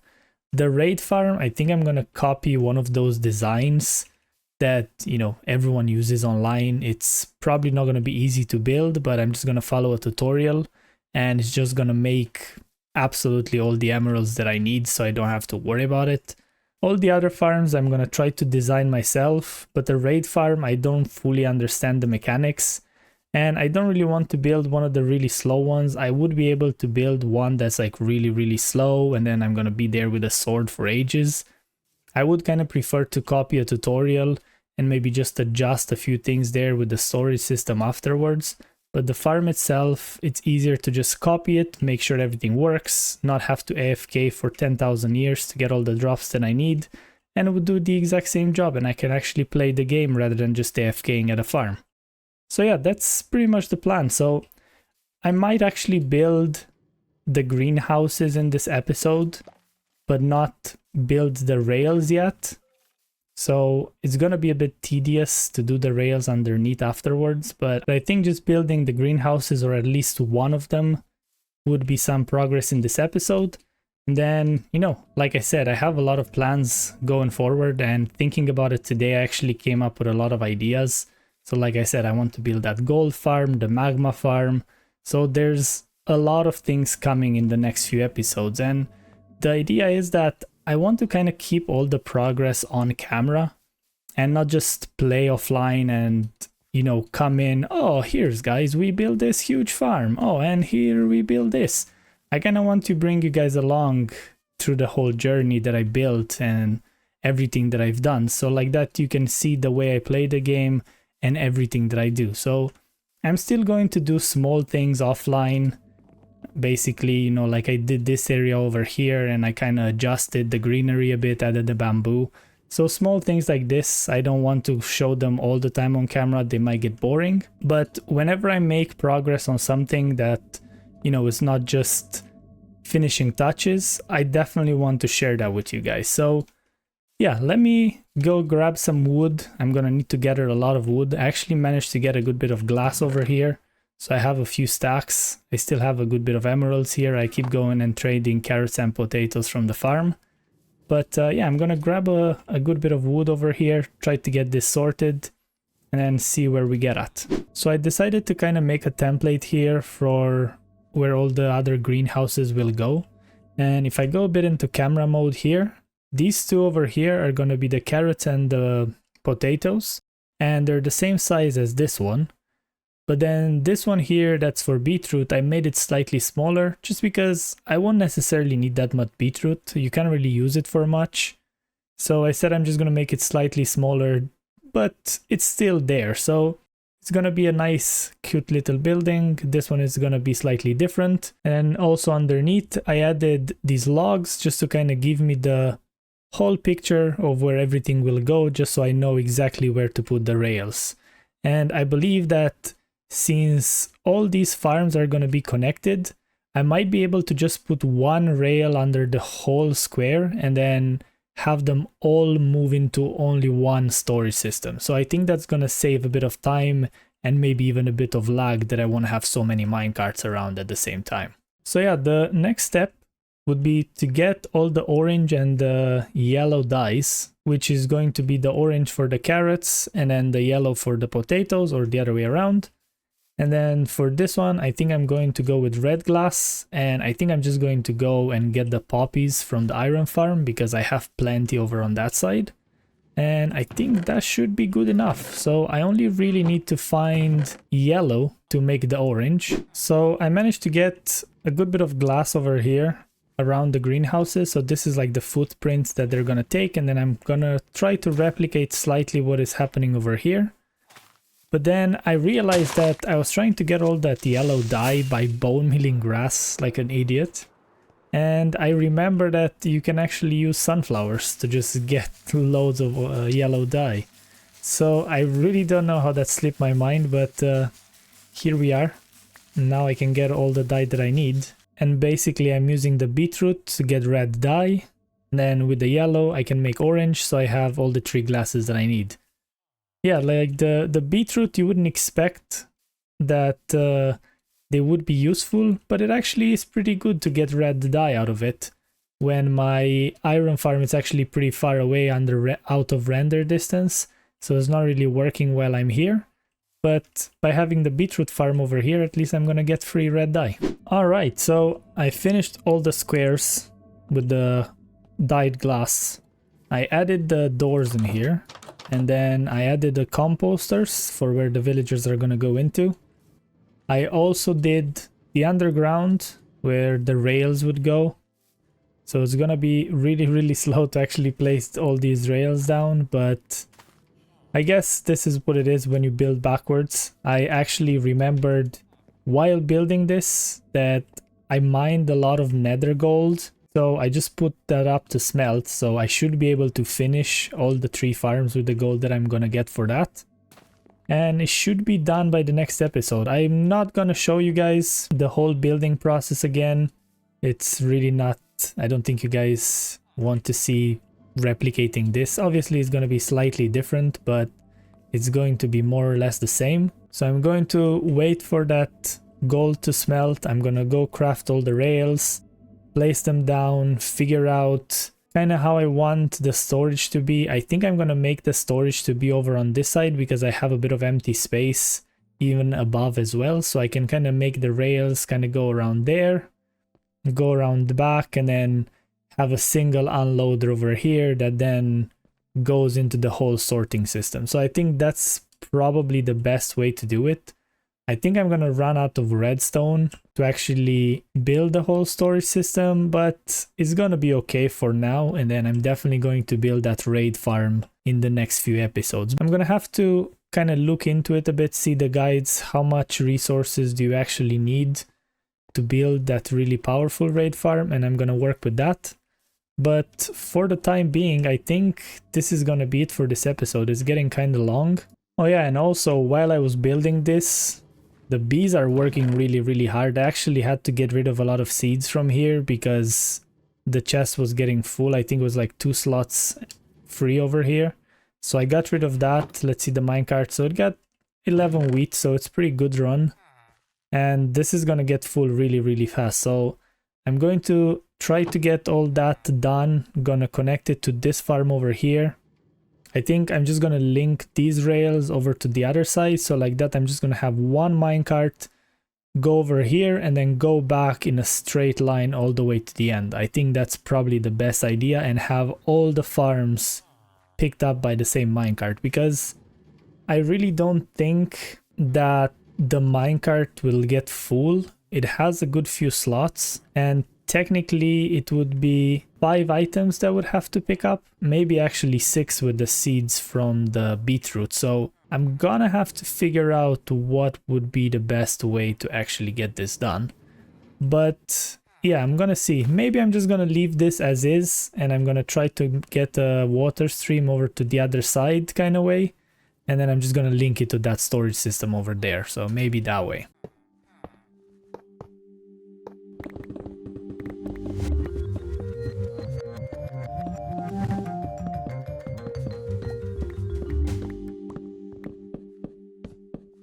It's been a really long time since my last episode, and it's been a lot going on, both in real life and in game. I've been pretty much moving houses, and I'm finally set up now. It's still not fully set up. I still want to do a bit of work around like the whole PC area and the desk and all these kind of things. But it is functional now, and I can finally record. And I've been missing this. I really wanted to get an episode out, but I just didn't get the time to record or edit or anything like that. But now I'm finally back. I'm hoping to be back on the schedule. Maybe some of you actually found me streaming. I stream both here on YouTube. I stream on Twitch as well at the same time. So if you guys want to see the live progress that I've made around here so far, you can go check out my replays. I have the VODs over on the channel. I've basically been doing a lot of work around here. I think last time we kind of finished off with these being like half done. And since then I've been doing a lot. So I'm gonna walk you through a few things. Like I said, most of it's on a live stream in case you're wondering. This is going to be like a quick rundown just to kind of know what I've been actually doing. So I added all these villagers over here. I added the bees inside. So this is like the carrot farm, the potato farm. The other one is the carrot farm, and this is the beets farm. I realized that the beetroot is actually way too fast with the bees, so I removed the beehives because it was producing way too much. I didn't expect that it's gonna be so fast. As you can see there, like there's a lot of beetroot just waiting on the floor. I will show you what's down below in a second. So I basically added a lot of bees around here, the villagers, the crops. I did discover a big flaw with the potato and the carrots, and the flaw is that the villagers are picking them up, but they are actually trying to breed while they are picking up the crops, and instead of them getting their inventories full, the crops get used by their breeding. So even though the breeding fails, if you didn't know, the villagers are still going to use the crops that they attempted to breed with. So unfortunately, I'm gonna have to do a really big modifications for these farms to work. It's kind of an easy fix, but it might be taxing because it's going to involve a lot of hoppers. So I'm gonna have to see exactly how that's gonna work out. So to tell you what I mean, oh, apparently I have a hole over here. Okay. I guess I will just drop down here to make it easier. There's the firework. So this is what I've been working on, basically. It's a really, really long rail that goes from over here where the wheat farm is, and then it runs underneath the other 3 farms. Like you see, the minecart just keeps going around, so it's kind of full now. And that's what I was saying about the beetroot. It's producing way too much. So I'm kind of considering to, I don't even know what to do to be completely honest. Maybe to just remove one of the villagers from there. So it's only one of them. And that's actually something that I might consider doing for the carrot and the potato farm. I didn't think about this actually. I could just separate them so they can't see each other. They won't attempt to breed. So that means that the crops will just kind of stay on the ground, so I won't have to use that many hoppers. Oh, here we go. Recording brain kicking off here. And then over here, it's my huge storage system. So this storage system, I'm only going to be use it for items that are around this storage system. So obviously the farms above, but also the items that I'm gonna be able to get from the villagers over here. So there's not a lot of items that I can get from the villagers. So what I did here, because I kind of want to track this, I was attempting to do something else, but then poisonous potatoes don't actually go into composters. So I wasn't able to use this. So I made a filter over here for poisonous potatoes. And then during the season, or during the let's play, let's not call it a season because this is going to be a let's play, I'm gonna accumulate all these poisonous potatoes, right? And I want to see how many are we going to get based on the day that we're at. So right now we are at day... Where can I see the day? I am blind. Current days played 854. So let's say, for example, how many poisonous potatoes are we gonna get by day 1000? So leave your guesses down into the comments. I'm gonna try to remember at day 1000 to recheck this. And yeah, basically I have 3 wheat filters, 2 potato filters, 2 carrots, 2 beetroots, the golden carrots that I'm getting from the villagers, and then the emeralds.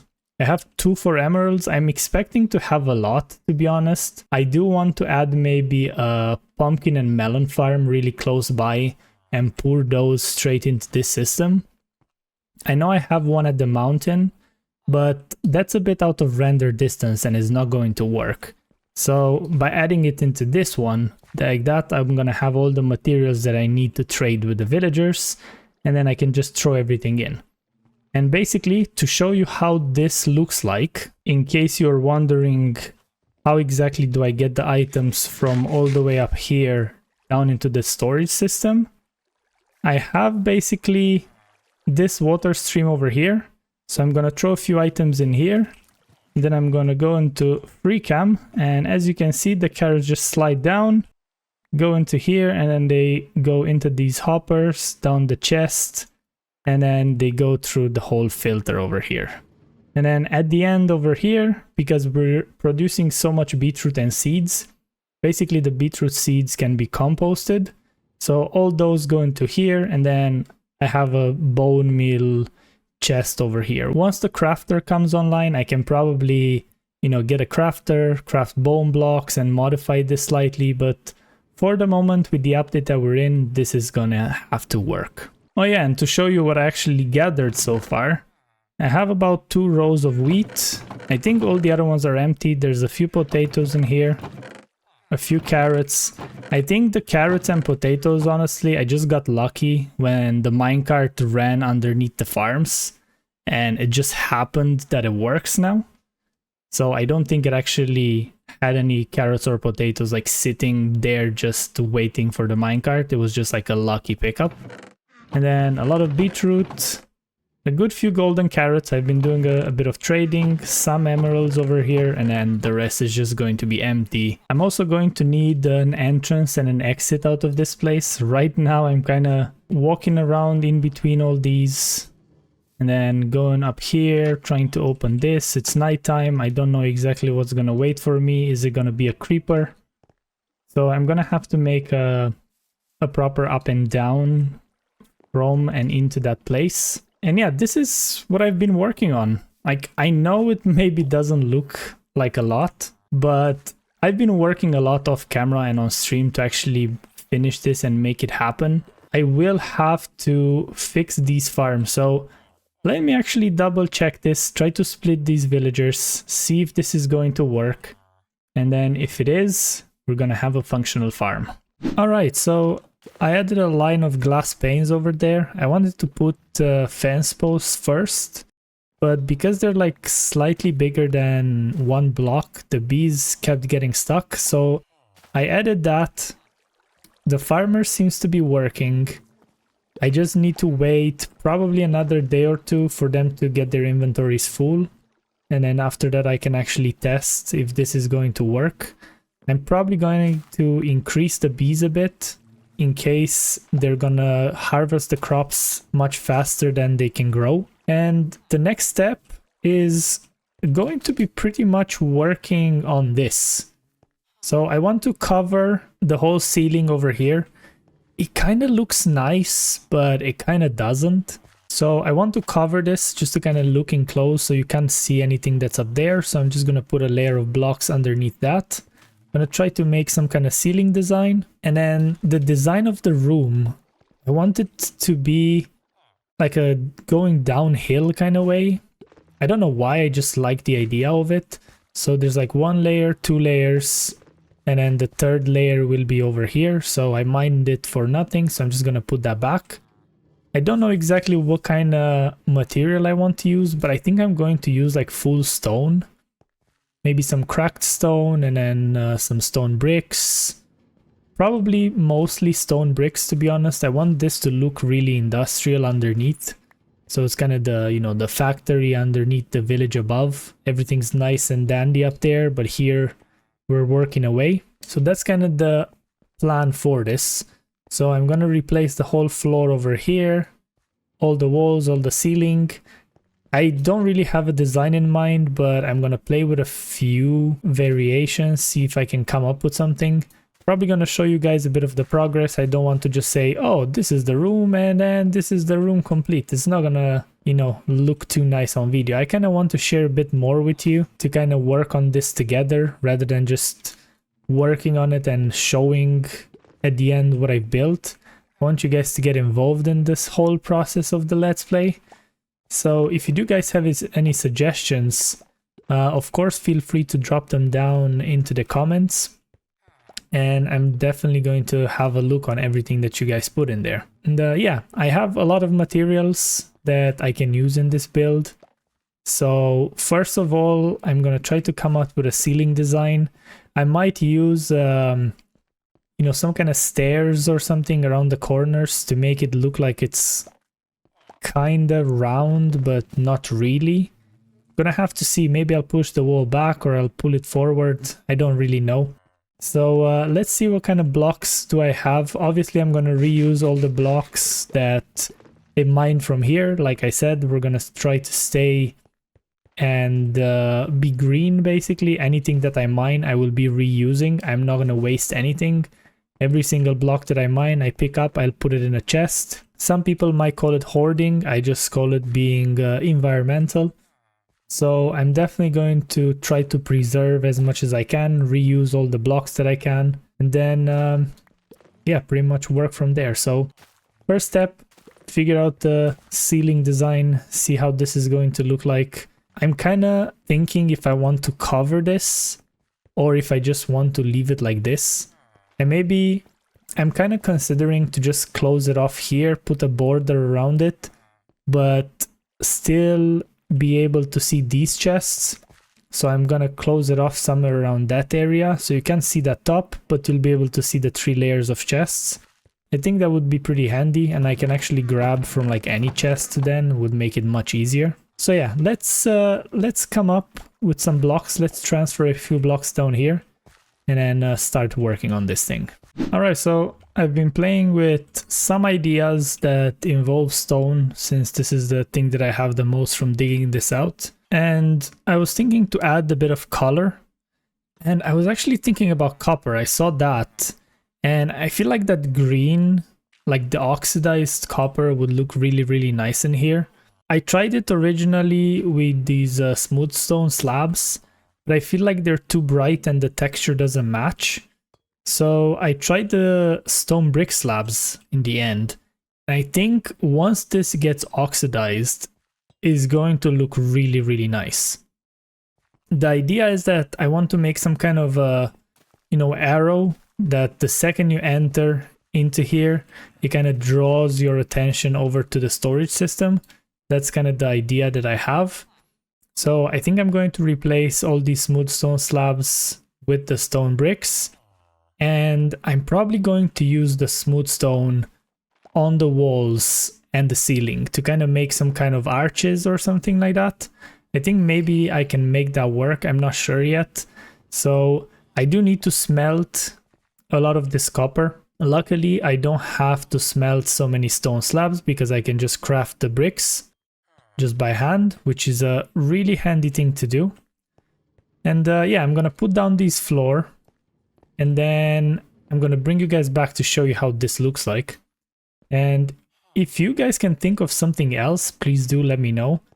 In my head, this looks really, really nice once the copper is oxidized. So hopefully it's not going to be ages until I'm going to be able to see it. But by the time I finish placing all the stone bricks, I think some of it at least will oxidize. So I'm going to kind of get a feel of how it's going to look like. So yeah, I'm really excited to make this now.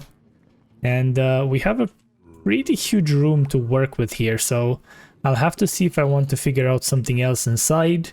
Or maybe I'm going to expand the storage like on that wall. I don't know yet. So for the moment, it's just going to be like a blank canvas, a blank space. And I'm going to work through once I get a few more things done around here. And also, not to mention the sound of walking on copper, even though there's a good few noises. I hope you guys can hear it. It's really cool. So I think when I'm gonna count down in here and I'm gonna walk on stone and then on copper and then back on stone and all that is gonna give a really nice acoustic and not just visual. So I got a bit of an update here. I managed to finish almost the whole room. I ran out of copper. These copper slabs are so expensive. So I'm gonna have to find a bit more copper to actually make this work, and I think further down the line I'm gonna have to make a drowned farm just to get me some copper. I'm sure I'm gonna be building with it a bit more, and it's definitely not gonna be a good plan to mine it, so a farm is gonna be absolutely necessary. To kind of give you an understanding, so far the only 2 pieces that are oxidized are this one over here and this one right here, so it was really, really random. because I placed these ones first. Not a single one has been done. And these over here, this one here, for example, I literally placed like what, maybe 5 minutes ago, and it oxidized. I guess the more they do, the faster it's gonna be for the whole room. But I really like the aesthetic. I think it's lacking a bit of depth, so I'm gonna have to figure out a way to include a bit more depth into here. Don't know exactly how I'm gonna do it. For example, I really like how this looks, but it would be annoying to keep walking like this, right? I know that if I would walk on a corner, I can probably skip it, but if I were to walk like this, I'm always going to be dropping in the hole and it's not going to be fun to walk through. So I'm going to have to figure out a way to include this. And also I'm going to have to add some kind of lighting from the ceiling because these torches look really, really ugly over here. But I like the room, how it's coming along now. The really big update is after I added that glass for the carrot and potato farm, both of the farms are actually producing. And I had to add a second minecart over here. So I tried to make them that, you know, this one comes over here, it unloads, and by the time it finishes, the other one will kind of catch up. It's a really, really close call, I need to say.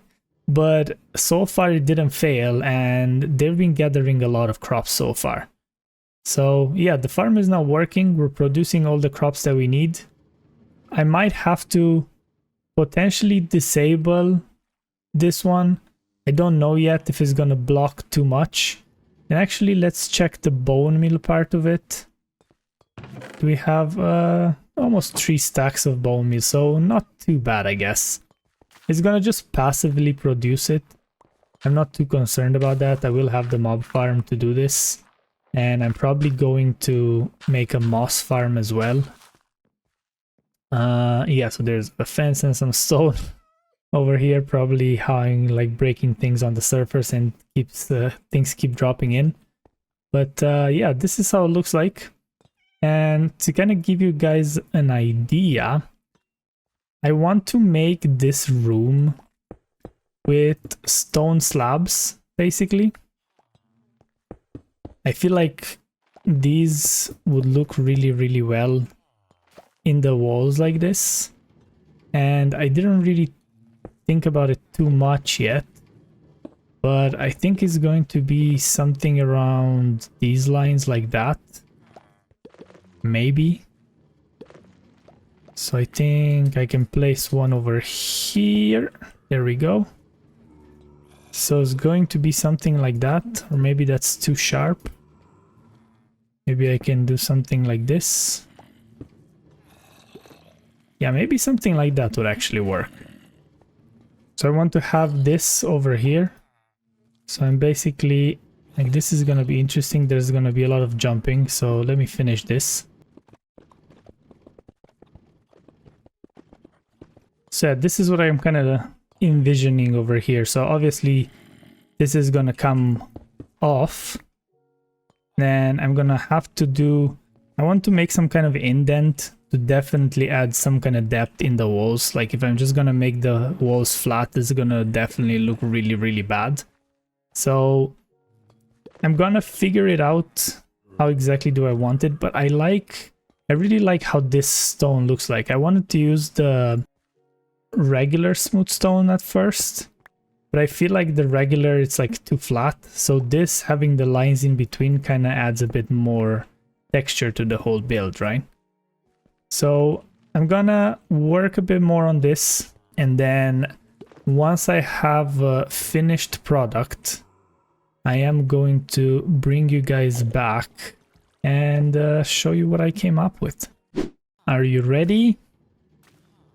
So I've been struggling a bit how to actually get this design going, and I was searching a bit online just to kind of find, you know, a bit more inspiration, and I found this. I don't know who it was just a Google picture, so there was no name or anything like that, but I found this kind of wall pattern and then I kind of designed the ceiling based on that, and kind of like how it looks like. I don't know why, but it just has like something to it. Like this kind of contrasts really nice with the stone, and then there's gonna be light behind this wall. So because of the light, I'm gonna get a bit of light over here, so I might be able to get away without putting any like big lamps on the ceiling or anything like that. And it actually gives a really cool effect on the wall. Like there's like a kind of shiny effect to it. So I really like it. One thing that I want to make sure of is that all torches are placed on this side, so not here but there. So like that the light is always going to be reflected off the same blocks. So see, like when you look from this angle like this, I really like how it kind of just shines through. So I think once I finish this, it's gonna look really cool. The bad news is that it's really time consuming to actually put together. So I'm gonna work on this slowly. I definitely want to finish this in this episode, so that's going to delay the episode just slightly more, because this is probably going to take me a few hours to actually complete.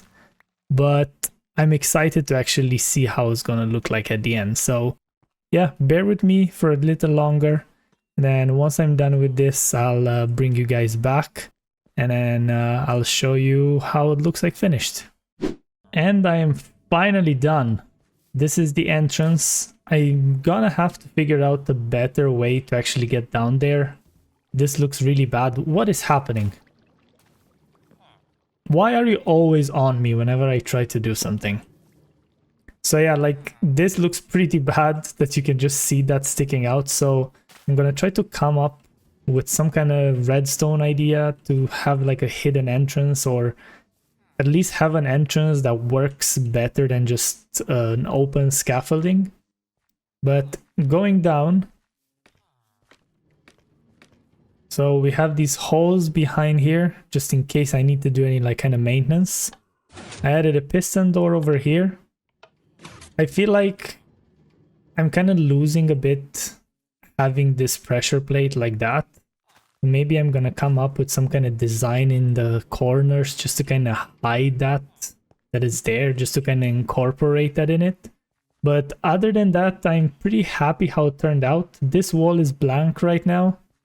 I don't know exactly what I want to put in there. Maybe some kind of description of what items we have in this storage. I don't know exactly how I want to do it yet. Maybe some kind of pixel art. I think it's kind of small for that, but I'm gonna figure it out at one point. So I just left it pure stone. Now that I'm saying that, this is actually andesite, so I'm gonna have to fix that. And this is how it looks like. It looks really good. The sad part is that the copper didn't really oxidize much. As you can see, there's a few bits here, a few bits there, but it's definitely not a lot. And then this single torch basically covers all this area. I have an idea which I think is going to look really cool, and that is to add end rods in between these. I don't know if I would want to have them like through each, or just like skip 2 lines or something like that, so I'm gonna have to figure it out. Obviously, I'm gonna have to get the end rods first, because, you know, they don't just come out of thin air.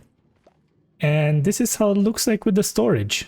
Since I fixed the carrot and potato farms, this has actually been producing a good bit. So I moved the wheat that we had over in the original farm, so we have over a double chest now.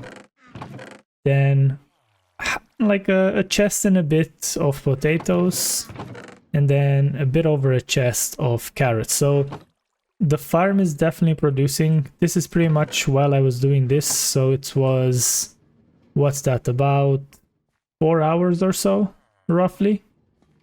And I think I'm going to have to figure out a better way of the whole minecart system, because unfortunately they do get bumped into each other. So whenever this one comes over, the other one is going to come along. This one is not going to be fully emptied out, and that minecart will just bounce off it and we'll just go further down. So it won't actually get unloaded until the next cycle. So you're gonna see that in action now. See, it kicked it and then it just kind of continues to go back. So it doesn't really fully unload. So I'm gonna have to either figure out a way to improve this or completely change the unloader.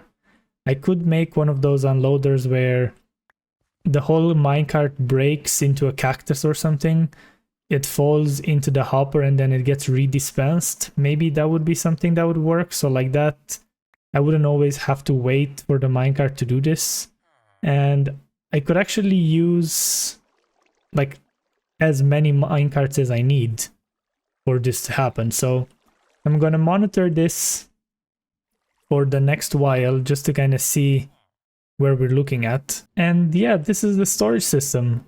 Like hopefully until the next episode, all this copper will be oxidized, even if it's not gonna be all to the end, but at least to have that kind of green hue in here just to kind of see how it looks like, because the orange doesn't really go that well. I feel like it blends in too much. There's no proper color contrast in here. So once it gets into green, it's definitely gonna look much better than it looks right now.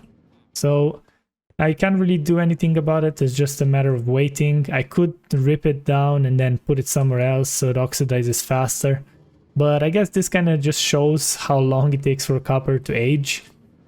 And it's an actual cool idea to just look at it and see how many episodes it's going to be until it's going to be fully done. As always, thank you for tuning in. Your support means a lot. If you enjoyed this video, be sure to leave a like and share your thoughts below. And if you're new here, consider subscribing. Until next time, happy crafting!